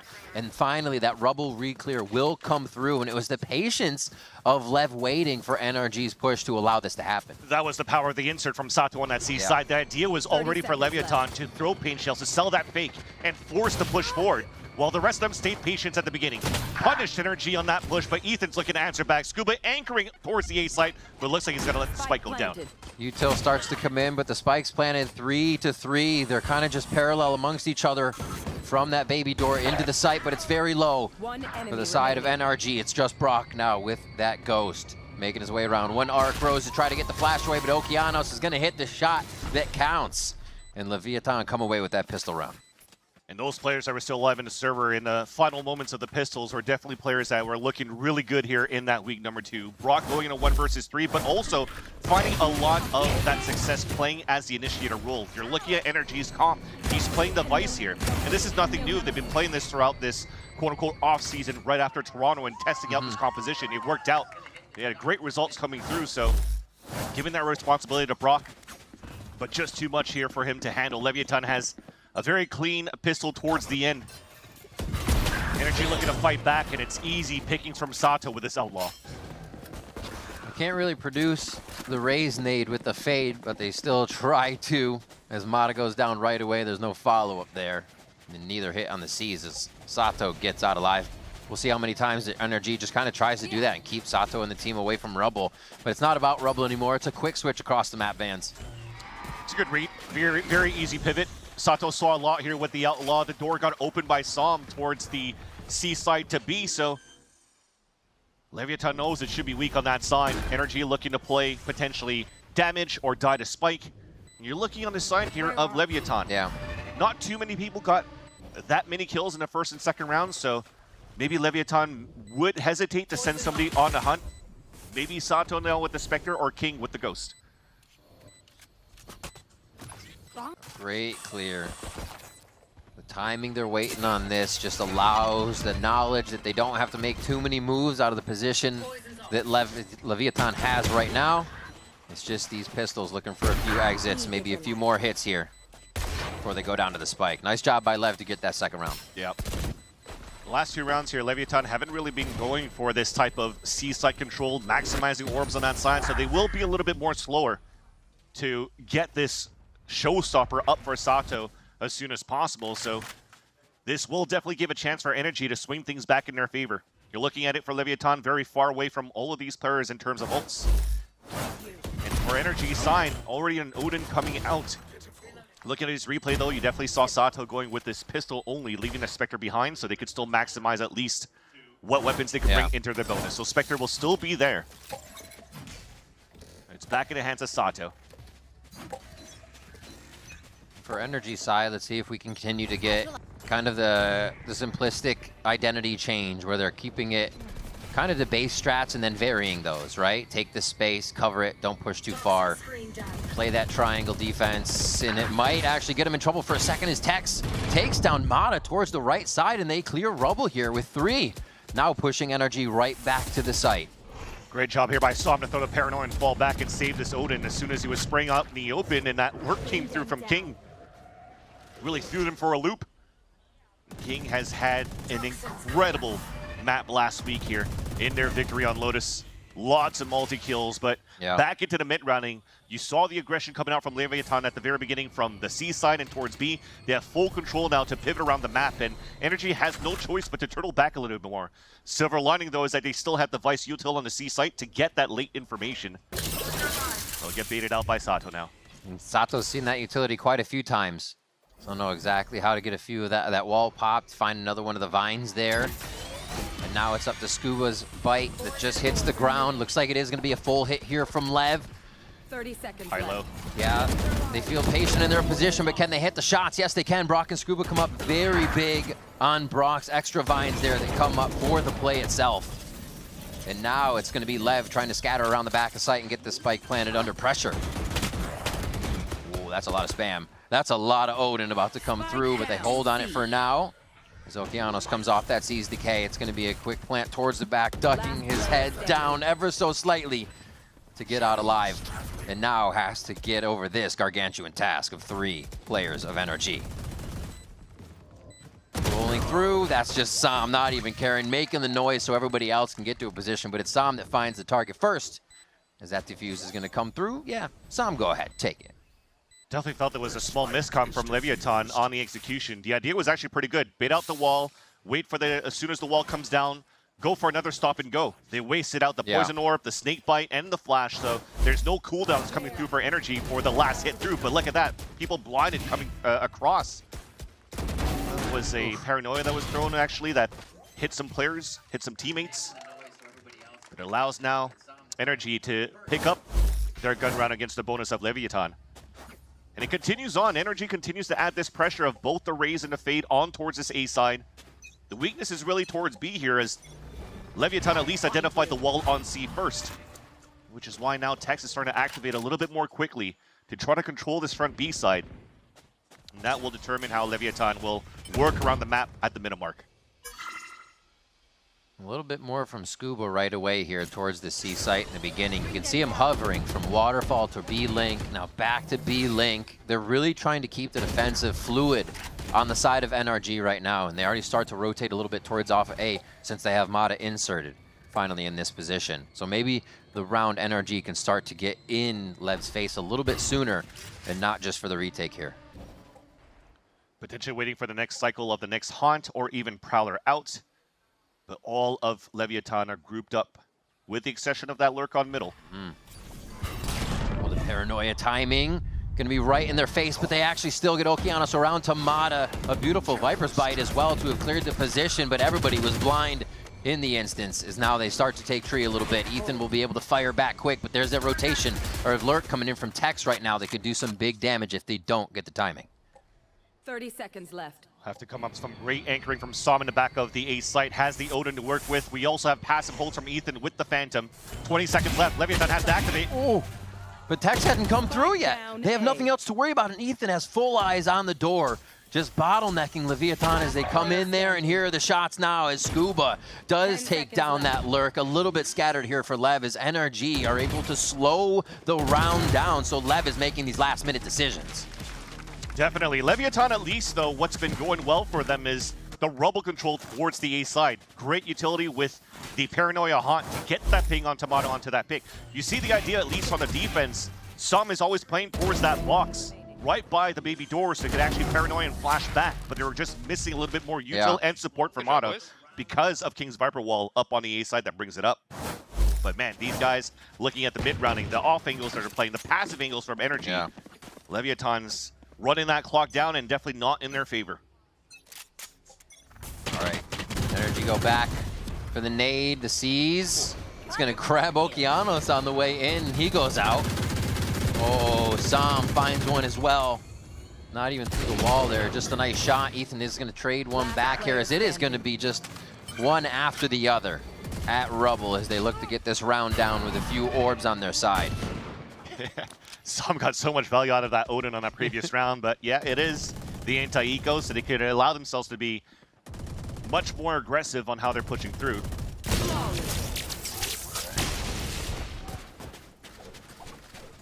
Now Leviathan will have to come back into this game. We'll have the buy coming in through round number 6.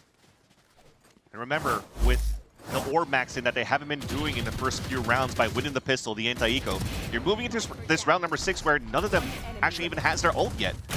Thankfully, a lot of them are at least one orb away, so you might get back into the cooking C-side control, trying to take control of Mound. NRG and Ethan might be able to read into that and maybe want to try to counter that side first, but looking at that radar, If it ain't broke, don't fix it for NRG side. 4 players pressuring on that end. Some jiggle peeking coming out from the side of Brock up towards that C site. Leviathan looking to activate a little bit more quickly in front of B. And they just go for the nade that time at Rubble. So they still have good util if it goes for the other sides, other sites for the side of NRG. Okeanos has all talking about a few more pips that could be coming up throughout this round. Let's see how they decide to use it, if they can get a big swing for themselves on the side of LEV. Comms figured out just towards the front of B, and they're actually trying to push and lurk this out a bit. Get Mata online there. Exactly, the Prowler's perfect here to get Mata into the line. They don't know yet for the side of Leviathan that the op comes through. But enough info has been done by a door opening up that Sato has picked up the Showstopper orb. Yet the wall hasn't been baited yet. Waiting for that fuel to come back up. Just needs that second tick, and they might be able to make a move. They're going to give it a bit more time here to actually just cut audio and let the team get here. So even more fuel to get this work. You just hear the wall go up, and they have that knowledge in tree. Sam can let them know what's going on. Ooh, Nightfall comes down. Sam's going to actually approach that, try to fight it head on. Nobody tempts it just yet, but Mata lights the fuse, and he's going to be able to take one down. Sato on the other side as well with flying rockets across the map of Lotus. And Tex does find his mark, as it looks like LEV finally have that site, but it's 3v3 still. Still in a great position for Leviathan. With this plant, Calm will have the ult. They punish the op already on that side. Looks like they want to go quick, though. Trying to get that Nightfall towards that spawn. No pings coming through. An opportunity now for Ethan to lurk up. They don't really know that he was rotating from that spawn side yet. Ethan draws eyes first. Team's able to lurk into the side a little bit, but the turret is still giving away the extra players on NRG that are trying to make their way in. Tex hits another one. Second in the round for him to open up the site, and it looks like LEV is going to be able to lock down a crossfire, but it's being picked apart. It's being picked apart by NRG left and right.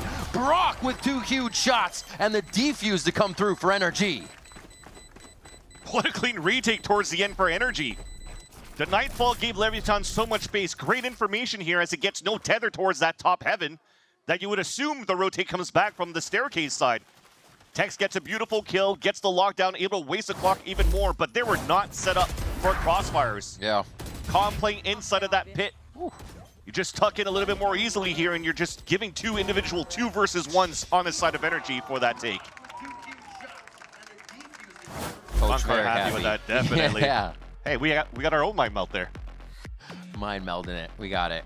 It didn't take us 8. Just 1 that time. It only took us 8 before the cast when we actually tried. But it's great to see. You see Brock as we look at some of the players that are just coming into the scene, especially from the Tier 2 leagues, and Mata, and as well as Scuba. And same on the other side, right? Okeanos, Satos, Bankar. And that's what they're putting up these plays in the league. They're showing their worth here in spots where they're being called upon in many situations. That's definitely it. A good call out here for the NRG Leviathan, the players that came up from challengers on that side. So not only as we preface this matchup as 2 teams that are finding their stride since that Week 1 loss, but also a lot of these players that have met against each other before. You talked on the side here for Brock or Mata going through the interview saying, yeah, we kind of really know how Bankar sets up here the coaching style within challengers. Nothing really changed going into T1 at the same time, in the Tier 1 rather. And for Leviathan's side, well, Sato and Okeanos already has that experience playing through the M80 rosters and other iterations that they played within challengers against these type of players. So it's a very nice little matchup when it comes down to the head-to-head, and definitely why we're definitely going to see that it's going to be an explosive matchup rather between these 2 teams. Change of pace though. After this timeout, it's still the solo alert from King on this A side. Ooh. But you're staying so far back from Leviathan's over on C. Different insert now. Sam is going to be the one up top instead of Mata trying to take that forward position. So they're putting a little more of that firepower move a bit or fluidly in the map as they move around to that left and right of B and C. You're just kind of seeing these 2 players staying very far back towards that spawn. The reason why is because Leviathan's leveraging here. Calm moving forward with Okeanos to take from B control. So you can't haunt on that C mount to get early fights or information on that side. You got to be mindful of the energy op of where Mata could be posted at, which they haven't found yet going into the mid-round. So now you open that door, you threaten that space. Now it allows for you to scale up here and grab the orb. And another rare miss coming out from Mata. He lost that fight earlier on against Timmy the Turret, but this time can get that pick in front of the B site. But Leviathan can still rotate across and goes for the late push towards A site. Uh-oh. Uh-oh. Spins it around the 180, the move, 7 HP. Sam limps. Oh, the wall gets dropped. They said drop it, drop it. The comms come through, and so do the kills.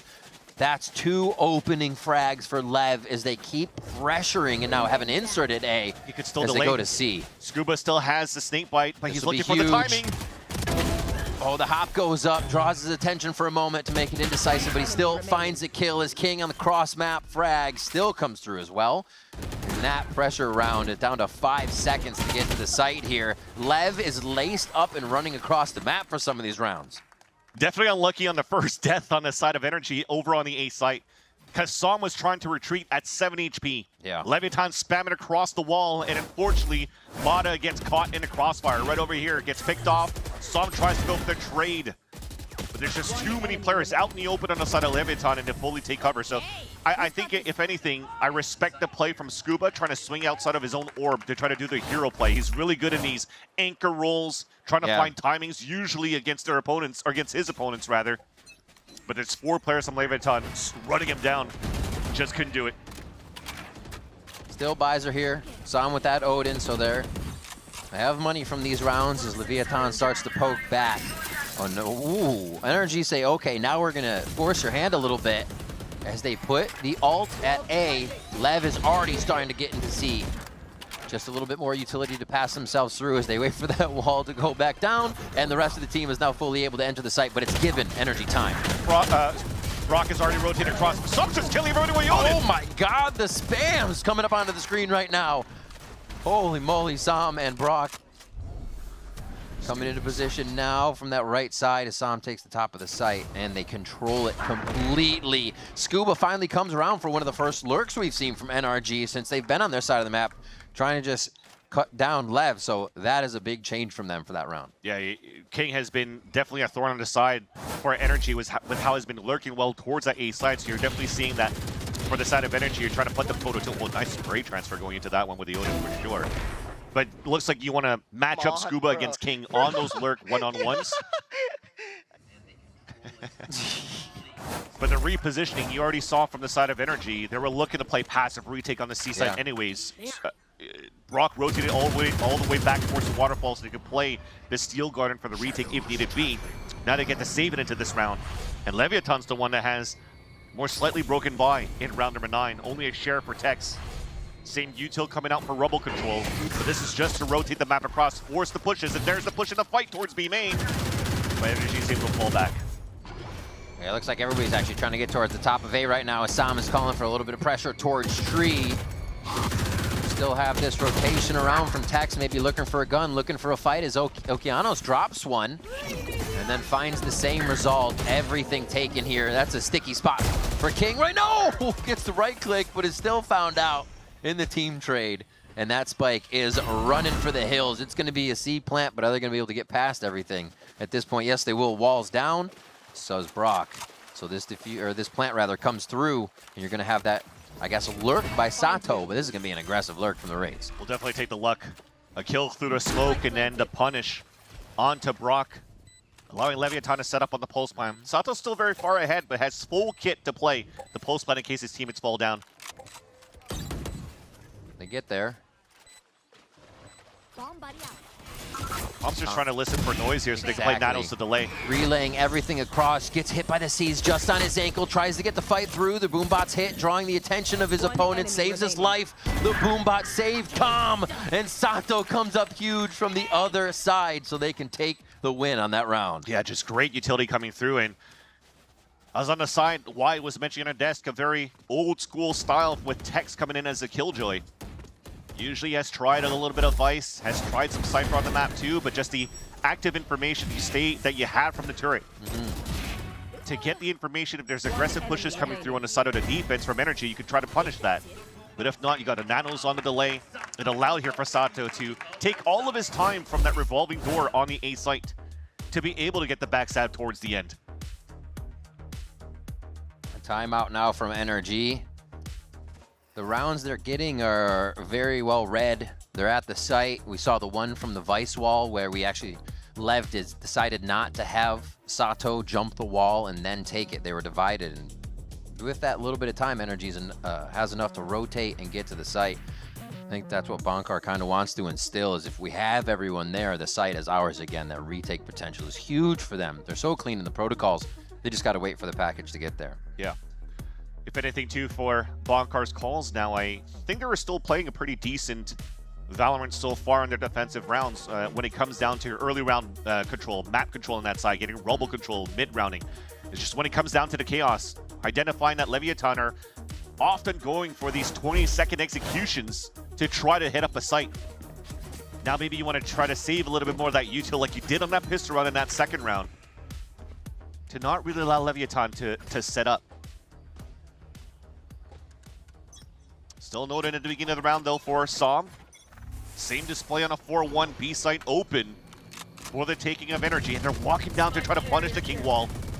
Spike down, C. Rockets one on the right side there on the C. That's a crunch from that, not crunch, but they get around the wall on both sides. Lev still has an eye on where every position is from that side of NRG's push, and it's the one round they didn't seize, they didn't nade, they tried to creep up, and Lev was ready.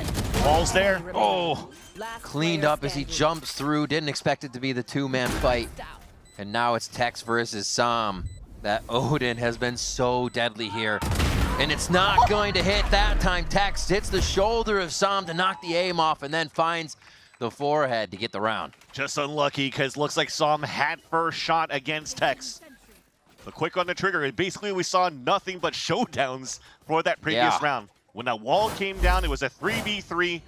Everybody's looking up on top. I mean, it became beautiful trades. Down to a 1 versus 1. Both teams had good protocols for these trades. And it becomes an aim duel towards the end. Better game sense on the side of Tex, knowing the rotation coming through from Som. We're tied 5-5.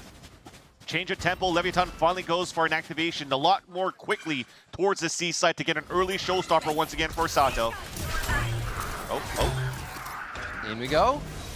A little short on the hop, but still it's going to create the space that they need here. Playing in a dangerous spot, that line of fire right outside the smoke, but it's going to be enough to stay safe as the team's kind of coming in slow on this Vice util. Another Uncle's flying through past Sato. What a nice paranoia. Yeah. The idea of the showstopper was just to get into space to get this pit up.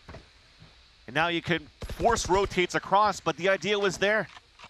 The paranoia came across from Okeano so he could TP towards that spawn. He tried to crunch out with Sato, trying to go for the hero play up towards that waterfall, but only was able to pick up 1 kill. So now you force that wall down. NRG will know the rotate's going to be happening towards this A site. Taking the clock down once again here. King is just working the entire map. Com still has so much util to get them all the way through. He went for a deep prowler, took his time just to make sure he clears towards the breakable door so that Tex could activate once again. Nightfall available too, that would allow for him to get the big backstab. He hits it. Here's those ticks come out, is able to get the first kill himself here as the team is coming around from the backside. It's Mata and Som, a deadly duo. As they're still waiting for one more. They all three get together now before they even try to go in as that too. And now it's left up to the King. Can he find the crown here on this round? Sees one head, goes for the delay on that spike. And it doesn't look like Ethan's gonna give much of a care until he gets to half here. They both just jump out around the corner. Simple teamwork, simple jumps. The textbook play from NRG will capitalize on the round. No multi-kill clutch this time around for King, just like you saw last week, but definitely the game plan was there for Leviathan on that post plan. The only unlucky thing for the side of NRG is right here. Som's on a rotate, and Tex is probably like, what the hell are you still doing in spawn, bro? But he was still holding the rotate from the C site before he could meet up with the rest of the team, so unlucky for the side of Leviathan, but a great move for NRG towards the end to regain the lead here for this half. Not the best of buys for Leviathan. We'll force them to stay as a group. Man, up once again for Rubble. Timeouts have meant a lot to both teams in this game so far. Still one left to work with on the second half. Yeah.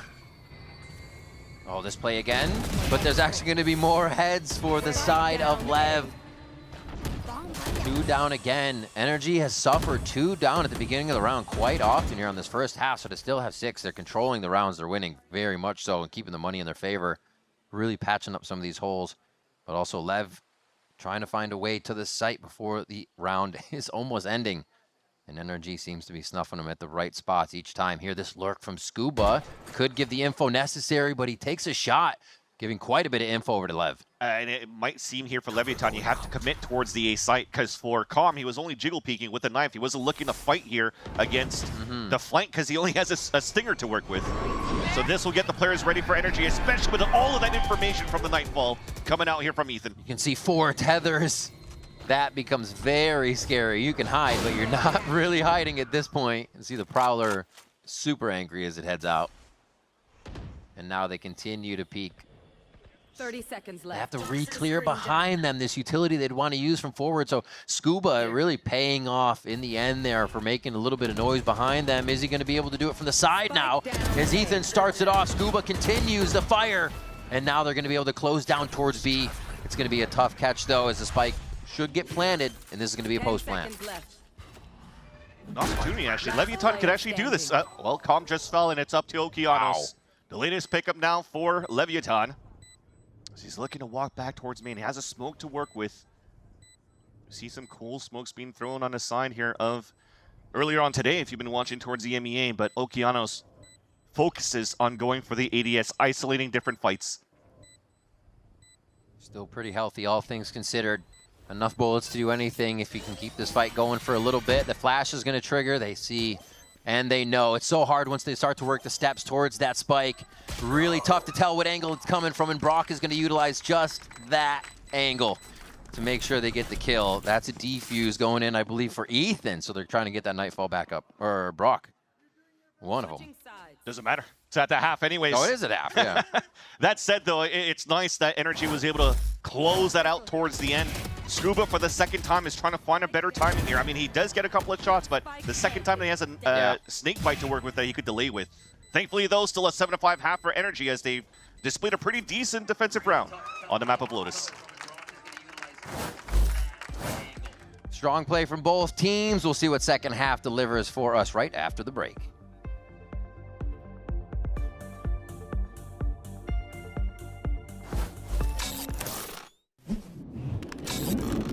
Red Bull gives you wings.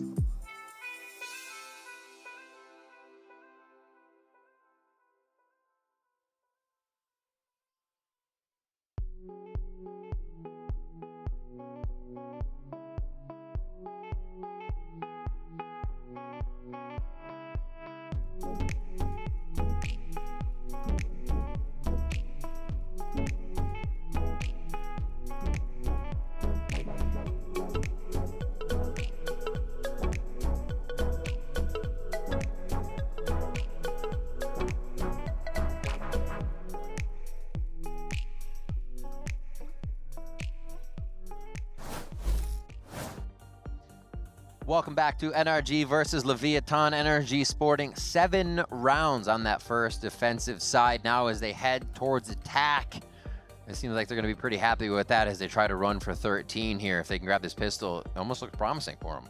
Yeah, definitely. And if they do so, we'll trade out pistols for this map of Lotus.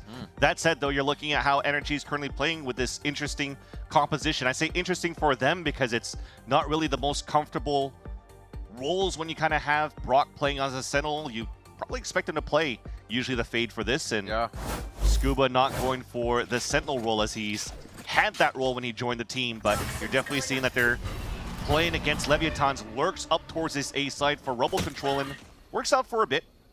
Back into the pistol, NRG are looking to 4 men up here towards this B site. The wall allows Scuba to cross over towards rubble, and big responsibility coming in on this side. Ooh. Fast in, relying a lot on Mata here to create the space. The right click's just wide of King as he finds it. But they still have the sight. The bodies were all they really needed to make the space happen here, and you still have Scuba on the right side. I say that, and he goes down. Sato somehow finds him just coming off a rubble, and that's one last thing to worry about. King again, can he protect his tower? He cannot. That's taken actually by both members, 2 members of NRG, which makes it even harder to retake the site. Spam through from Ethan as they get another kill onto the floor there. And this is just a smoke game. They're playing in and out of it, waiting for the sound to happen and just shooting at the footsteps. It's working beautifully as Brock and Sam come up with that pistol round. 8-5 now for NRG. Almost felt that there was a chance there for Leviathan to retake towards that B site. Tex played it beautifully. You saw from NRG side on the post plan, they were looking to push towards that spawn to punish the rotates early. As Scuba got all of that information from the revolving door on the A side, that they had so many players from NRG coming through, or Leviathan coming through. So I gotta say, it really pulled them across, but somehow you're playing inside the smokes. You're getting some smoke kills on the side of Som, and everybody just falls down like dominoes for Leviathan's side. Now bonus round for NRG, orb control potentially on this C site. Already the Haunt finds that full information. Expecting a trap play, that's where you're tapping onto that orb. Yeah, cheeky. See if NRG peeks out, they'd be very, very sad. See Ethan going for that orb a little bit, backing up, topping the scoreboard right now for NRG. From that initiator position. As we see Sam rotating forward towards that right side now. And again, an insert of Scuba. Trying to detect info, but Lev has denied all of it. They are walking right into this trap. NRG is.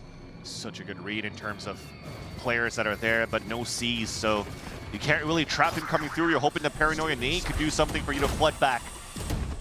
Good luck on the Haunt. They know it's going to happen here. Mata once again, that first person. The Sentry is going to be able to find it with that Phantom. The backup of the pistols and the Stingers is just too much for Lev's no-buy, I should say, on this round as they get through that one. Only a 1 kill, I think, coming in from Tex. So 1 gun rebuy, not too bad for NRG. They're feeling great about the first 2 rounds. Yeah, and their bonus is actually quite nice, too. With that rebuy, you see 4 rifles in a Stinger. I mean, Leviathan, again, they had the perfect read on the A side for that stack. Paranoia nade they don't really push behind it, so you're pushing the players back. You're allowing NRG to just re-enter the site with better weapons. They just close the gap against them. Would prefer a little bit more of an aggressive push to follow behind that utility. Speaking of aggression, it's Mata Satchely on the top, trying to break crosshair placement. Wow, but they continue to farm these orbs, and that's the difference versus Leviathan on their attack side.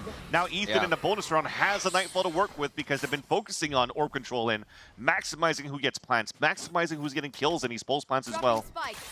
You just raise that percentage of your advantage each time you can go for it, right? You're not using too much util. Still have site take potential. As we see right here, turrets down. Now Lev has to worry a little bit more and reposition somebody just to make sure that's covered, and this is what NRG wants. Re-cleared as well. So getting a little bit of util just out of that turret takedown as Sato now is going to insert to the front to B. Smart for Ethan to fall back, though. You wanted a player inserted so you could try to sell a fake towards the C side. I don't know if Mata actually threw a nade out towards C, because a little bit of that util towards that C side is now gone. So you keep those players at bay over the C site. Nightfall for info. Does get the hit. Okeano's forced to fall back, and he's solo towards A. Oh, that Prowler's angry. It's going to find him off the tether. Tree is fully covered. They all actually dodge the Paranoia. He gets one back, and that's going to be actually perfect coming through. Mata takes on Okeanos. The rest of the team is actually slowing this down quite well as Com finds 2. King and Com coming up very big on this to just sweep the rug out from NRG. And there's no time to plant. It almost felt Okeanos couldn't even play the game as he was hit by so much util after the Nightfall, but yet was still able to delay enough by just staying alive, tucked in towards that back of the site, allowing Leviathan to full rotate across, and Com supports him from the top ropes out towards heaven. Getting a nice little 2-piece on his side, and even salvages the Odin left behind from Oki. Leviathan now are winning off time. You're seeing here for NRG. Because it was a bonus round, they'll still have a pretty decent buy going into this next round. Got to get some momentum back here. Another one from LEV would be absolutely huge, especially if they can just get free upgrades on this and not lose too many players. That's the big goal.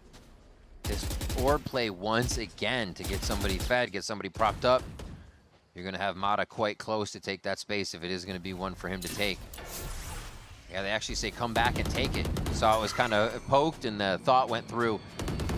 So now crafting this here to back up once again. They have a little bit more pressure up towards B this time, but still, seems like NRG is only happy once they work the map a little bit and see what util they can get out of Leviathan. And that's the thing, Mata hasn't really thrown the basic nade into the corner to break cage a util where Tex currently has it. He's just trying to probe, moving forward, see if he can hear the alarm bot. Just play the smoke, play it slow here for the side of NRG, which is contradictory to what he was mentioning before we got into this game. NRG wanted to be a little more quicker here on the attack side, but they're definitely working the map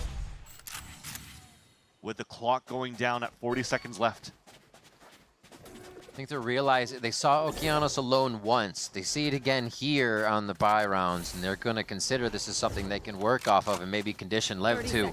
Might look like a pincer maneuver towards the end. That would work out real well. They could hit Baby Door here with 2 going towards B. That bottleneck again cost the life of one member of NRG, but it still looks like that's going to be open space for the site, and that's exactly what they wanted. Yeah, pushing Okeanos back, faking from the smoke up towards the staircase, but the 2 players looking up towards B. Too much here for Sato to handle towards Baby Door. A retake even more difficult.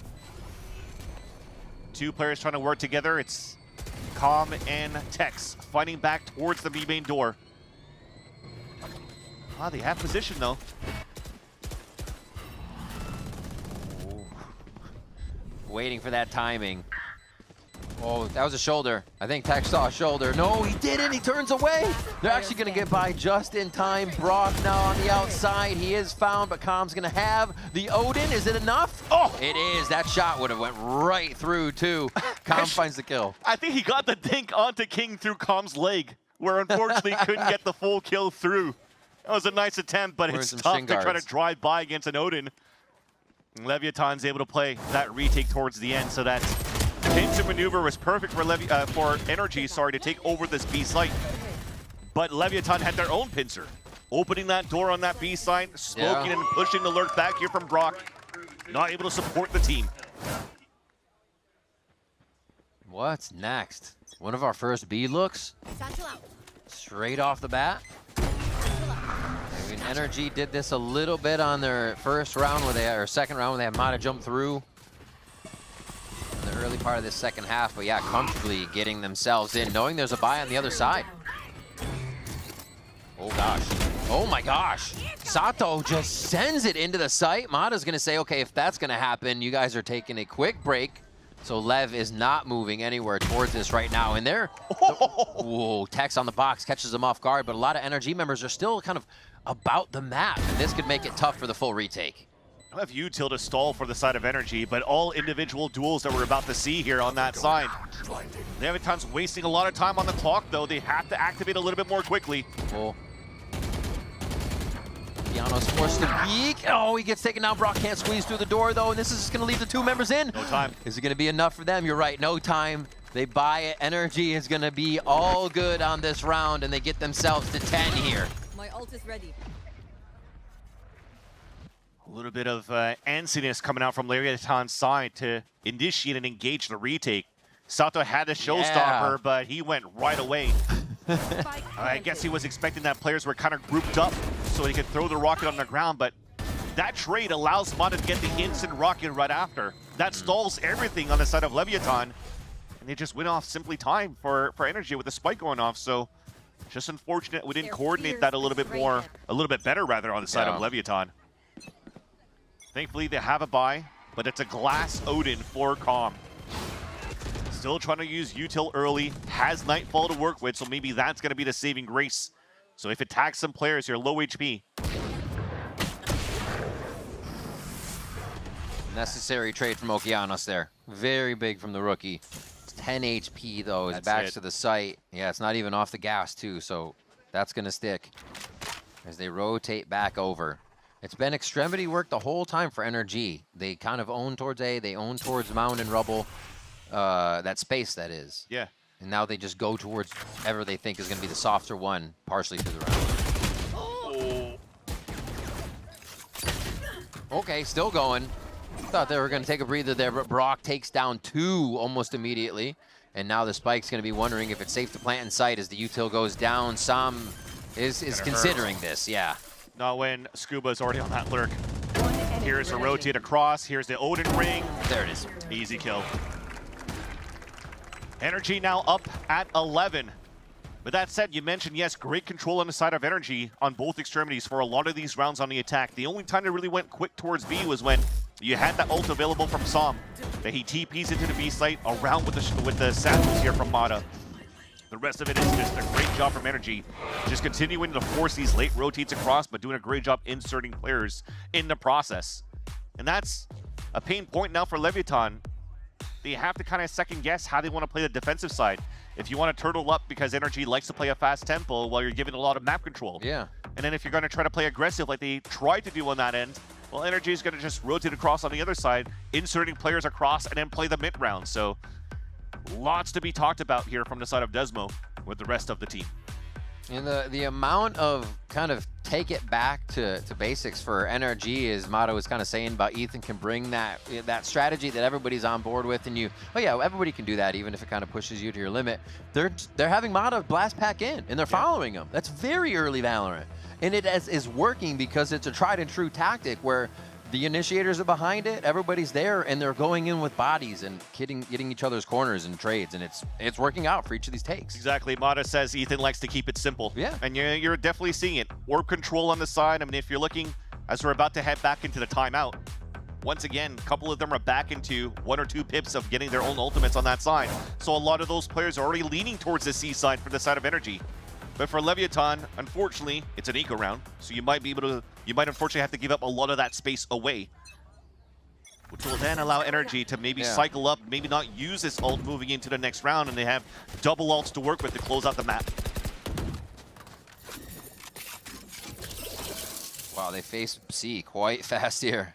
And that orb grab goes to Brock, and they can just steal guard in this entire area. It's going to be tough to be in it. Playing an eco at this time anyway, so you're playing a long game for NRG, so walk in contact. Okay. Okeanos gets a trade that's going to be worth, especially when you're on the low buy. Unfortunately, no pickup on that weapon will come through, as it will be protected here as Scuba is going hunting a bit through Waterfall on this. I mean, this is the best display of an anti-eco for NRG. Yeah. Everybody's farming kills, getting pips up. Ethan already got the plant, going into an orb in the next round, gets him an ult. So Mata's just kind of pushing forward as well and getting his own picks, and you potentially move into round number 20, 21, if Leviathan's able to stay alive after their bye here. That there's so many ults to work with that they have to play against on their side. Thankfully for Leviathan, they have 3 of their own to try to counter out and balance out these ults available from NRG. And that's probably that timeout that was called by Desmo. Just to work the long game. You don't want to force buy going into this one. You're forced to play the overtime. That's 5 rounds that you need here to force that overtime. Yeah. And it's tough because it doesn't seem like they've really found a pattern what NRG's doing, right? And they keep switching it up. The round that we think they're going back towards to hit Okeanos at A, they double it up towards B once again and go through short. There's a lot in the playbook that they are pulling out and kind of varying the rounds too to make them look different. It's got to be hard read for King right now. See if he can do it though. Come in with quite a few ultimates, that lockdown to really start to put pressure on a retake. Maybe they give a little bit of space just so they can take it with more surety. King doesn't even want to force out an early pit. Well, I was going to say that. And finally does so as he hears lots of utils coming through.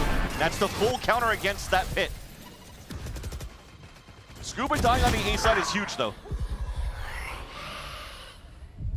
Almost. Diving down to that's going to be a tough one, but they still try it. Brock does get the kill onto King, and they're going to be able to breathe easy now with that pit down. But these 3 members from LEV need to make their mark. Each of them full health, each of them kitted up from Leviathan here. And now the health is down. 1 enemy remaining. Waiting to get unmarked. NRG still going to be able to make the shots. It's not going to matter. Okeanos the last to fall there, and NRG find themselves with a win 13-7 on Lotus. That's crazy, because you're going into the retake with still ults available here for the side of Leviathan, but NRG is just able to step up, keep their feet in the sand, and make sure here that they cross that finish line on their attack side. Clean once again from the side of NRG. Continue what they did on week number 2.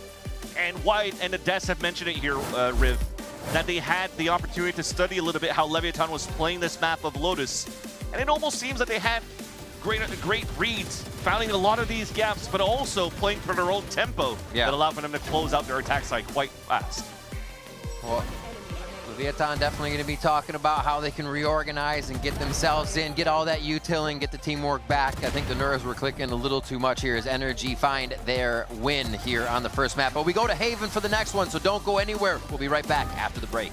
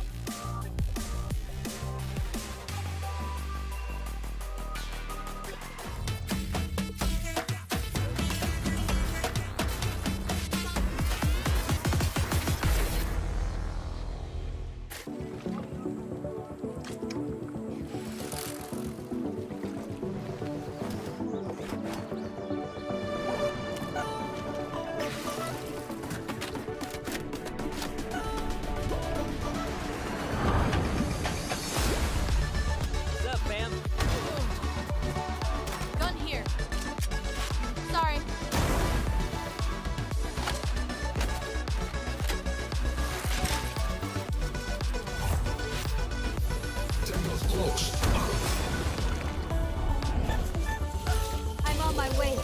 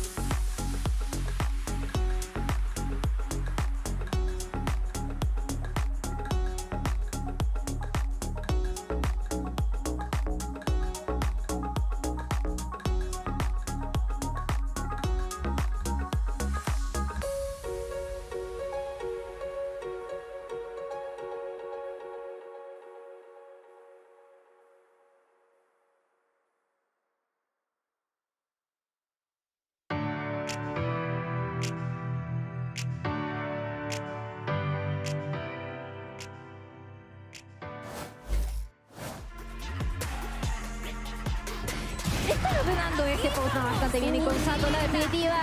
Una baja más, quizás descorre a todo el mundo. ¡Dios, Sato! and Som. A bit of a high level. Wait for that one. The sun's pretty back from 11 in this city's forwards. And through and out. My God, man. Here with the coach of NRG, Bankar. Congratulations on a first map win. Now, something I want to ask you more specifically. I spoke to Mata earlier. He talked to me about that tempo change. I want to hear from you about this tempo change because NRG received a lot of criticism for being slow, and this is the NRG we wanted to see, this fast-paced, simple but fast. Talk to me about what you did to make sure your boys could be faster. Yeah, it was basically trying to implement more the way we practice into actual officials, so we're just getting the boys more comfortable out there, and I think we're seeing it more and more as the games goes on. Let's look at map 2. Well, NRG looked great in that map number 1, and well, it really felt like they were being led through it all by Ethan, the leader of this NRG squad. Had another outstanding map after also playing super well in week 2. Wyatt, this was all about him, it felt like, especially in that first half. Yeah, he really got things rolling for them on the right foot early.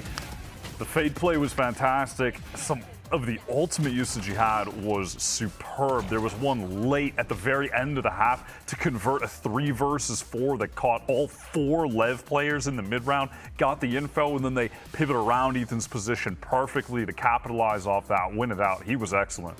Yeah, I think they did a lot of this A main control at the beginning of the games, and it worked out really well. It felt like even though they got caught off guard, Ethan would still take his space and push forward and try to catch 1 or 2 more off guard, and it worked out really well, especially with that fade util. So yeah, exactly what you said. I feel like using that util was just like really, really perfect, and his ults kind of saved the retakes as well. And this was a pretty dominant game as well. NRG, to me, they felt like so put together in the way that they were playing off each other in each one of these team fights. That synergy just looked on point, guys. 100%. I think both of the teams had moments of like quality early round play. We saw LEV with a lot of good A fights off those Viper wall drops, catching NRG players. NRG had some good early fights as well. But the late round play is where NRG really tear gapped them, both on attack and defense. When it came to the post plants, they were just a cut above. Yeah, first half it was those retakes. Second half, then it was, especially for me, the pistol round that was really impressive of how they navigated these difficult situations. Yeah, they got onto the sites really quick, but then afterwards they were able to just play off of each other. Even if it meant on one of the rounds, they were playing like 3 different areas of the map, and we were so confused for a second, but it ended up working in their favor because they had so much of that map control. They were able to play those individual spots, 1 towards C, 1 on B site, and 1 pushed all the way through A. And a lot of those lurks ended up working out really, really good for them. But the retakes were just so clean. It felt like they always had an idea of what to do. They always saved up their ults for the right moments, and they always kind of retook together as a pack, which is something that they've been known for doing. Yeah, and then for them, when they got the spike down, look at the way, for instance, in this round, they're able to take further positioning up there in heaven, then fighting back through, and Ethan puts the haunt in. Their positions, the crossfires they have set up are great. And then also I want to highlight Brock specifically on attack in these post plants. He ends that half of attack 8-1. He died 1 time throughout the entire time on attack. He was closing everything out for them. And I want to highlight a stat here, 12-8 in first kills. For Leviathan, there were so many rounds where NRG were down a man, but navigate those situations in the 4v5 and managed to sneak back into rounds. That pistol was a great example of that. I think a lot of the rounds too were the ones where they would fight for A main. They would lose 1 early, but they would still Yo, my bad. Yo, I'll stop talking, dog. That's crazy. Happens to a lot of guys, maybe. Me when the point is too boring. Yo, my bad. Yeah, the tree doesn't want to hear you. Yeah, you know I got who the tree does want to hear I get the from? memo. Coach Desmo. He's standing by ahead of map 2. It's okay. Here the coach of Leviathan, Desmo. Now they ran away with Lotus. We're going to your map pick of Haven next. What happened in Lotus, or what may have not happened in Lotus, that we need to change for Haven to make sure we bring it to a map 3? I think we just have to loosen up a little bit and play with like more energy. That was what worked last week. Like everyone bring their energy and just make the place they're comfortable with and just smash it. Best of luck on map 2. The tough thing about Haven is that NRG smacked Loud on this map when they played it last week. 13-4 in that victory. You were both talking to me about how impressed you were by that map. This feels like a comfortable spot for NRG to be. Yes, I still am having trouble evaluating them on Haven, though, against Loud, because goddamn Loud threw away so many advantages. They had countless first kills. Just even in the first half, they had 9 first kills Loud, and they still only got 4 rounds. So they were obviously making a lot of mistakes, and I don't want to discredit NRG because they're exploiting the mistakes, but we'll see what LEV can do. They have not played Haven yet in this stage with this new team. We don't know exactly what they're going to be playing, so we'll see if NRG can be prepared to adapt on the fly if LEV do something unique. A first look for Leviathan here on Haven in Stage 2. We're about to get underway with that map. Agent Select coming up in just a moment.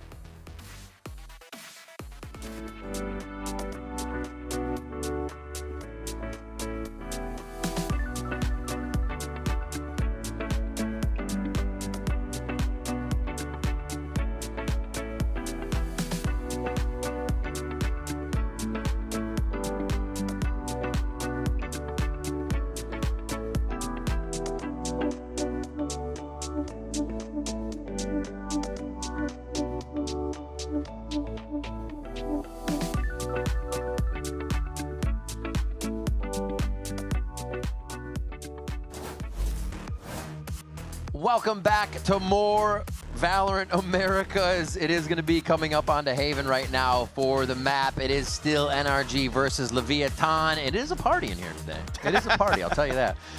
We're going to see what these teams have for each other. Just a few seconds here in Agent Select.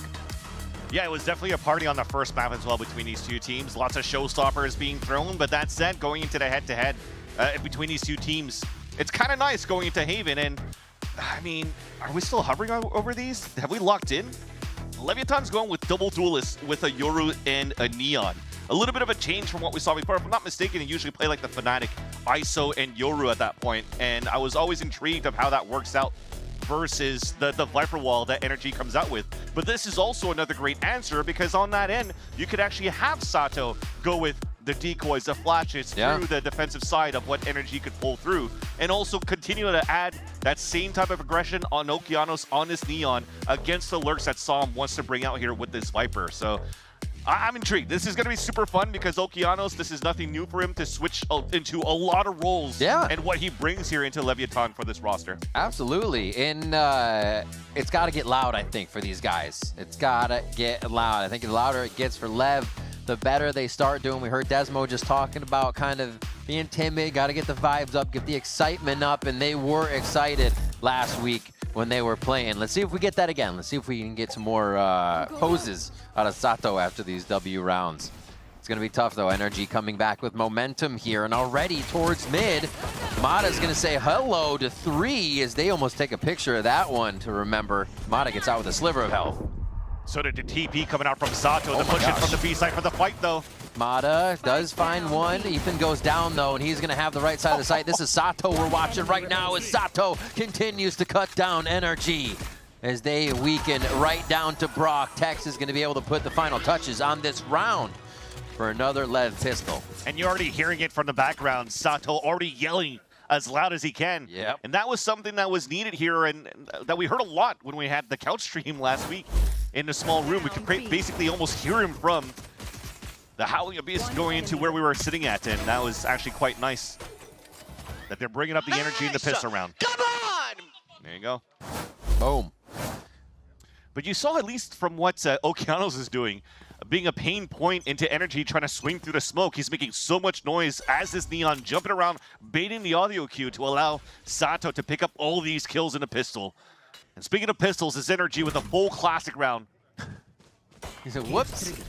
The Congo line rather behind to take control of Garage. Whoa.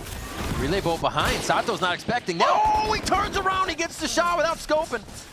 And he's going to keep going here. What a detection from that ping. But are they going to be able to clean these up? It is the round for Lev to just come flying through here. Ethan skirts his way out to Garage to see if he can do a little bit of trickery. And Com's not shooting because they want Sato to get this pick with the Ghost. Continues to go for the backstab, but doesn't want to give a chance here for any trades to happen. So Leviathan, a clean pistol and anti-eco all off the back of Sato's amazing first 2 rounds. Holy, he's feeling it now. That spin he had. Yeesh. Crazy stuff. Flies back into the site. Like you said, Calm almost being forced to take that one with the amount of time around to walk that out and the possibility of a kill. Don't let it happen. 6-0. Sato fries in the first 2 rounds, but will it continue for this gun round of 1-4 split to start off here? Well, that's just for the turret. They go right back to A lobby control. trying to get orb control at the same time for Leviathan, which is why they're focusing so much, and they were trying to trap play in that area. Lots of util being used. All that's being hurt by NRG. So it's a fast pivot to the B side, easy plan. Wow. Responsibility for Tex is only to hold the C side, to not allow NRG to push outside of these areas so they can rotate back. And Scuba's job, stay alive. Still a molly to be able to throw forward if they need that last post-plant denial. So yeah, even further back to the rest of the team here. Scuba with a big kill to possibly come in as Sato is taking down the rest of NRG on the other side. Bit of patience. There's a hunt game going on right now for Com, trying to find Scuba right now, but he dives his way out of there. Half defuse coming through. Com's able to find that kill, and it's just a scatter of teammates now as they pinch Com into attacker spawn.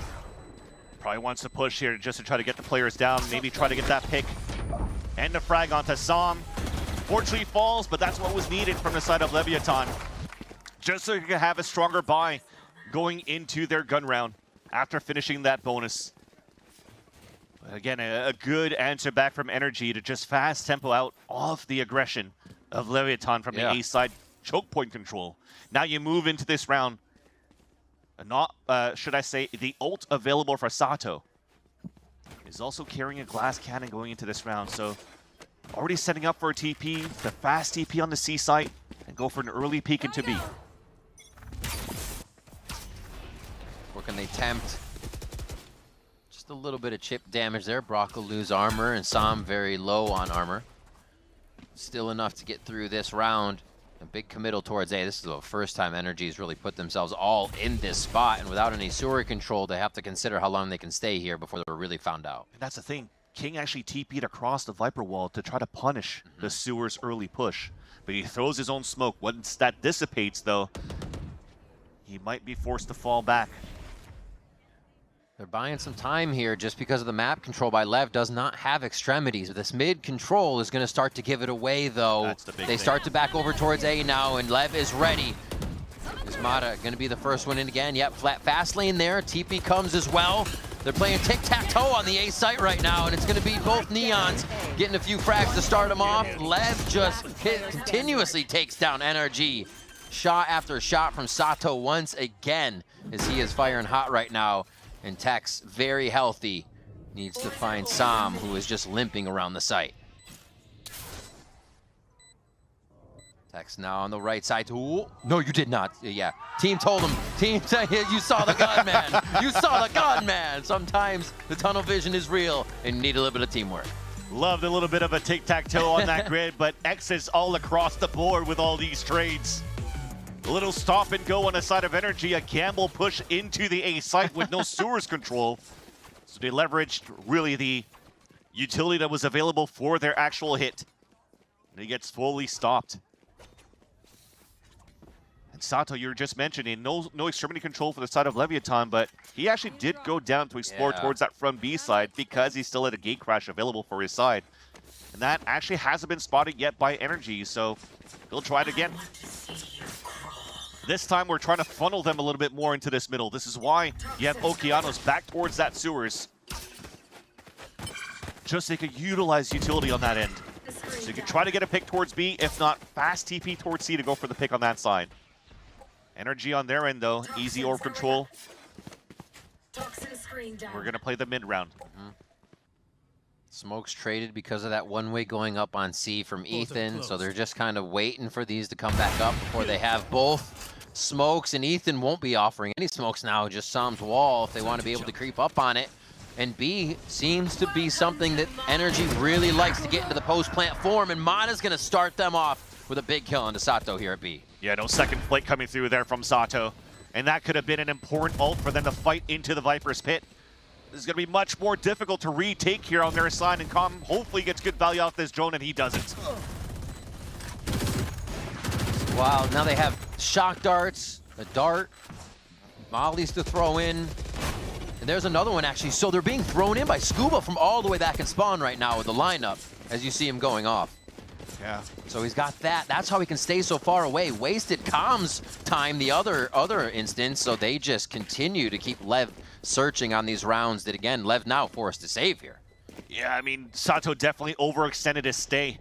after getting that first pick into Ethan, but then seeing the fast lane come through, he was just counting on his aim to be able to flick into the second player and then also count on his gate crash to be able to escape. But the timing was found there by Mata. And again, as I mentioned before, you don't have the ult, the dimensional drift to move into the site, not giving a chance here for the Odin to get any type of spam kills. Yeah. And then you have to try to retake with the Nop on top of that you're trying to salvage. I mean, you're going to play smarter on your end to save those weapons on the side of Leviathan. Try to leverage this off once again into the next round. And you already saw it here. Exactly, that's why they're switching it up. He's playing towards the C side instead. 4B. A lot of conditioning going on here by NRG.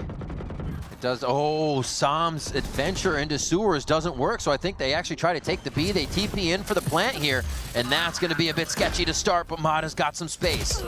Oh, space is taken back by Tex and start to just get this Calm Hunter's Fury online and cause NRG to scatter. Didn't get a ping onto Scuba though. Shorty up, and that's going to be into the wall. Mostly Ethan finds his target as Okeanos keeping more members of NRG at bay here. The defuse has to come through. And King, very important kill here on the Scuba. He's able to alert him though, and this is probably going to be it for Brock as he gets jumped down on. Is the Odin enough? No, Calm says I got 1-2, and he'll just get another charge back on the Hunter's Fury as well. And that's a saving grace. Now the silver lining for Leviathan to save all of those weapons moving into the next round, because they're able to combine lots of information with the Dimensional Drift and the Hunter's Fury for the retake. That said though, I like how King is currently playing this pressure down towards the sewers, because you see the smokes that he throws. It's not really full covering. It's a small little bubble. It gives him an opportunity to stay down below the smoke, but also to spot heads of players trying to creep across if that Viper Wall isn't coming up. Got the perfect punish there onto Sam. And that finally is a smoke that he's been using a lot, but finally is spotted by NRG. So that'll be the next time that they'll pay attention to that, the next time they want to try to take control here of the A site. But instead, it's a C push up towards the attack side, and it's very quick. They're rinse and repeat. Whenever the fast lane goes up, it is Ethan and Mata hitting forward with that step and with the slide. And they have the site. Post plant is where they've been pretty strong here, and the Hunter Fury comes through as Mata sliding around, just getting the laser fingers to go to work here with the overdrive. And it's looked like they're keeping him at bay. They're waiting for that to go down, his ultimate to just fade away before they can hit the site here. And now they're going to attack.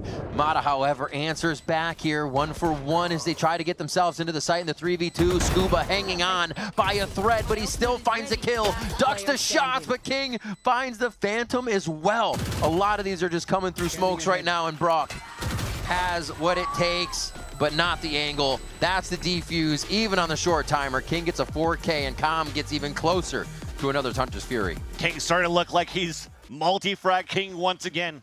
Lots of the value that he had on Lotus last week was on defense. This time finds it here for Leviathan on the previous round for the retake. Instant timeout coming out for NRG on top of that, as they felt like they had full control and grasp of the post-plant scenario. I mean, you talked about the fast lane and how quick they went up here for the side of NRG, and the hat got so much information, though, for Texas side to allow Leviathan to flood back in and fight back.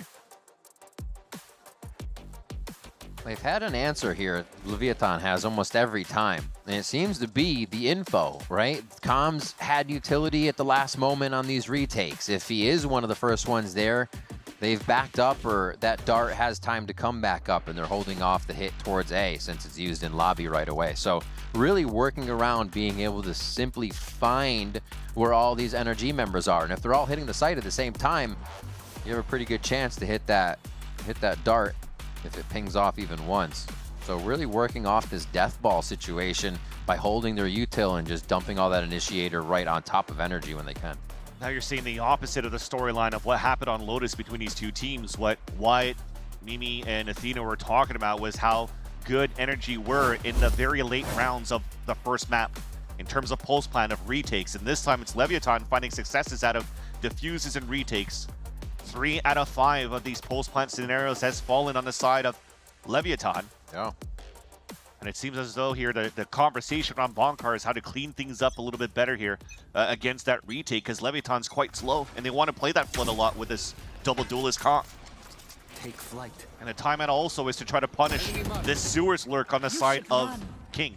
Yeah, they don't like that King's been down there at all, you're right. We actually get a Sewers KJ ult. Not going to be tempted here with the Odin on the other side, but fast lane through once again, 3-2 split. Not going to really matter as everybody just piles into the site here for the side of NRG. And now we'll see how LEV can dump back this initiator utility with the blind and find. That's it. The blind and find is the recon and flashes available if they want to do it here on the side of Leviathan. Com's already on top heaven. Finding that timing. Paranoia goes through. That means the dart's going to come out as well as the pings aren't hitting anybody. They hide in the smokes. The shots from NRG are the ones that are ringing out right now as LEV can't even find a target. The operator to be saved as well as Com getting back with the Odin. As they say, some high priority weapons. But NRG after that timeout find a bit of a groove. Sam gets taken out right quick.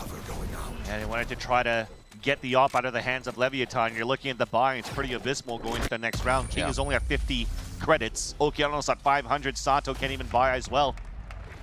So they really need to save these two weapons for both King and Com. It looks like it was an easy take on that side with the lockdown provided by Scuba. You almost saw here that Sato was trying to find that little tucked in angle at the bottom here of Hell, where he's outside of the radius of the lockdown to try to get the pick with the operator and TPL, but I think he hit some walls on his way back, and the clock was running down. He was already forced to TPL and made the retake even more difficult in the end here for Leviathan on a 5-on-5. Revealing area. None of this has been at long see it all. They go back to the short fight. King answers what already with a classic, and this is very sketchy for Scuba. I don't know how he just made it out alive right now. That's a low smoke too, so he didn't have much room to work with. Oh, it just ran out for Okeanos. The timing couldn't have been worse, and Scuba is very happy to see that with Brock over the shoulder to give assistance and move NRG through a lobby. The silver lining, though, is that the three players have rotated across, and it's three players with weapons to work with here for Leviathan. NRG is about to walk full control of Sewers to just try to punish that double swing down from Leviathan. But the more that they walk out, the more they don't realize of this control that Leviathan currently has towards the long A.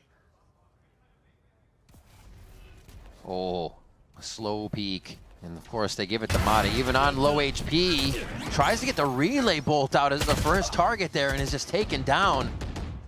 The trades come in swift. And Sato is going to lay Scuba and Ethan down right next to each other. And takes a backstab now. 30 just play the seconds clock. left. Great TP out from Sato. Just play the 2v1. We're going to get a fake up there for him. He's trying to read it now. Knows the timing was there. Oh, if Tex had followed that strafe, the shot was perfect. But he pulls back for a bit of a sidestep. Nicely done. It's twice he does that. Very nice just to show the tip of the barrel and just swing across for the flick in the end.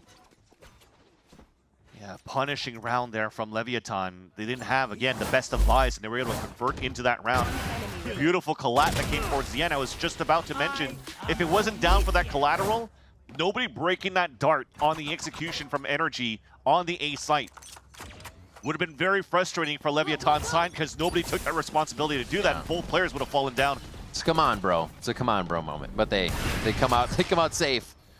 Gate crash all the way back. That is going to be quite a bit of distance from the initial attack. So we see Sato now running across. Com still in a pretty forward position here, waiting for defense. But it's NRG kind of listening to this right now. Oh no, even his hand showed, but oh no, again, everybody thinks they have free space, but nothing is free in Valorant.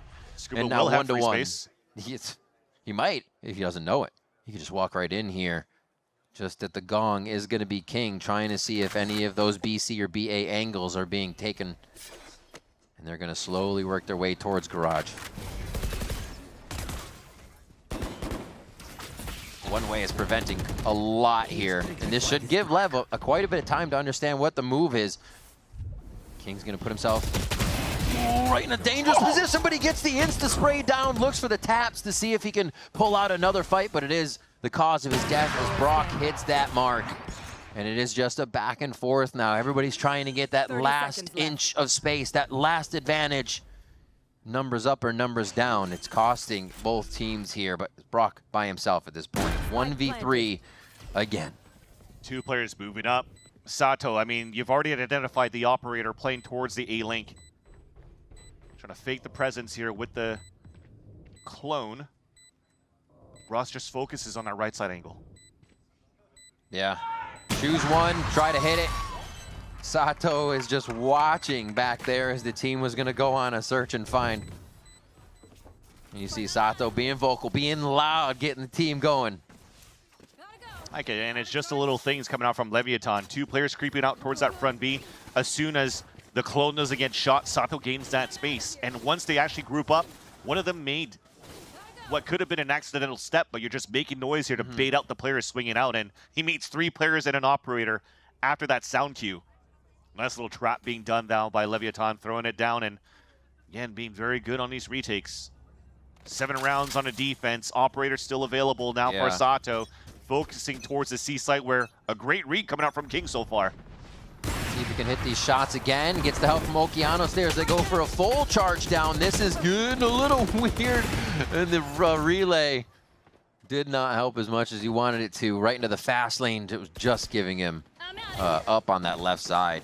But you can see Lev wanting to get active, wanting to push down. It's one of the first really quick C plays that we've seen.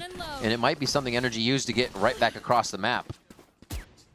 Should expect this now, though, with a triple push down towards C that the Cypher should be playing up on the A side. And look at that fast lane. They walk up, try to listen for trips. So no value for Tex here in this position on top heaven. Except for that cam. I must wait a moment. Nice push out. Calm is low here.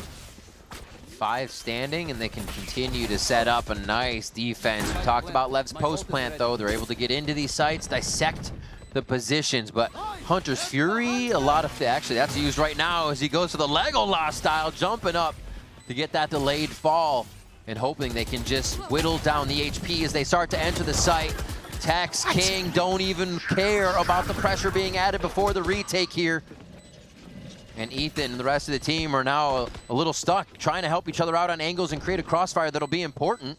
And it's not going to be what Lev want, actually. They said, that's enough for us. We want guns for the final rounds here to come in and at least get ourselves a few more on the other end of this. Yeah, if anything, on the side of NRG, it's great delays from keeping Ethan alive. They just cycle smoke and the Viper's Orb. If you're looking at the position of where that's placed, you don't you allow for them to get behind by the boxes from the spawn, but can't really run back into the site. So as after the Poison Orb, you get the Omen Smoke up, and just Leviathan couldn't get the numbers in to retake that site because they ran out of util towards the end. It looked like a little bit abrasive on the side of Brock to throw out an immediate Hunter's Fury on that side, but the idea was just to try to funnel Leviathan into a hit, to make mistakes, force mistakes to come out.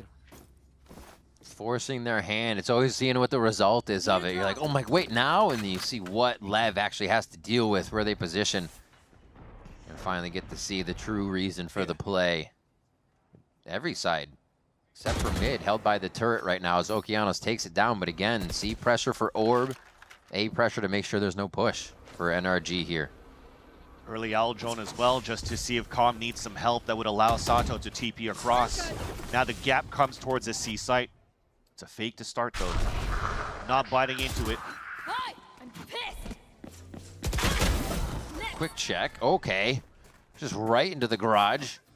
Hey, guys, come back if you can. Yeah, full map control. But how long can he hold this, right? Like, obviously, they're going to give Mata respect and know that he might have been the only one there. Calm gets himself taken down with the result of a spam from the Odin. And now NRG pretty much has free reign here. Yeah, just unfortunately got pinged. Tagged at 10 HP left. Ult for this. Did he run around him and say, oh, wait, the team's here? Yeah, so they're actually going for the quick save. They have to commit into this last round again of the half. He TPs across. He finds the information that the spike is there, but Leviathan's not rotating back towards C. Oh my gosh. They're trying so much before the team gets there. I mean, seeing so many over towards that C site, they were still slightly rotating towards A, thinking it was just a red herring. They're giving almost NRG too much credit on these fake rounds, and it's cost Lev numbers. Now 1 from each entry here towards that side of the site. And Ethan on high is going to be able to drop Okeanos real fast. Ethan and Scuba end this one, and a few scattered rounds there from Lev at the end give NRG 2 more to make it a 7-5 first half. Yeah, I still don't understand what happened there for the information that Sato gathered the whole time. We'll see what happens. We got a quick break, but when we come back, we will get the final result of Haven.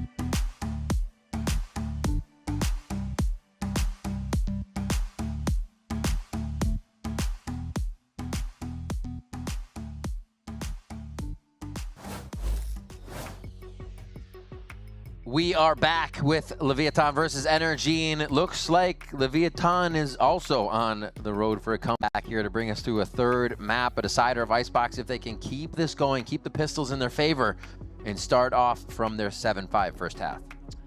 Yeah, if anything, though, it got quiet towards the tail end of that first half as NRG is starting to come back here into those last 2 rounds to convert and keep this a close game.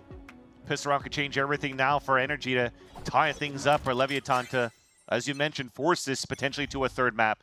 Going into the pistol round, lots of ghosts, not too much utility coming through. As you do have, at least for King and Calm, they could play flash, hit into sight. Sato has 1 flash to work with as well. Oof. But Ishimata on the walk up. Making an impact always at the beginning of these rounds. We do see Scuba commonly buying that Sheriff there, so expect safe positioning in those last moment angles to try and get that Sheriff to be a return on investment. What a push here from Ethan. Obviously playing safe. Yeah, Frenzy can't really play long range. It goes back into smoke. What a good read by Leviathan. It's down to 10 HP. Flash in, tries to get out just far enough to cut the angle, but King and the rest of the team are able to dive out and find Ethan. No smokes, no Mata here on the Neon. And now Lev tries to find a safe spot to get into these sites. Should be easy. Yeah. You saw Tex throw the camera up, spots 2 players. They know there's a weak site somewhere. They'll read correctly. It's an open one for the C site. After their recon goes towards the back. So great job for Leviathan to punish this overextension from NRG at the beginning of the round. Keep it consistent with it as well. They stay there just spamming through that smoke at A. Let's see what the fight now at C is. Once we continue this one off here, it's pretty out in the open. Lev has given up a few members to start off here, at least 1. I should say. Tex is low, so yeah, they have to choose their angles and their crossfires pretty carefully here. That's going to be 2 more for NRG, and it's going to be all 3 for NRG as they come away with a pistol round, converting from numbers down. That's amazing how that happened there for NRG to flood back the way that they did. They ran out, forced the smoke out, ran away from the shock dart that was thrown here on the attack side when you even saw Sato broke that dart in the back of that C platform, allowing King to stay behind the Radiant boxes. They should have been in great positions to hold that pulse plant. But a triple swing outside of the smoke, nobody focusing on the garage side, but yet every single one of them winning their individual duels on that side for the retake. And that's gonna hurt definitely for the side of Leviathan. They've always mentioned trying to hype themselves up when moments are down here on their side, but we have yet to hear that when Leviathan are losing these tight rounds. Right, it can't just be in the good moments. You got to carry it all the way through. You hear a lot of players say it's 0-0, just win the next round, brick by brick.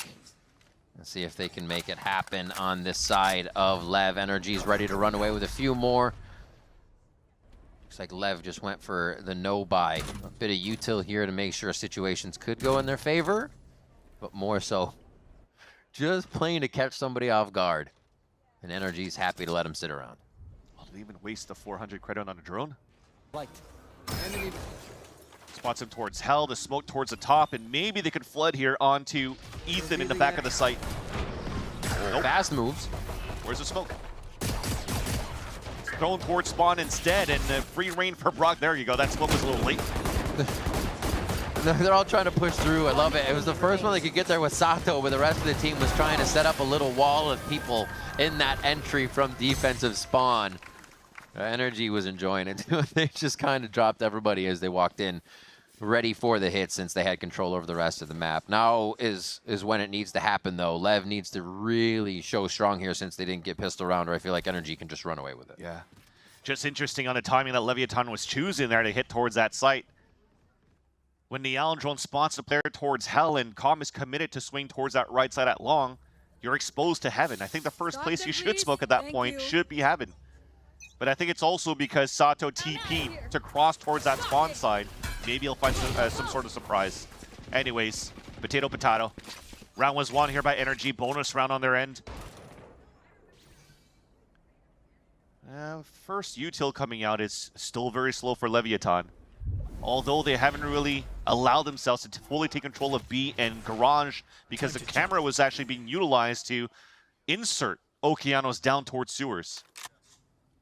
Calm has to fall back with the rest of the team and try to drone into Garage. Oh, Ethan and Scuba with the high-low. Make it work from B. See the little setups NRG is trying to surprise LEV with. I mean, how much mid-pressure have we seen here in the second half? There hasn't been too many rounds at all.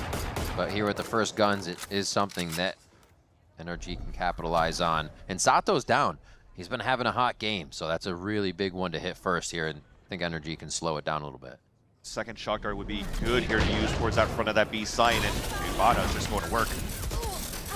In goes Okeanos. You know he needs to make a play.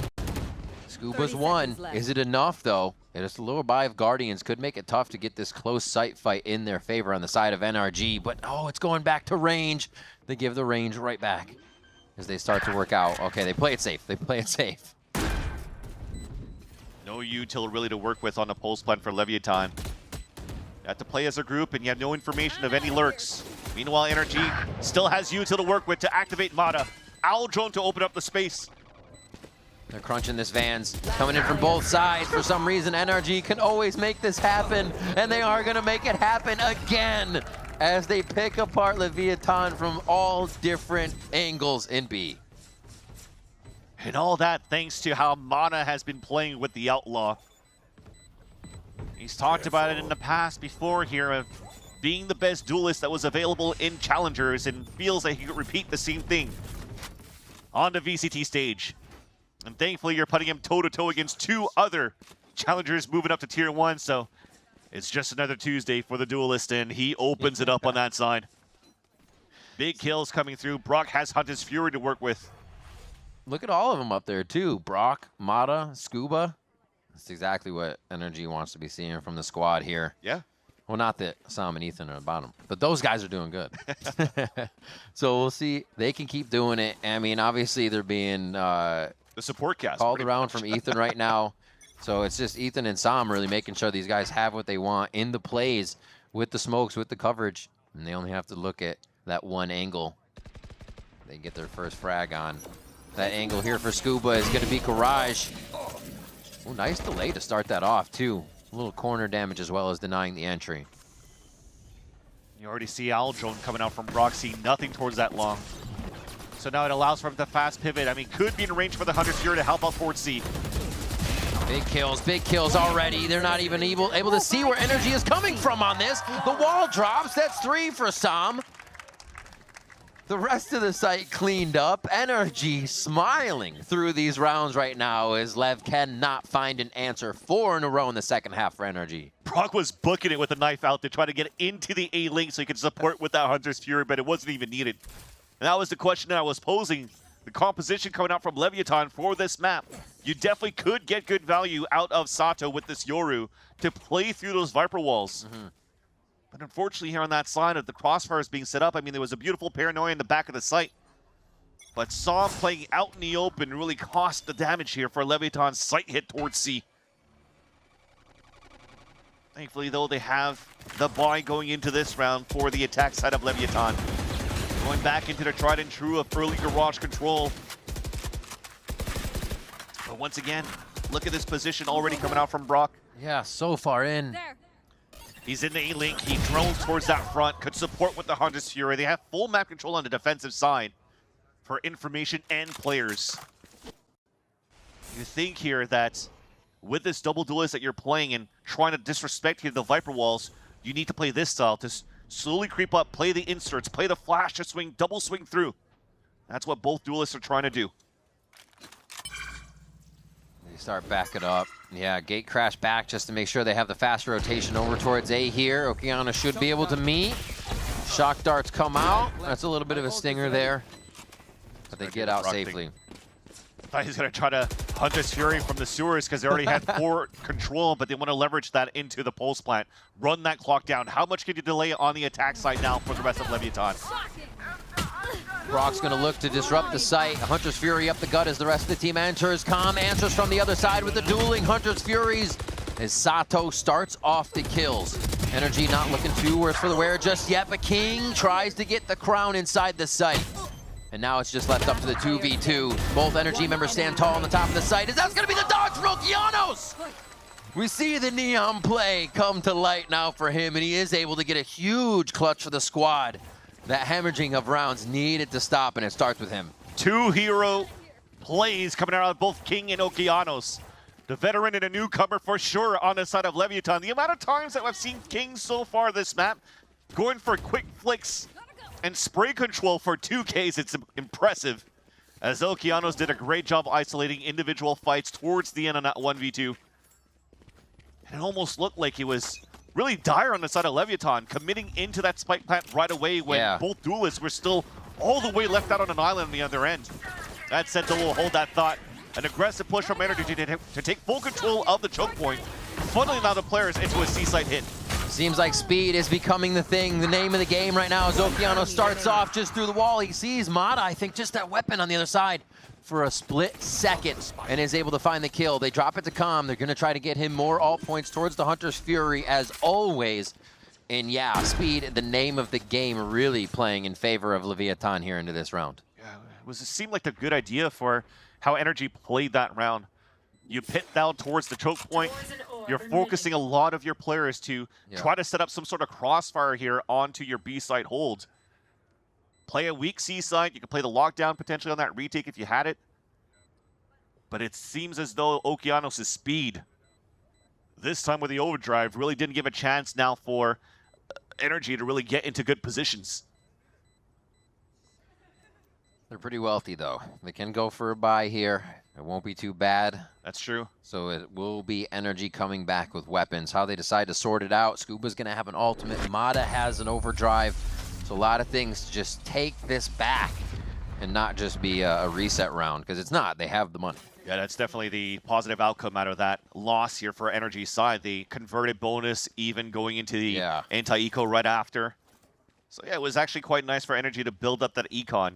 And also that they only had to cycle one of these ults that were available. So now you still have the lockdown and overdrive in play for the defensive side in round number 19. That said, though, Leviathan are looking to potentially even speed it once again, both with Dimensional Drift and the Okeanos' speed. Towards A. Oh, they TP out quick to insert for a bit of space. Yeah, a little bit of conditioning. You're doing a credit card strat, as I like to call. Making a lot of noise, running it down, put the camera through, TP across here into the cubby. And look at how he keeps everybody anchored towards this A site. Now he could double take the split from the speed of both duelists to split towards that C site. But the game plan's still there for NRG. Soft side C, hold out. Make sure you cut out the rotates on this B side, which is why you're currently seeing here the KJ just holding out in the front of that B site, making sure nobody's lurking around and you can play the lockdown on a retake. Okay, somebody's got to go garage here, but I wonder, does this op just go long? They try to get it online? Or is it actually all going to go through garage here? Oh my god, they're going to squeak through. If 3's a crowd, this is going to be everybody here trying to get in. Mada's going to put the op away and bring out the overdrive to keep it going. Looking for the next shot. It's going to be a little bit more long range, and he gets on Okeanos before the wall fully goes up. Absolutely incredible stuff right now coming in from Mada to open up the site. Different weapons, different ways. And the rest of NRG is going to find a bit of space here to move in on the last 2 members. Com doesn't yet have that ultimate back up, so they got to put their bodies out in the open. It's going to be a defuse under the smoke, and that's going to be the defuse coming through. Even 4 kills for Sato, but NRG slips under the radar. That was insane. Sato pushing out towards the spawn, has no TP to escape, breaks the lockdown. And what you're trying to do for the delay, Com was trying to go for those bounce shock darts. I think it missed. You landed out towards that platform and not really going towards that main spot where it was planted at default. And even then, the smoke was already covering that spot. Both shock darts wouldn't have killed them. And NRG just diffuses under their nose. Now they take the lead in this series as well. Remember, 13-7 on the first map of Lotus. Leviathan still looks like they don't want to let NRG take full control yet. It almost looked like they wanted to go quickly into the garage control. Okeanos already jumping up. But they lack information. And Mada once again has prime position with the op to fully block down a lane. What is it? Just a few rounds into this half, they were able to capitalize off a kill of a high-low there, but with the op, it just needs to be him. So why not take that line again, see what the rotation and how LEV find the map works. As they go towards A, it looks like a full committal here. They already have a push up on C, so NRG can be making this call. Exactly. You talk about rotates. A turret sees garage in front C site. Alarm bot towards B, so they know now it's a late hit. Mada can rotate across and get a beautiful pick there. Oh my gosh. You didn't know who it was going to come from, but Okeanos wins that draw at high noon between him and Mada. It's going to be a bit of a scatter now. And now the rotation from Sam comes in from long C. I think it's a little bit loud, and that was heard from King. Easily taken down on the flank. And after this look, they can start to look forward, knowing the timing of the retake. Way too much noise being done for sure on that rotate. Flash to swing out. Okeanos couldn't see, but Scuba snuck through. He's just trying to drop with the team. Be another body into the smoke. It's going to work. The shorty kills come through. This is going to be an impossible angle of 3. But Okeanos, still alive around default, is able to sort it out for the team. King there as well. And they come through with another round to keep it tied at 10-10. And that's the pain point of playing against this double duelist on that side. Som, as you've mentioned, had that position inside that C cubby. But when you're going for the fast exit on TPs from the Yoru, fast lanes coming out now for Okeanos, you're thinking you're so far behind to help out your team on the rotate. Yeah. So you have knife out, you have to rotate across, and King gets a free kill. And even on top of that, King was able to help out into the crossfire setup to save that round there for Leviathan. Maybe a different storyline if Som was able to win that one, because the retake was starting to look pretty good for NRG with that drop down from Brock with that shorty. What is this? 1 for NRG. They get 2,400 next time if they lose this round. So a few of them will have money, but considering that 4K Sato got on the lost round at C, that economy is gonna, it comes through here. It hurts. The NRG had to rebuy there, so this could be something big that they're able to fold over if they can get out of this with a big one. I mean, Sato said in his interview, and it was saying that, you know, he really wanted to play against Icebox, so they take down MIVR, and he says, I just want to play against everybody, really.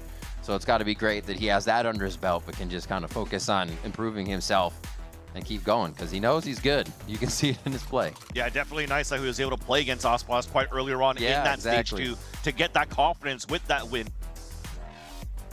And now looking at how it's going to go against Mada, still going toe-to-toe. Although he got punished a few times with this early long-range battle he was trying to do against Mada's outlaw operator.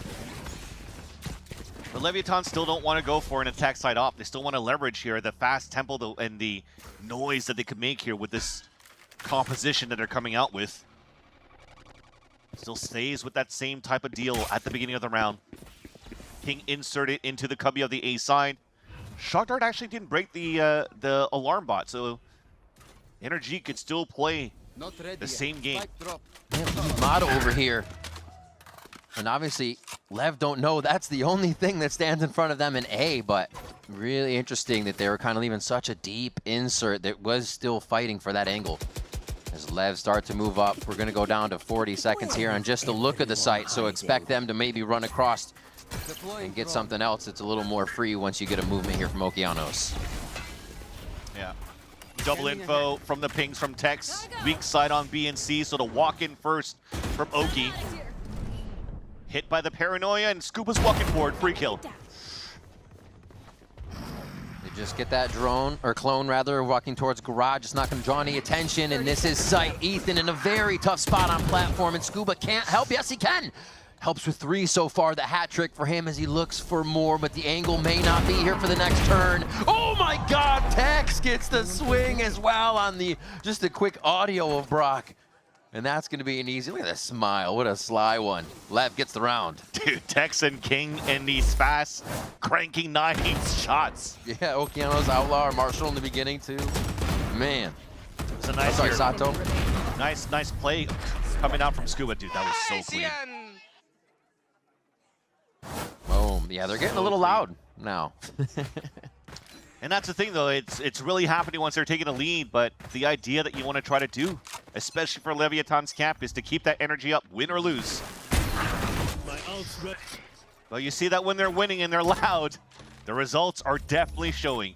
A lower buy that you have for energy, early punish onto Brock. Will carry the Hunter's Fury into round number 23. Take flight. Outlaw Gaming over here for Sato. Still has the dimensional drift. If anything in this round goes awry, he gets another one though. As he teleports back. Ethan again trying to stay in the site and just be more of an anchor here so everybody has time to get in with his delay. And they're going to be able to disperse for the rest of the map. And LEV get away with 2 this time. I don't think this is going to be one of the rounds. NRG converts from down in members though. So much respect given though. Look at them staying back towards that spawn despite having player advantage, weapon advantage. Tex is staying in his camera, going back and forth, finally gets spotted, and that was Mata pushing down. So they know that the C side is slightly weaker. It looks like Ethan calls for the gamble for the full rotate towards the A side, and we talk about that respect. Sato now comes out with dimensional drift, so Leviathan will have free positioning for the plant. Oh, they give him a smoke right there to get out of. Beautifully done. He can work off his flash if he wanted to, but really just plays the pressure of the smoke being in sight, giving him extra cover. And yeah, they're splitting the 2-1 into garage here. It's going to be big for Mata, but Sam and Ethan need to make something happen from the top side. Do they choose to go together? Looks like they will send a bit more power through that garage lane. Time on the spike. Ethan ready with the paranoia. They call for the go. Oh my God, Mata with the bucky comes flying through, insta pick up on the Vandal. Sato looking for the ace, if he can get it on this round. Sam, the last one alive. Gonna start tempting the defuse. Calm is still there as well towards that cubby. Looking for half, that's a shot through the wall. And that's the late dart that Calm's always holding towards the back, towards the safety point. So LEV can come through with the round. Game point now, Leviathan. Ends up being a pretty decent round for energy, only keeping Calm alive after that one. And at the end of the day, though, it looks like the money is still quite healthy on the side of Leviathan. They'll have a pretty good buy into potentially here in the last round if needed of regulation. That said, I love the util that you're using for the retake for energy. Lots of these Omen players are now placing this smoke on the top here of Radio Knight just to create like a little bit of a one-way, not allowing players playing front C to really take control and help out on the flood hold. Another round where Mata extends his way up. Oh my gosh. He's been trying to do this all game, and he finally gets that lineup. King even got the push forward to Sewers, but Mata did not care. That's why he's sitting on the line alone, because he can make that happen. And Scuba even answers across the map here to keep NRG very much in this game. As I mentioned before, they still have money to work with. There's only King that's kind of broke, so they still want to go for some sort of a play on their side. Although you had good protocols for the buddy system to swing out. Mata, pristine, clean on that 2K.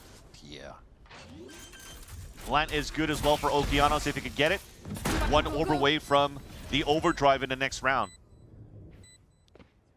That could allow for them to cycle this weapon from King across and what Okeanos could bring by for his teammate so that he can play the overdrive. So many angles, so many things to look at. You can see them all turning around.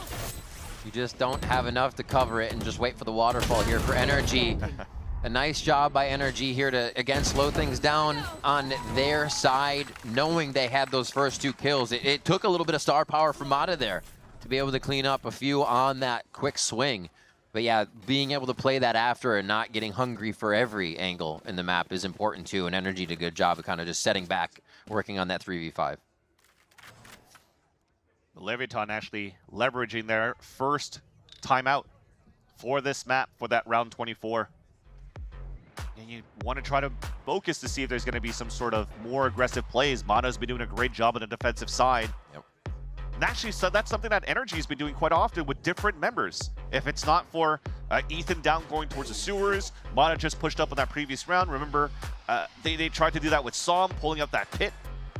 So we'll have to see now if Leviathan wants to answer back into that one. They could definitely get like the overdrive to just create that ruckus and kind of use that as a out in the open dimensional drift so that Calm could try to fight back with that Hunter's Fury. A lot of possibilities that Leviathan could cook up with to try to close out this second map and try to force this onto Icebox.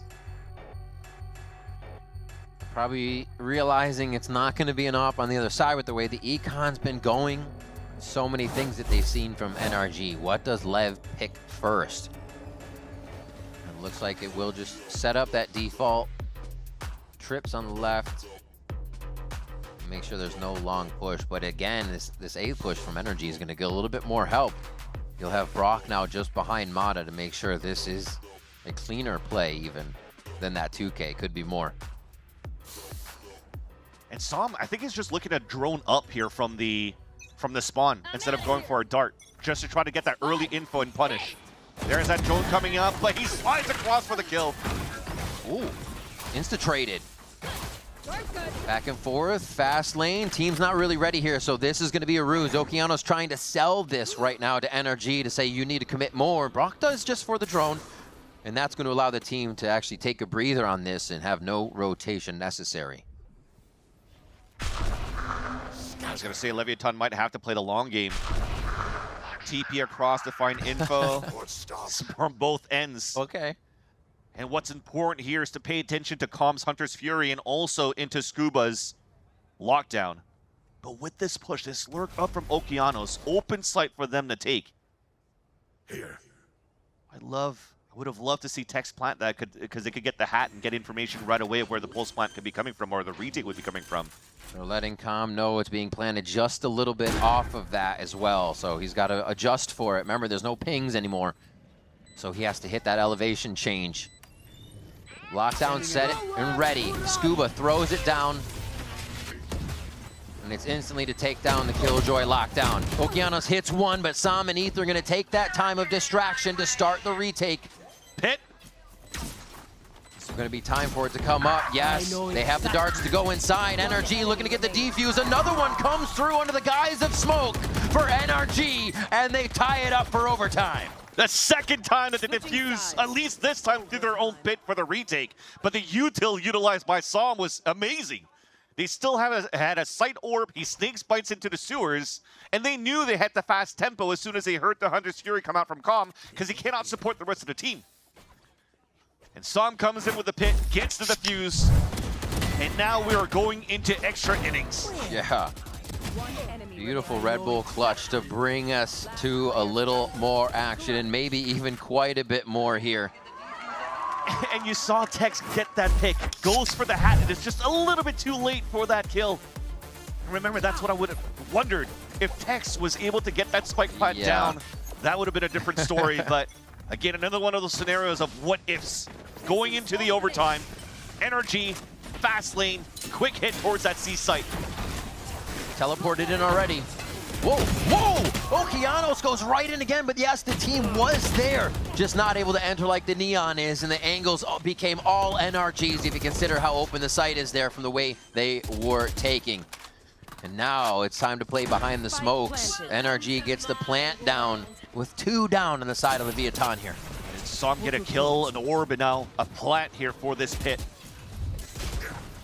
So, Sato takes down Ethan. They gotta find out where the Pit King is. Just hiding in the back. Sam's not trying to give himself up right now, staying mobile. Sato gets 3. Another multi-kill round for this guy coming through. Trying to keep Lev right where they need to be in these rounds. Calm might have just seen a gun there. It's going to be enough to take down Scuba as he tries to enter back into the pit. But it's only getting more hairy for the side of Lev. They still find the kills. The defuse is going to be there. Calm's going to stick on it. The Hunter's Fury builds up once again for the side of Lev. Jeez, almost gets it on that round. There's so many kills coming through. And now we switch sides again to see if Lev can carry it through and find another one. I was gonna say, it's interesting how Leviathan played that, or sorry, NRG played that post plant. They planted safe. 2 players are still playing outside of the C site, yet they pit in an area where you give some space here for Leviathan to start to retake. There was only Ethan playing towards that back of the site with no support on that end. Track them down. I think that's a misplay on that side. Miscomms on how they want to play that post plant and just leverage the confidence of, hey, I have an ult, let's use it. That said though, Leviathan looking to close it. Pressure once again into the A choke point. Alarm bot for late information on the top of sewers. But we are definitely playing the slow game now. Already a push coming in from Mata. They're trying to act fast. He has an operator coming from all the way across the map. And they might have 2 trying to flank. Everybody in sight now going for Lev. What a dash. Brock hits the shot though as it slides across his screen. Keeping that aim true. Ethan in a tricky spot, still has his smoke to work off of as he's calling the team to come in. They're trying to create a little bit more pressure on the site, but man, this is gonna be a family photo as soon as this smoke drops. How many shots can Ethan get? It's refreshed for just a moment.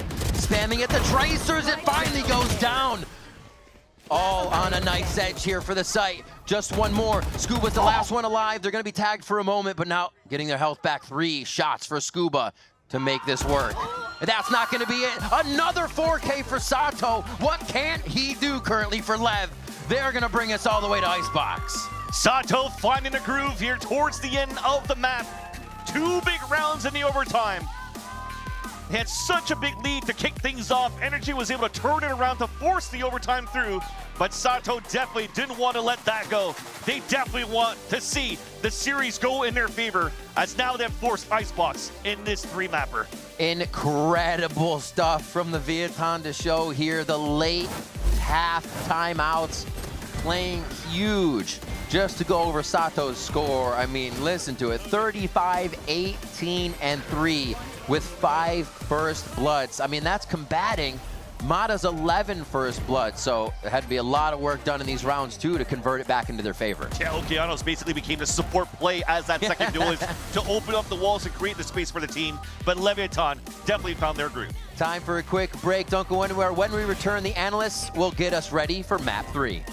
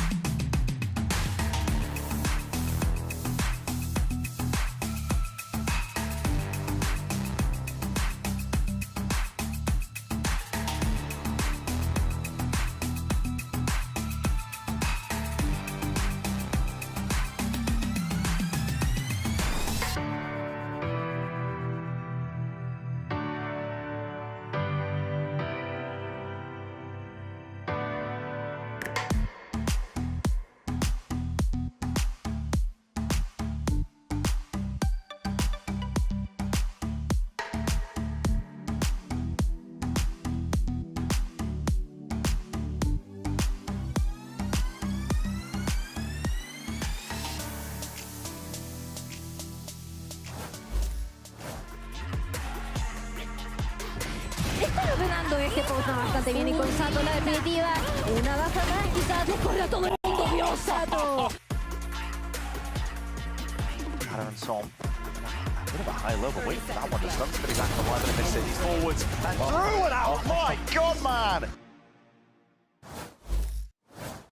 For NRG, I hope that they don't know anything about Oki because I'm sure he's gonna surprise them. I feel like he's an amazing player. Maybe people are not really aware of how good he is, but he even though we had a short time as a team, he's become a big pillar on our mental as well as on our communication. He's very responsible. He comes up with so many plans during the matches, and honestly, he makes my life so much easier. And Sato, he's right on the money because it was clear that those two made a massive difference for Leviathan to win out in overtime and push this series all the way. Welcome back, guys. We had a game that you were super excited about, Wyatt, because I was hyped. Leviathan finally go into double duelist. I was hyped. Finally. No one else was hyped. I've been requesting this for weeks, and I finally got it. Yeah. And it worked. Even though at some points that Neon was on turbo feed mode on defense, so he was going in real quick. But then once they got to attack, was a lot more, I guess, just a part of the team as far as the pacing he was at and how everyone was able to follow up off him was really nice on attack. But more than anything, we got to keep Sato on Yoru. Please, for the love of God. He's played it twice in this stage, and both times dropped 30+ on the agent. Look at these Look at the difference from the other duelists. This is what was happening in Challengers this year, by the way. When he joined up with M80, he was playing okay, and honestly, a lot of people were disappointed. They were expecting more from him. Then he started playing Yoru full-time and was torching everybody. And it's the same story here. It's not that his other duelists are not good, but bro, when you have someone playing like that on Yoru, you gotta build around it. Just keep him on it, man. Look at this record, by the way. Sato's 37 kills on Haven, second most this year in Americas, only behind a nuclear performance from Icebox there. Yeah. He had an amazing map. I think he just did everything literally everything that he needed to do, he did. He offed at some point, he was holding it down. He wasn't too greedy with these kills. Every time Oki went in with the Neon, he was just following up behind him, getting those trades, making sure he gets the information for his team and using his flashes on a lot of those retakes and pose plans to kind of set everyone up for success. So all around, not only is he fragging like crazy, but he also had crazy setup for his team. Yeah, and it did come down to a bit of a comeback for Leviathan to win this, but the first half was, I think, rather odd, in particular, how often Leviathan was conceding the spike plan. It felt like these rounds, guys, were coming down to either a retake win or Lev saves. Yeah, there were two that stood out that were crazy in my mind. There was a 4-on-4 retake save on B site where Sam used the Viper's Pit. They still had a ton of time, and they didn't even really try to pressure to get a kill even. They kind of just stood at the links, spammed a little bit, and gave up with a ton of time left on the clock. And then there was another one late in the half where they were in a 4-on-3, retaking A, lose one player, and then they just gave up. But, it didn't end up mattering in the long run, but it almost definitely mattered a lot. It was actually crazy because we were talking about how Okeanos was running in a lot. And I felt like in those moments, he definitely could have, and he could have made space for his team. And they could have, on the 4v4, they could have retaken Garage, or they could have retaken any set of map control. But I think just because they had the off and the Odin, they thought, just better to whatever, save. Yeah, let's not even go for it. Sato's dead, guys. We can't continue on. Next round. We can't do it. Next round. Yeah, and looking at that half as a whole, too, it was interesting because it felt like it could have become a liability, right? Giving up the plant so often, relying on those retakes, but that didn't end up happening. Instead, it was all about this second half that Leviathan bounced back in, and Marina, that's where I really felt like we were seeing the impact of this double duelist. And also, when you think about that video earlier with Sato and Okeanos talking about their synergy, their time playing together on M80, that all really showed through to me in that second half. Yeah, it really felt like they forced NRG to play at their pace instead of just adapting to whatever it is that NRG was doing. They were forcing them to kind of go fast, take sites, and seeing how NRG reacts. And as soon as they had those reactions, they pushed and kept fighting together, which I think is so good. And you can't really get that synergy often. Like, it's really hard to do that, especially with double It takes time to build, Yeah. and like I feel like they're really lucky to have players that already had that built up. I misspoke earlier. It was 35 kills. The record was 37 kills from Icebox. For That's Icebox, still insanely impressive, especially for a player who just became of age to play in this league this year. Yeah, it is mental. I do also want to give credit in that game to Mata, who had an all-star performance that was overshadowed because Sato was walking on water, but he was like 25 and 19 and had 11 first kills. That's that was wild. Crazy from one duelist to be putting up those numbers. And ultimately, it will be forgotten and it's irrelevant because they lost and Sato dropped 35. So That is tough. They brought it back to OT, though. Yeah. They almost... But I think it's going to be really different when we go to map 3, guys, because that was all about the duelists, the Yoru, all this cool stuff. If history repeats itself, Icebox is probably just Harbor Viper Jet mirror matchup here, which I feel like is a very different style compared to back on Haven. Yeah, I feel like I'm not really sure what I'm expecting anymore from either of these teams. Do you think we maybe get a new comp? I mean, NRG have not played it yet in Stage 2, but they were playing Harbor Viper before. I wouldn't be surprised if we did. I would actually, for once, agree with Wyatt. Like, I wouldn't mind seeing a Yoru, but I think... On Icebox? Yes! Are you want to see kidding it me? here? Yes. Honestly, minus honestly, KO, I minus don't any care. Flash Initiator, just send it. Send Send it, Yoru send it. in I don't with a even double care. duelist. I wasn't even thinking about it on this map, but I'm with you now. White agrees. It wasn't even his opinion, but he agrees now. We're headed to Icebox. That's map number 3, the decider of this critical series out of our Omega group. We'll be right back with Agents.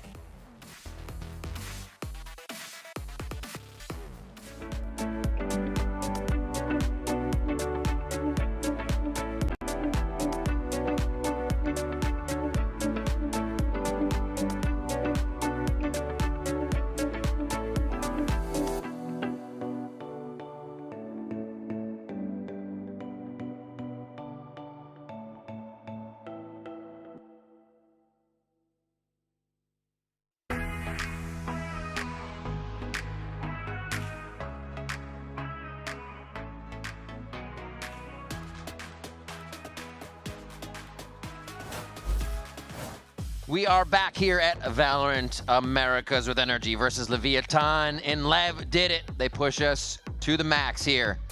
They push us to a third map, and it's going to get cold, even though it's summertime. We're going on to Icebox, and we'll see what both teams have for each other here to see if they can pull out the victory. Yeah, both teams playing usually playing the double controller here on Icebox with... Yeah, don't do that. Let's see a tech pause. Caster Red Bull all over the desk.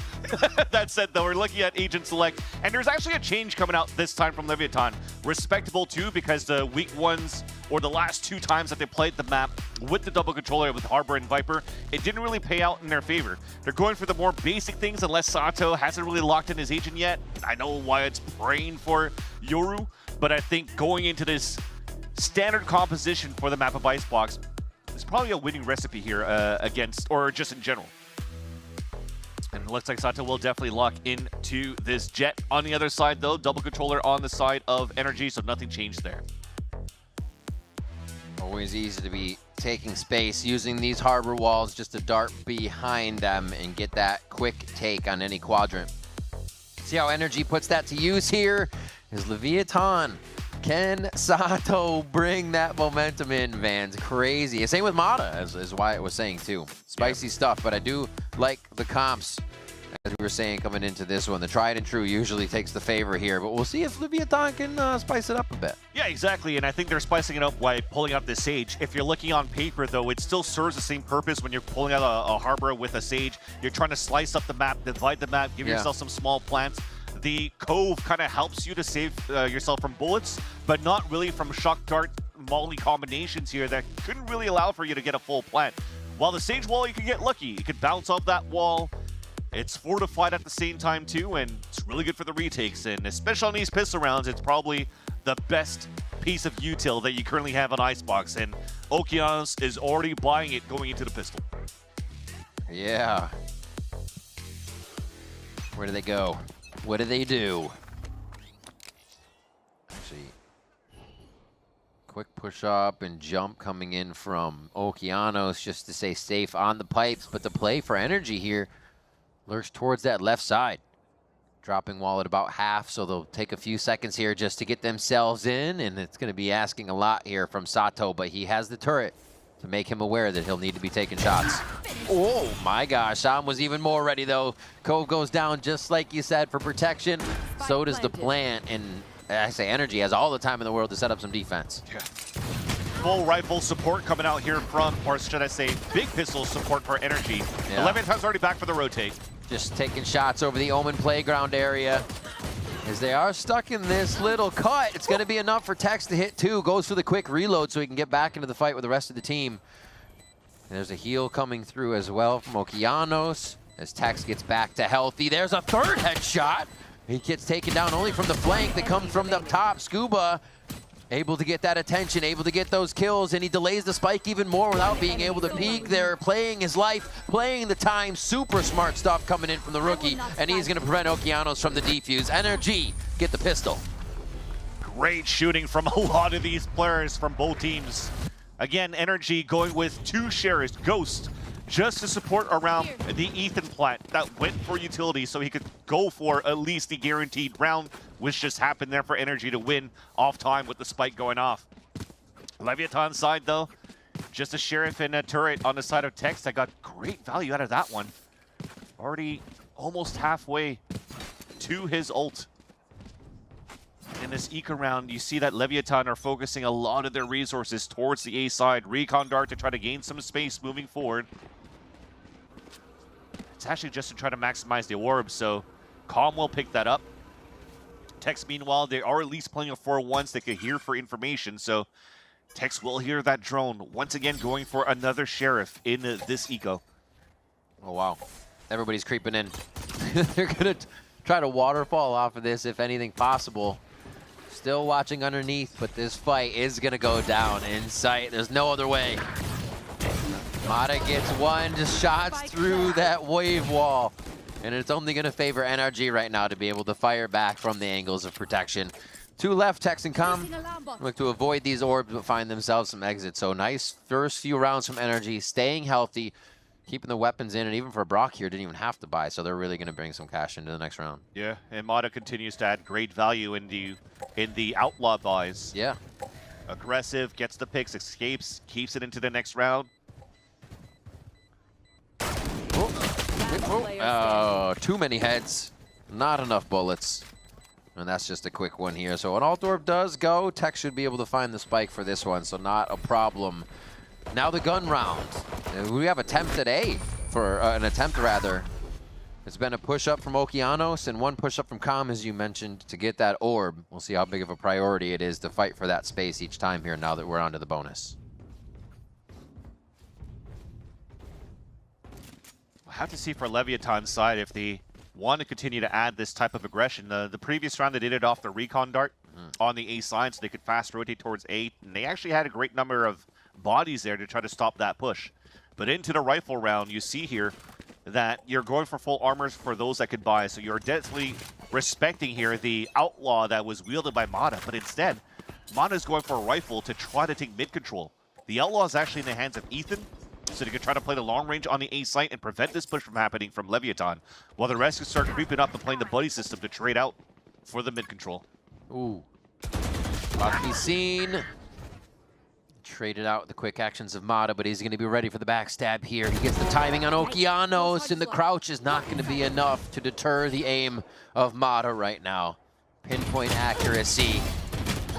Tex tries to answer back, but finds the end of Mata gun as well. And now they just continue to work off these pushes. Lev got very aggressive here on this bonus to see if they could get the upper hand. I mean, that was so nice coming out here from Mata once again. Yeah. Just him moving around, instant trades. You see that he cloud bursts to walk across and tries to stay alive to support the team on the actual hit for the site. But as his team gets picked off, decides to run back up to go for another instant trade. So yeah, it's up to Sato. He's had some big moments in the previous map. Now having to play a jet where he can't escape, doesn't have a dash to work with. Looks like he'll decide here to save the weapon into the next round.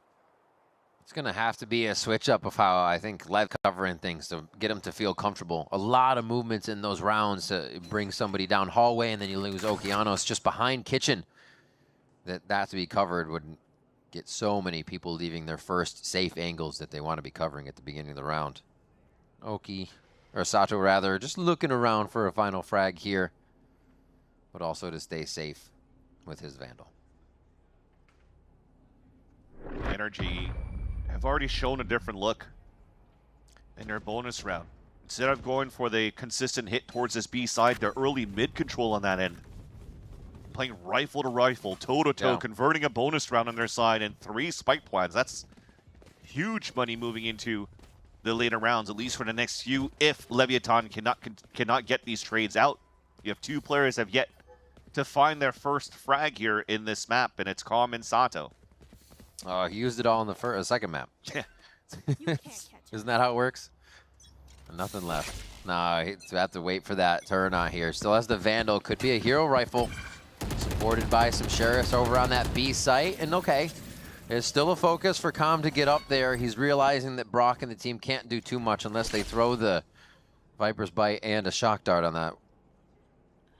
Actually didn't do to try to deny as an orb control with this composition, something that happens quite often for how you want to take A site control and or even an orb control. But I mean, at this point, you'll still get a plant which allows for you to get the Reckoning in the next round.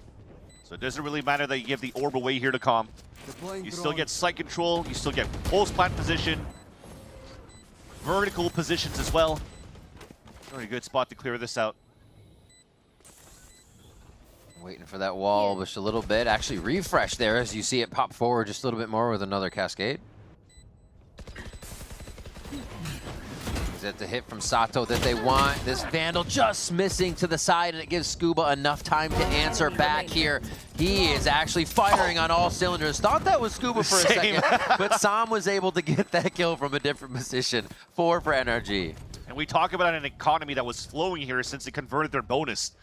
That last round in the anti-eco with the exception of Sato saving that Vandal, they actually made it out with only using util.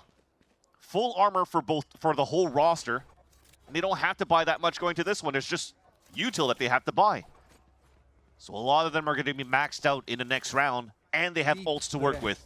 While Leviathan have yet to close in, with the exception of Tex. He's the only one that's been finding some sort of footing since the pistol round. And a kill on this side with this type of buy could give Leviathan a chance to fight back. There's Sato's first. Get this guy online to make him feel better about a few more of these engagements. Still going for it too. Even down a little bit is not going to stop him. Still got to make some potential plays. As he stays insert there, it's going to be a lot of work now coming in for King to call everybody back and read this play. Ooh. Yep, that'll be one to start it. He hears the footsteps, and that's going to seek him out as that Cascade or ultimate comes through from Harbor. Oh, they're just pushing right in. Ethan kind of getting aggressive on that one. Thinking the wall was down maybe and the team could help. Oh, wow, they're making NRG have to push forward to figure out where the next kills are, knowing this huge flank is coming up behind them. And that's going to be Sato and Calm, who've been looking for a few kills of their own here and are starting to be a part of the fights. The Harbor wall was just unlucky there from Mata. Couldn't find the right angle to try to punish King towards that back, who he himself, as the IGL from Leviathan, played such a huge hero play. He pushed all the way up because you're still playing information on the back end. Texas forced all the way back towards that spawn. So he has to run up to find information, gets a Dinka kill, delays enough to help his teammates rotate across. He even gets a round of multi-kills again. Great round to start here to kick off the first round for Leviathan on the defensive side. As they try to push forward on the belt, but Ethan punishes Sato. Pretty hurt for it, but yeah, coming up with the kill is the big thing there. And that would have been Sato really starting to feel online if he could get another forward push like that to work. Fake dash in, but the team is still going to start to continue. The ping doesn't get the kill. Ethan on 3 as Sam tries to get in there and soften him up a little bit more for Brock to finalize that kill onto Tex. Tex had his ult too, so they're fighting forward here. It's not going to be a lockdown round for Lev. And NRG is going to look like to cruise right through with 5 here. He's 300 credit short. His drop kills are insane right now. Getting so much value on how NRG were closing that gap. Instead of playing rifles to rifles, trust the sawed-off weapon to just get immense value, and it does. I mean, at this point, the amount we actually see shorties in situations is very, very high. Get into those super close quarter combat situations with the spike down, and one of the best things you can have. But the execution for NRG was quite nice. Having Mata just dash away instead of into the site, so you could just try to force the opponents to just try to take him down, and they get value off a recon dart into sight from Brock. They ping out so many players out from Leviathan, couldn't get into position to even anchor and try to fight the way that they can, which is also surprising on the side of the defense here for Leviathan, that you're playing backside and trying to do these type of plays. I broke dart and one-tapped the jet belt. Am I a Himothy?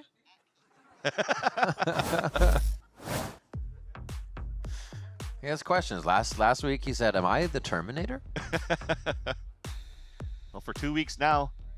Last week with Util and support here for the team. This time with great calls for the mid-round, end round, as we saw on Lotus. Yeah. Getting opportunities also to frag out on Haven, and this time on Icebox. Maybe he is Himothy for today. Possibly. He was, Mata was kind of taking all of his kills the first map, we'll say that, but he's starting to Himothy. Starting. This time out here, coming in for Leviathan to sort things out, figure out where these next 4 rounds are going to come from as they have to deal with, yeah, Scuba's ultimate, but a few of their own. Tech still has that lockdown, so maybe giving space with the knowledge of full retake or having a bit of a mid push might work out. As they set up a little power play there.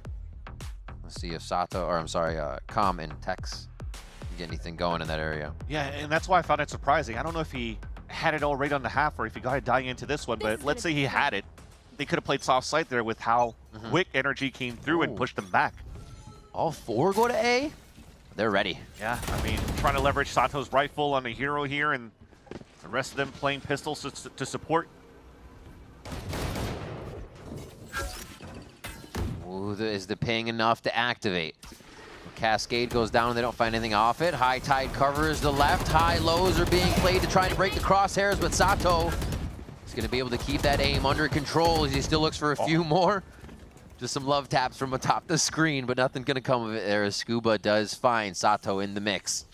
And now it is that 3v4 in favor of NRG. Could have been big there if Tex got another pick through, because that will be 2 weapons upgraded as NRG decide to fall back and fake the fallback. Gonna walk back into the A site. Yeah, they pulled a peek out. Drawing fights on just about both sides of 410.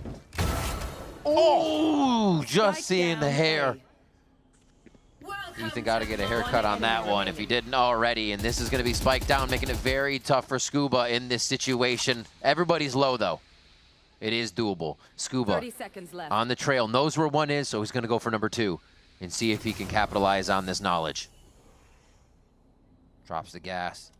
Enemy remaining. King's going to go down as well. Scuba with 3. The rookie shaking off any nerves. And that's what Scuba is expected of Scuba going into Tier 1. If you're unfamiliar with this player, he's been so amazing in the controller role. Moving into the VCT stage, onto the VCT stage, has had more responsibility as a Sentinel role, but him playing on Icebox as a controller, right into his wheelhouse. The patience that he displays just to try to figure out where Okeanos was playing. Just a beautiful Red Bull clutch. And NRG are now running away here with the first half of Icebox. Cascade now to push forward. King forced to fall back. Even love taps and a ping. King No Util to help him out. King is down. Tarnish the crown to start the round, and now it's going to be another push from Scuba. Finds Tex on the loud rotation there through Kitchen. He thought he was completely safe. The timing NRG has impeccable, and Lev isn't even ready for these moments. Even in these rifle rounds, the way that they're playing with the Sage, still trying to leverage maybe walls for retakes with the plants. You've seen sometimes some teams try to play aggressive themselves and try to just block out a lane so they could support more players instead of playing King solo right there in front of that B site. Quite surprised too of how that round played across here when Sato brings out the operator. he still has 2 players with him to fight on that side, and I think it's just the beauty of the condition that NRG has been doing here for the past few rounds. Won't expect another one right away. Oh, the audio just clicked in on that left side. What a tough fight, knowing that people are coming from every direction. I mean, the op stays at least here for the side of Leviathan. They have full ults in the arsenal. Blade Storm, that means, is available for Sato. You could maybe go for some sort of play. Remember, you have Okeanos in the roster here for the team. You could play Blade Storm off on the Sage. Trying to anchor up, gamble up the way that you did. True. Now I have elevation, with the op from Okeanos probably wouldn't happen, but it looks like they're gonna just opt on having Sato trying to peek through here. Oh, the cascade for safety. He's gonna go to the peak. Sato pulls off an unbelievable shot there. Almost gets the quick scope as well. Back up onto pipes when he sees it's gonna be Mata trying to come over and create a little bit of a fight between the two. Standing tall, he's gonna have to get out as it gets a little too sweaty for him in there, but he hasn't hardly taken any damage as Mata actually drops him with a pinpoint shot. Calm. Trying to sort the team back out and let them know. Calm with the 3K coming off of the Hunter's Fury from Icebox Spawn. Name a more iconic moment. And now it's going to be even more from the team. Tex gets Ethan with the Sheriff, and it turns around in the second round for Lev just like that. And thanks to the res, it becomes a flawless round pretty much for the side of Leviathan. But what a shot from Sato to kick things off. Disrespecting the Molly, thrown by Sam. We gotta see that. Oh, I mean, I wish we had that on the replay because that was such a sick shot to engage everything here on that side, and a triple kill from Calm with the Hunter's Fury from that spawn. I feel like there was potentially even a slow orb to combine with that. Thrown here by Okeanos. So it definitely looked like one of the players had a hard time falling back here from the ult. That said, this round now we're forcing the orb once again on the back of Calm, picks it up, even goes for a deep drone. So now the controls towards mid and B site for Leviathan. Almost seems like you're starting to see Leviathan taking a driver's seat here on defense. Yellow, all NRG's property right now as they start to move forward. This got them into a little bit of trouble last time when they started moving, but they use the horizontal wall instead of allowing a bit of that space towards Snowman for safety. Wow, Mata's so far forward here. They have to be aware of that one though, because that wall went deep towards that spawn and Leviathan had no information on that side. Jumping across, that's gonna be a solo hit from Sato. Jeez, just a one tap. Another one from Sam. Every corner Lev turns right now is a deadly one, and it's the same thing for Tex. Can they sign off with one more in the Calm? Yes, they can. Mata and squad take it right back for an 8-2 scoreline. And that's where it slowly falls apart for the side of Leviathan. I mean, Okeanos still checks that corner, so it becomes a duel that once again is won by Mata. Remember when he held that angle against Mata inside Kitchen, still lost that fight. And then right here where Sato doesn't clear the corner where Sam is at, that was basically the nail in the coffin. Allowing NRG to just have a clean pulse plant out in the open where they could set up a crossfire from yellow, back green, and also from the spawn from where Mata was at. Leviathan realizing the fast tempo on that side, they have to add more players to support. And that's where I would have thought Okeanos moving forward to set up that wall, but it's instead to set up Sato with the op. I suggest you move. Oh, completely clearing the site. NRG has it free for the taking right now, but it doesn't want to be given up. King actually stays quite close there. Gets himself into a predicament, and now, oh no, the rotation around Scuba has been such a thorn in the side of Leviathan on Icebox. I mean, they're in great positions for the pulse plant now for NRG. They do not have to worry about a flank. Worry about a flank. They got 2 shock darts, an updraft if Mata needs to reposition and really get some crosshairs broken to boot. And yeah, this is so annoying, so high up, but he's got to keep his eyes forward, focused on the enemy, and that's NRG. 9-2 on the first half now. Recon Dart even had 2 pings coming out. Nobody to break it on that side. And an insert that was unexpected on the side of NRG, where Scuba gets that pick from the garage. And it's just so unlucky where I was just mentioning that previous round that Leviathan seems like they had the right footing to take the driver's seat on a defense, but NRG's been controlling this the whole time. If they have the site, it's theirs. And we're hardly seeing it be taken back unless NRG pushes forward out of the site again. Yeah, but I mean, for that type of hit, and also to have Scuba still inserted towards Garage, that was never shown by NRG's side. So you're staying deep in that playbook, and Leviathan goes back into the guessing game of where the next hit's coming for NRG. 5 players now grouped up together. Now look how early this drone is coming out from combat middle. Sees nothing there. They have A site control. They're thinking it's towards B at least. They should have strong numbers here. It's definitely not the soft site for NRG as Mata goes ahead and tries to go for the push through again. It's going to be a different wall. Not horizontally against the site, but perpendicular, as now they keep these quadrants to fight in, and Lev's going to benefit from this right away. Haven't planted yet. Com wants to push through, not using too much util yet, waiting for the team to clear the spots, and they just wait for the wall to drop for the surprise kill. Brock on yellow, low, and all eyes trained on him. Sato picking up the last kill as well to salvage the round for Leviathan in round number 12. All came down to great scaling towards the end, though, for NRG to move up towards that B site, but you just had to win your fights in the back there. And that just unlucky. Missed timing on that harbor wall coming up. Okeanos gets a free kill, and everything falls like dominoes on the side of NRG towards the end. Although, they take the lead now with a 9-3 curse. Well, we still have one more half to go going through this matchup, so don't go anywhere. We'll be right back.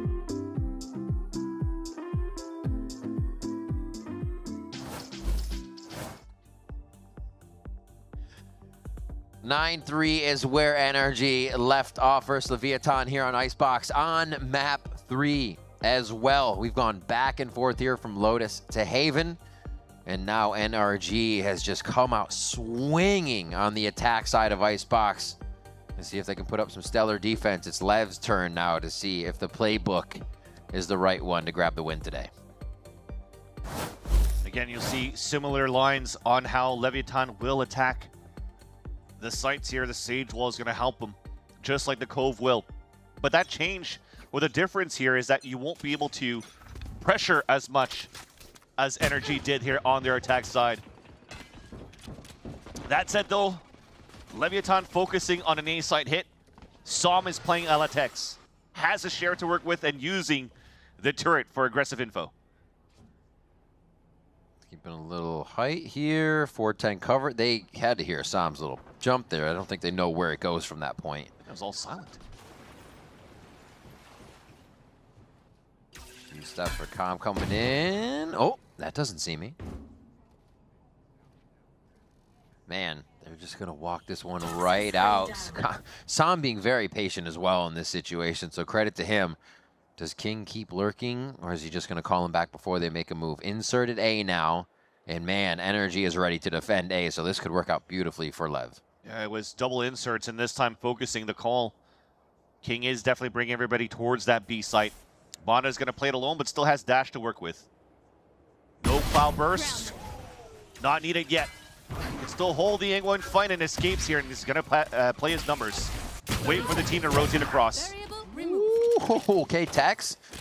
Been waiting to get that mid coverage in, was watching for the turret first, and now Okeanos trades one across.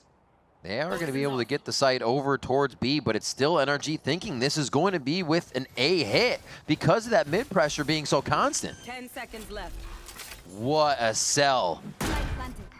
They continue to play inserts. This time it's calm on middle. We'll hear the rotate of 2 players. Unexpected is a third. And finally gets info on all 3. Oh, can he do it again? Another one from Calm under the pressure of 2 more players. And now they can wait this out. Still a 2v2, but that's low for NRG. The Sheriffs are going to have to hit heads almost immediately with Ghosts in both the hands of Leviathan's players. That shock dart did so much damage there on Tamada. Player standing. Almost a guaranteed round now. Mata gives his position away. Okeanos coming up with a few kills. Wouldn't be too bad to have that res up as well going into these rounds. You want to see that here from Okeanos' side. He was a little bit more quiet in how he was getting shut down on the defensive end. But this time forced up to play around his walls, getting the plants down, getting res up. Definitely starts seeing his value here on the Sage on the attack side. Yeah, Bunka probably just watching his team be at the wrong side each time there. Why they over-rotate probably at this point. Very hard. Now anti-eco for Leviathan. A solo play. Once again, it's Som towards this A site. NRG been leveraging this KJ to hold this area in the past 2 rounds. To try to activate Mata a little bit more around the B mid area. Want to focus on that in the later rounds. But all of them are basically playing themselves a little line to support each other into an orange side hit from Leviathan. Here. But it's a wrong read for now. Leviathan can just drone in and realize there's only Som playing for now, and you're free plant. Yeah. Drone or some easy eyes to enter the site. Get Sato online, top plant, so they can go for very big post-plant plays here, especially with that nest plant. And now they just keep it safe. 2 of them back of site, though. I mean, they are against Classics, but they're just going to help each other out with the power of these Phantoms. Oki found so much information. Okay, the Spectre's kind of doing some work, fans. The upgrades are coming through. Looks like they could get Sam, though. He hasn't gotten an upgrade just yet. And the Sheriff shot misses on the first one. So another good push for Lev here. Control on the site, control on grabbing it, and we see Sato very much just the front of walking into these with a drone to enter in when they know it's a lower buy. And they can get away with it. It did some damage there onto Calm.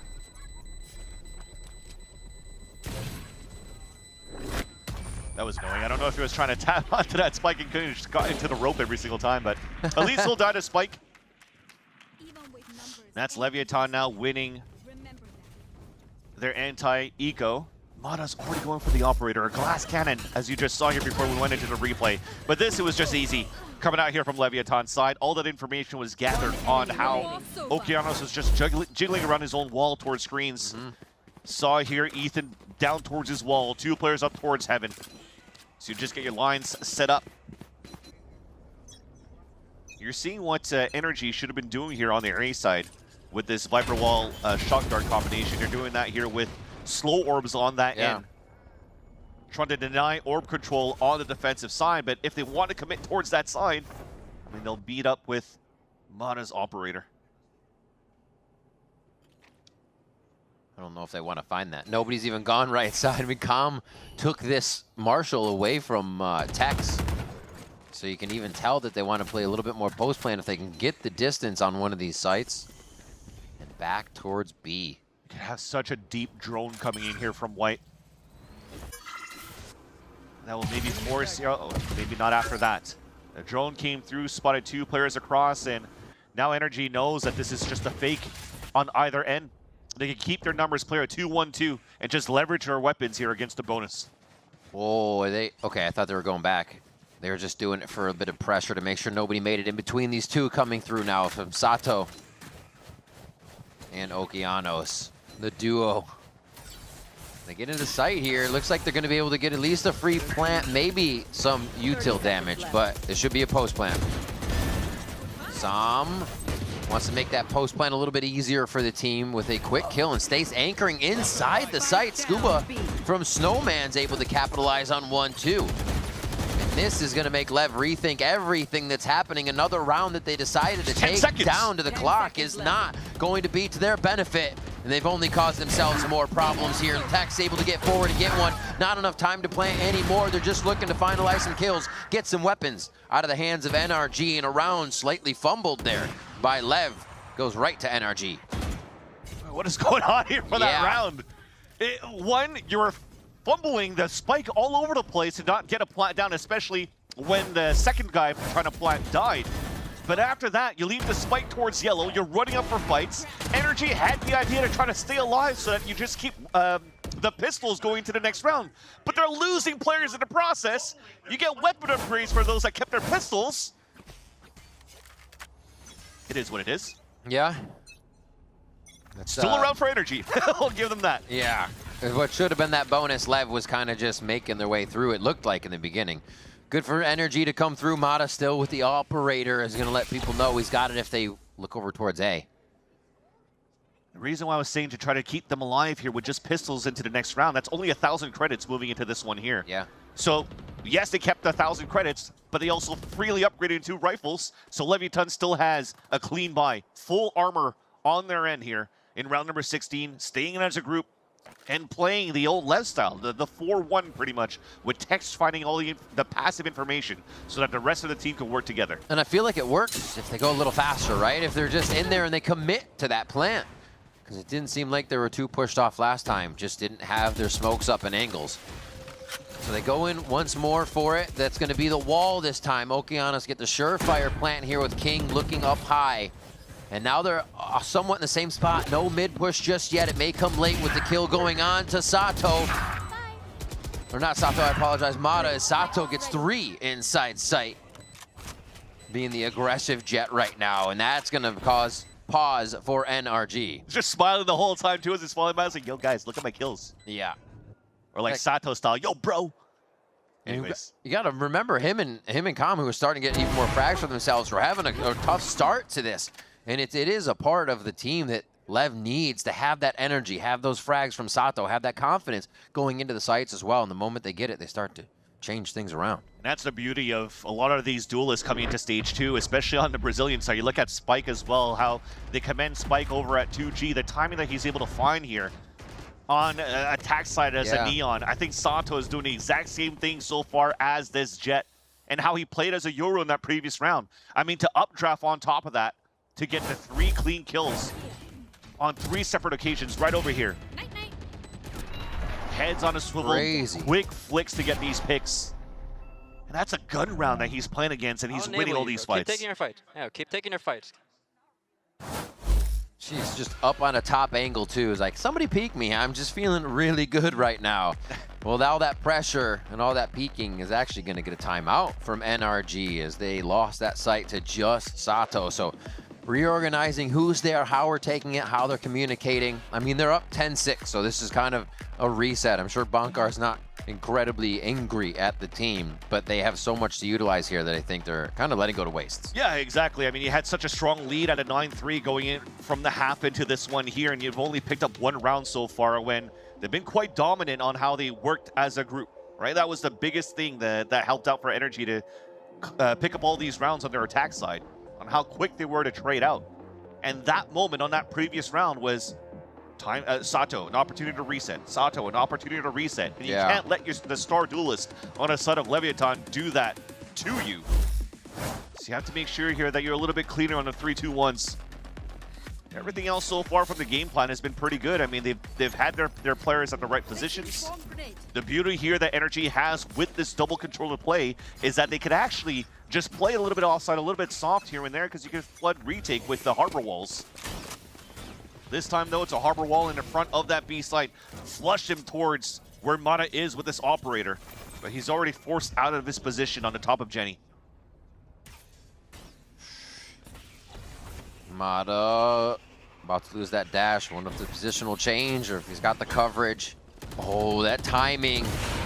The ping goes through, but it draws his aim a little bit too far into that wall as now they take him down on a beautiful ping coming in from Kam. Sato again starts off the round, a 4v5 now to be played by NRG, who have every member here already. No, the rotation stopped from Ethan. thinking this pause from Lev gives them a thought it might go the other side. But it's not. It's instantly forward from Sato. Another one through the spam almost. Ethan just stubbing his toe here and he's down. That's going to be one. Sato looking for the ace. Looking to throw out some more PCs from iBuy here, and it could be as they lead him forward. They're going to let this happen. It is Sato coming up with the iBuy power ace. A big Jet. Ba-bum, ba-bum for sure. Another series of clean shots out from Sato. But it starts off with a beautiful combination once again. Yes, from Com's Recon Dart, but the slow orb coming out here from Okeanos to get the combination and punish Mata, and allowing Sato to do what he does best.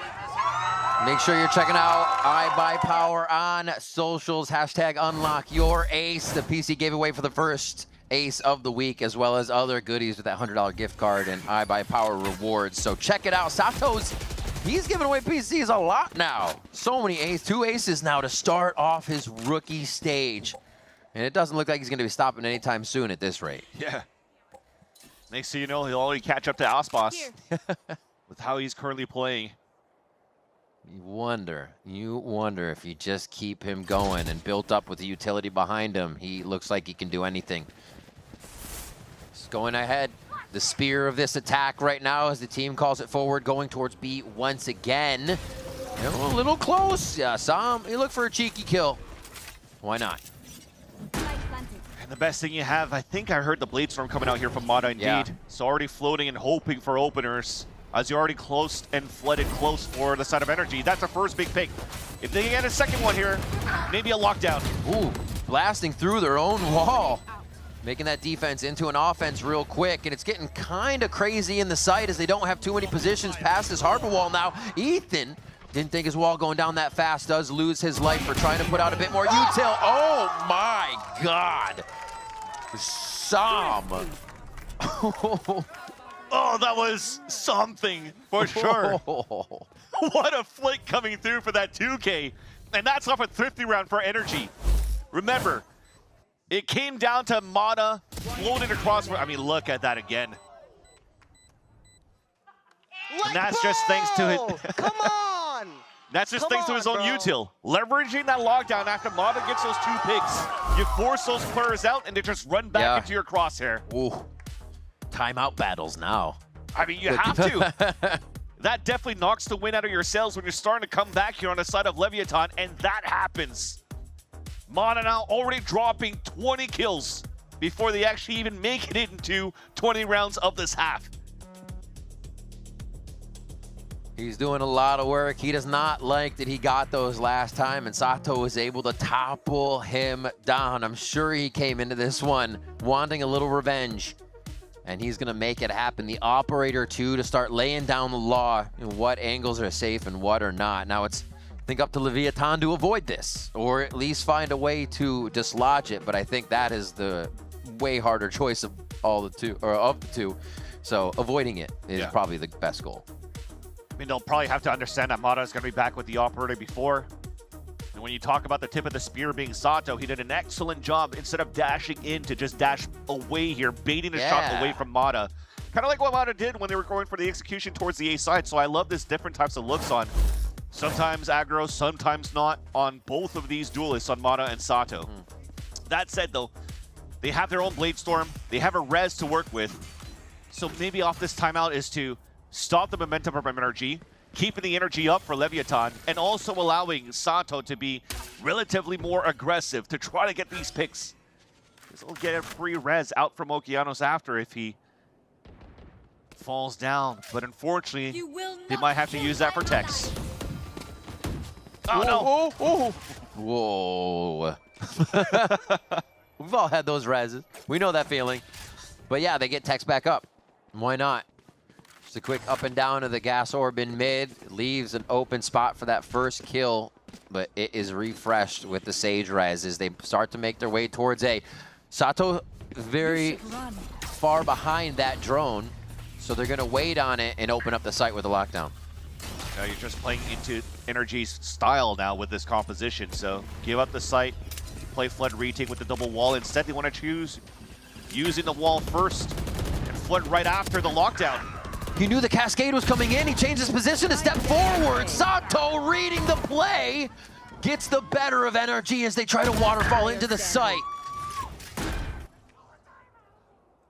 Yeah, Mata's already scratching his chin, thinking about the next round. I mean, a nice attempt by NRG's side. Yeah. Instead of waiting for everybody to group up together to go for the Harbor Wall retake, they just wanted to play off, not allowing Leviathan to move in for even a plant after their own lockdown. And they get the up. Went too much for a stroll there this time for Mata.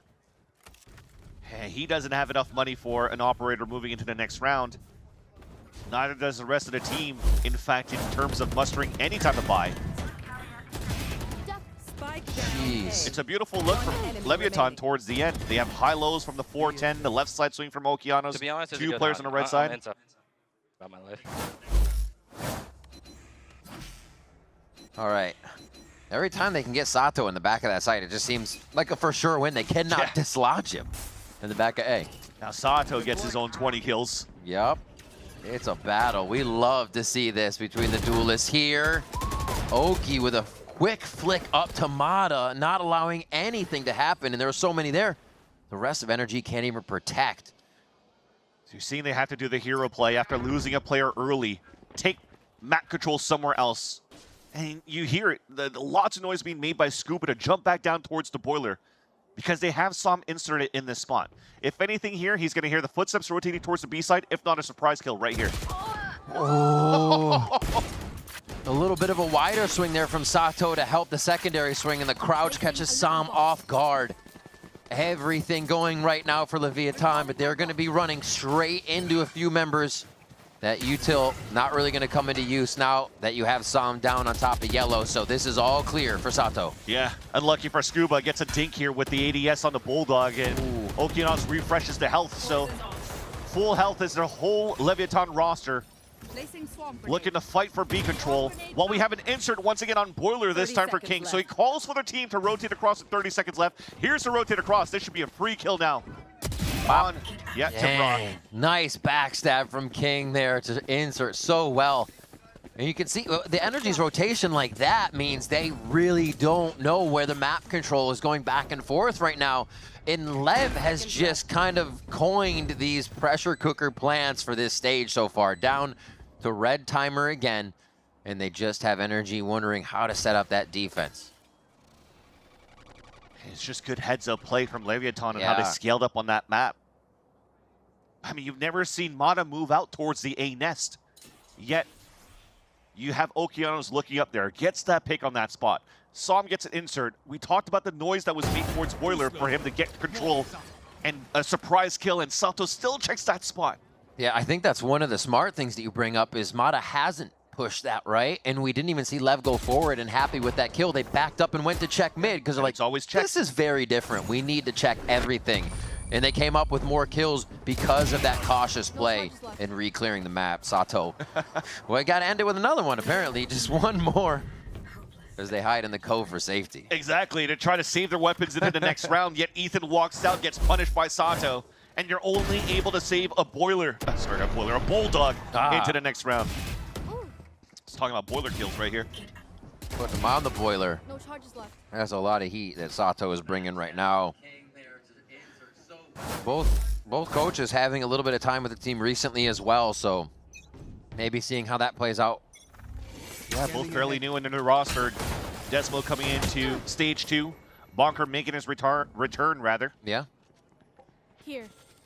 And now NRG are in a difficult scenario in terms of econ, but they've gotten value the previous time that they had that this scenario. But it's off of Mata. Doesn't have Blade Storm to work with this time around, but has Guardian. Playing a long game. Som picks up this orb. They'll have lockdown for the next. Yeah. Big round of ults for NRG in round number 22. They move away. Okay, Sato sees one. They're going to start dashing through everything. And yeah, setting up position. So there's no lurk this time. This is a committal. NRG is going to have a chance to really bite down on this once they realize the members of LEV are here. Oh no. Maybe more kills to come through. Sato's going to be able to trade that one back to not make it too bad. But yeah, the spike is delayed. It's going to be a long rotation, though. Mata hasn't heard the plant, so they're keeping him off of it. Brock tries to delay it even more, calling Mata through mid to see if they can get a bit of a backstab off of his Guardian. Pit available for the retake for Scuba. King answers onto Sam, though. Oh, Tex finds ahead with a quick click right there. Brock's only going to be able to do so much with this Sheriff. And we can question if it's enough, but they are moving away, so it is NRG that has to take this space uncomfortably. Yeah, Mata was looking for anybody to push out from into Orange. He was waiting under tube. Nobody pushes there. They fight towards the spawn for Leviathan, and clock is not in the favor of NRG right now. One for Brock, not enough on the defuse as he goes for another kill. He will save the Vandal out on this one. Sato has knives going into the next round, but you mentioned it. NRG is stacking ults here to try and get around for themselves and get it on the game point. Yeah, unfortunately, Sato already used it for the opener to take control towards that B that's side. right, he did pop it on the way into to B, you're right. That could have been super dangerous right there.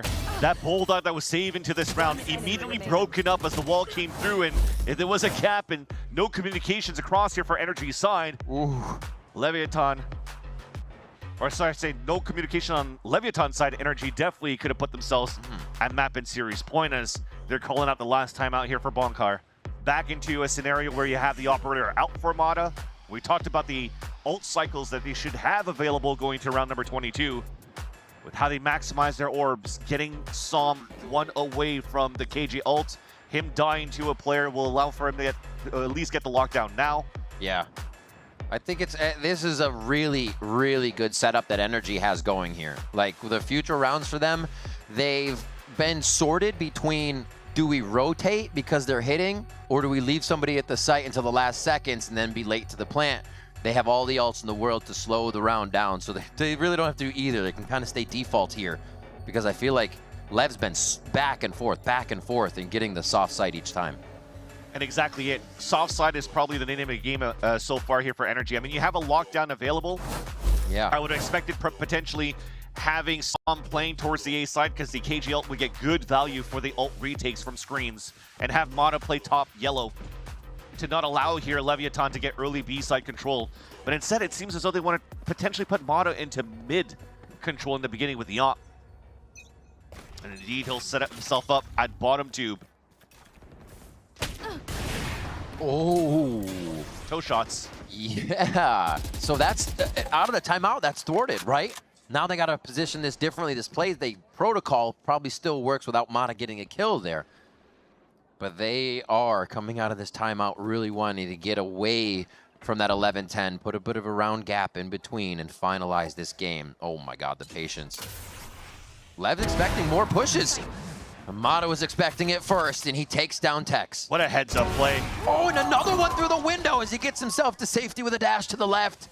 And yeah, this is Mata's round, and it's exactly what NRG needed to up the pace. We'll get a third. Of course you can. He's got one more in the chamber. Is it going to be enough? He zoomed out. Oh, you give it to him. You can't stay there. He'll hit it every time. Another ace. We've got one from Sato. Mata waiting for the peak here. I mean, it's smart for him not to chase this. NRG will put themselves at 12. He loses the op. They might not be able to buy it into the next round. I mean, I guess Brock has money to work with, but not the rest of the team. Oh my God! To make it happen like that, son. Come on! Oh, I was expecting King to maybe save his rifle for the rest of the round, but tried to go for the econ damage. But I just wanted to mention that part. There's 3 players waiting for him at blue to try to punish a push down towards middle. And he just isolates that single angle to get that pick. And a heads up play to move around the map and pick every single one of these players. Watch this like this. Another eye by power ace coming through for Mata. And man, he was flicking angles too. Okay, Tex with the operator on the other side. Where did that come from? We'll take this. I mean, he's got a bit of little duelist in that history. Let's see what he's got. Under tube again, all the way back from spawn. He said shh for a moment, but it's not an ace just yet. So he's got to put up a few more. Game point, that's a big way to open though. Starting with the 5v4 conversion in your favor, and can they convert is the question. Attempt Scuba's ult here and see if he peeks out, or at least make sure he doesn't make any noise is what they're over here for. But thanks to Mata's ace on that previous round, no ults was kind of needed here for NRG's side, so now they're leveraging this round here, trying to funnel the players back towards the A site. You have Reckoning and Lockdown to work with. And the much time that you waste here on this side, you might even try to stack here or rotate ult to ult for the side of NRG. That's clearly a different drone than Com has been using every time. That drone usually gets all the way up to the site, so they know the pressure isn't really something to be worried about at A. They're going to take a safe position, but yeah, it doesn't look like too much movement. Now that they hear the wall in mid, though, that is definitely going to activate them Vans as they start to head towards B. There you go. There's a Reckoning first, so they want to leverage a Lockdown for the retake. Big fight from Viper to Viper inside the pit, potentially to ensue. Plant goes down under concuss, no problem. But that is actually going to be Spike planted with a kill going back and forth. Lev bring it down 3v2 in their favor right now. Scuba! The res isn't going to work on that one. And now it's King and Com. Two that have done it before. King holding just patiently, trying to find another tag just to help King on the close fights get through this one. Com should have the angle. No problem here. He gets King after the dart is fired, and they're working off this teamwork, just drawing the vision, making the double takes happen for NRG and making it impossible for the frag to come through. Bite down Scuba here in a huge moment, but it's going to be Com that takes the step a little bit further in to find the kill. Somehow Leviathan is able to hold that spike. Two players again. King Com coming up huge against NRG's retake or post-play hold. That was sick. Those two have such good chemistry when it's coming down to these moments. Yeah, and I was just about to mention the lack of communication that came through. Okeanos ran over towards yellow side just to get the res up, but you still had Scuba inside that pit. Yeah. So he's not accounted for. He gets 2 free kills. Yet again, the veterancy coming out from NRG with King and Com keeps them alive here in round number 24. All of those ults were used here by NRG on that previous round. Leviathan has a fighting chance now with the pit on their side. The last round of regulation. That's the kind of stuff you need to hype up the young fraggers here. Can Okeanos and Sato go to work? Sato already making things happen. It looks like he'll be here at the front once again, ready for the team. Seeing what util they have towards the right side. Looks like he'll get another drone into the site. As they push towards yellow, it again is going to be one to hold, and it's Scuba absolutely shutting down the site to get 2. A third one from Sam, and it's not looking good for Lev, but it's looking amazing for NRG. Fighting tooth and nail for these rounds, and the ones they've taken have been beautiful. This last kill now onto King. If they can find him, means NRG solidifies the best of 3, and it's all but done. Until they get it. Mata's gonna finalize that kill high into the sky as he rains down blades onto King, and NRG will find the win over Leviathan. And what a great way to close out the series, to see every single one of these players on the side of NRG step up to the plate on the last round of regulation.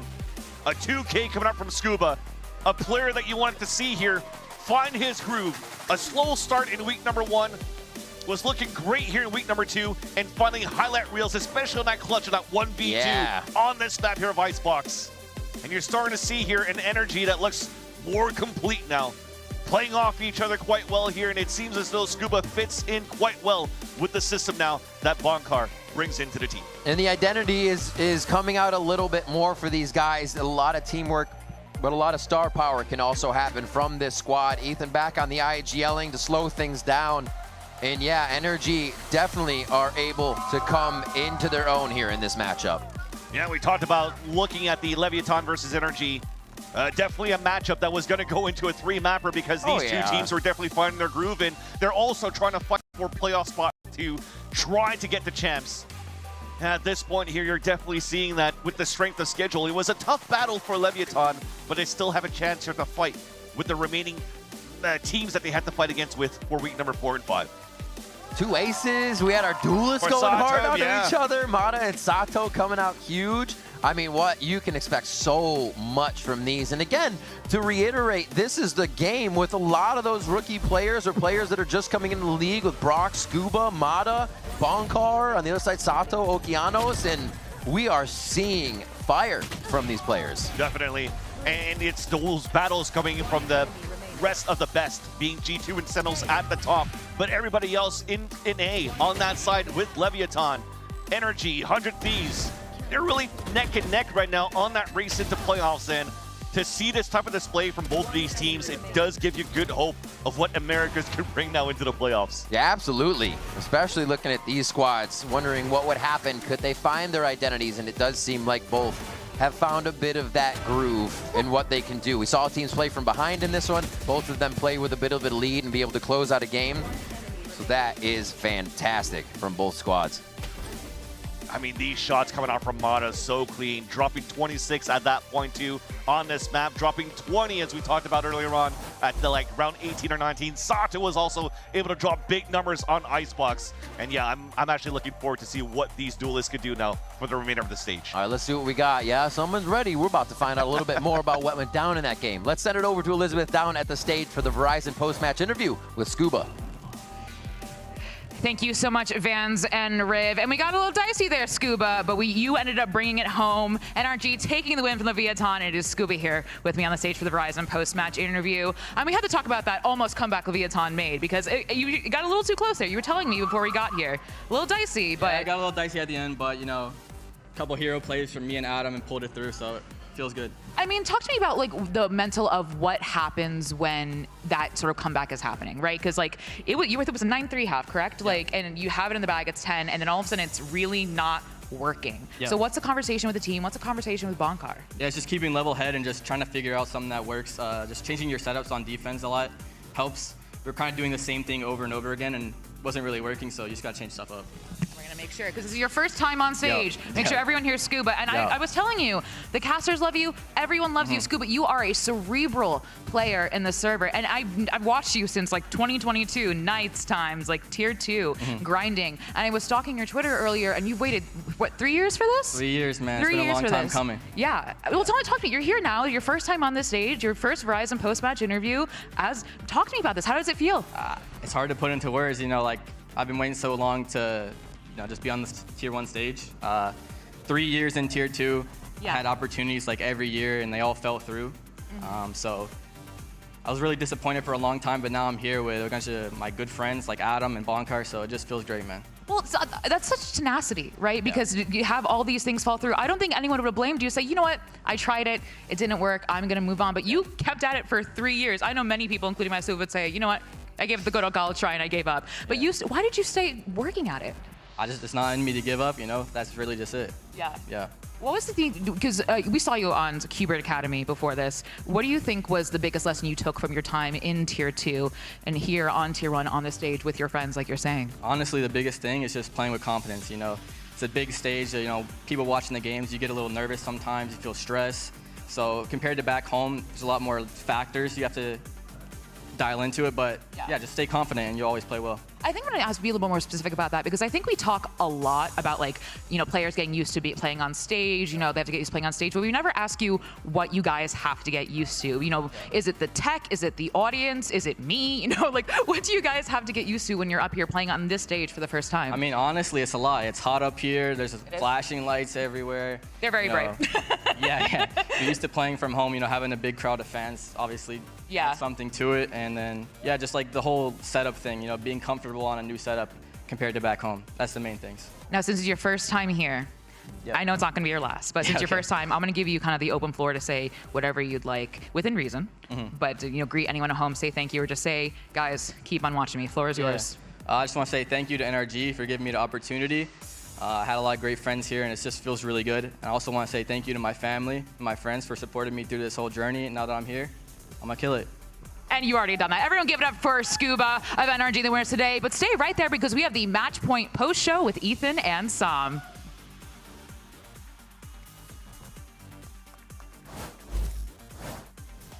Thank you so much, Liz. Welcome to the Match Point post show. I'm here with Ethan and Sam after a pretty sick game. That's honestly, that was one of the most exciting games of the stage to watch so far. Y'all feeling good? Is the adrenaline still going, or yeah, it was fun to play. Chilling out? Yeah, that was a little closer than we thought it would be, but oh yeah, we closed it out, so it's okay. Why did that end up happening, or why do you think it ended up being a bit closer? Honestly, they were doing really well at adapting on attack, and we gave them the first kill a couple times, and they're really good at playing 5v4, so clawing it back was difficult. Yeah, gotcha. I also think Sato played really well. Yeah, a lot of hero rounds, a lot of 3Ks, 4Ks. He was getting hype. It was fun to see. Yeah, that Haven game was insane. Yeah. Like, what are you guys talking about in comms, or like, how are you trying to even adjust to a situation like that where there's a player that is just white hot every single round? Honestly, we felt like there was a lot of unlucky rounds. Obviously, they played well, Sato especially, but we felt like there was a lot of rounds we should have won, so confidence was pretty high the whole time, even though we were losing rounds. Yeah. But is what it is. Got you.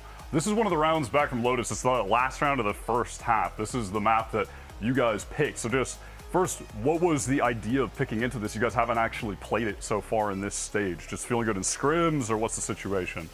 Yeah, we just think it's a good map for us. Gotcha. So this was the last round of the first half. You guys are setting up towards A. So what's the game plan here pre-round from you, Ethan? Looking just like a normal round. They've been walking up behind this Viper wall a lot on their attack, so we're ready for it. I don't know if we were exactly playing for it, but we're ready. Gotcha. Sure. Yeah, because you do end up playing in front of the wall. You had some of the Odin spam. You're going for the orb, but you guys were pressing for that orb a lot. And then, in that situation there, do you just feel like you weren't totally prepped for the drop at this time, or what do you feel like went wrong? Or from your perspective too, Sam, given you were facing them down in this situation? Honestly, when the wall dropped and I saw 3, I honestly did not expect it, because every round before this, it was only like 1, maybe 2. So when the wall dropped and I saw 3, I kind of just I didn't know who to shoot. Yeah, I feel you. Gotcha. But, yeah, I mean, they played it well. This is the first time in the half that they did this. Watch this. No, so this is kind of what I want to get to. So things really start to slow down here in the mid round. I think, kind of important, but I was going to circle it. But we're on this point of view. Yeah, so Scuba is just pushing all the way through C. And then he ends up in a moment here, tries to take a shot and then falls back. And now from here, I want to get into your thought process, Ethan, because what's about to come up is a pretty crazy ult, just mid-round off, basically no info. They smoke door, so where's your head at right now? Yeah, vent smoke usually means they're coming A. Opening door usually means they're coming A. I told them off any A pressure, I'm just going to ult, going to find some info.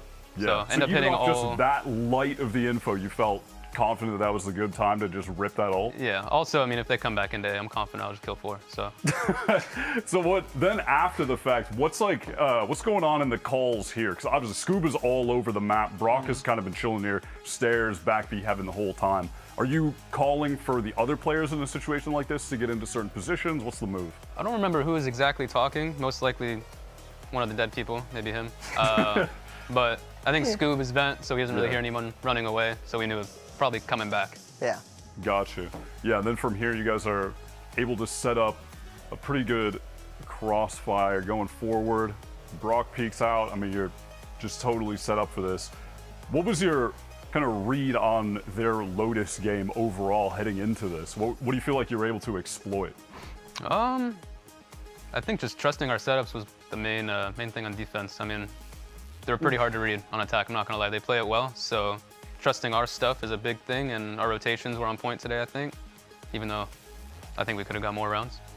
Gotcha. So do you guys feel pretty solid with the win that you've got today? Like, as far as mistakes that were being made, how many positives you can take away from this, overall, feeling good? Yeah, I think it's definitely a good match for us. Feels good that we came out on top, but I also think it's a very good match to review afterwards. We're definitely going to learn a lot just from watching the game over again. Just like small things or maybe even big things, but I think it'll help us a lot. For sure. So we're taking a look now at the Stage 2 standings after today. You guys are sitting at 2-1 in second place. I feel like the Omega group is just mental in terms of the teams that can beat each other. Like, there's way less disparity, it feels like, between the team quality as the other one. Do you guys feel the same way, or what's your view on the other squads there? Yeah, I think it's a pretty close group. I mean, I think everyone in the whole group has a chance to beat each other, like you said. So, a lot of good games, I think. I think the same goes for the other group, too. Like, the other group's also not a joke. Yeah. I mean, they got it's anyone's game. Yeah, I mean, G2 and Sen. Yeah.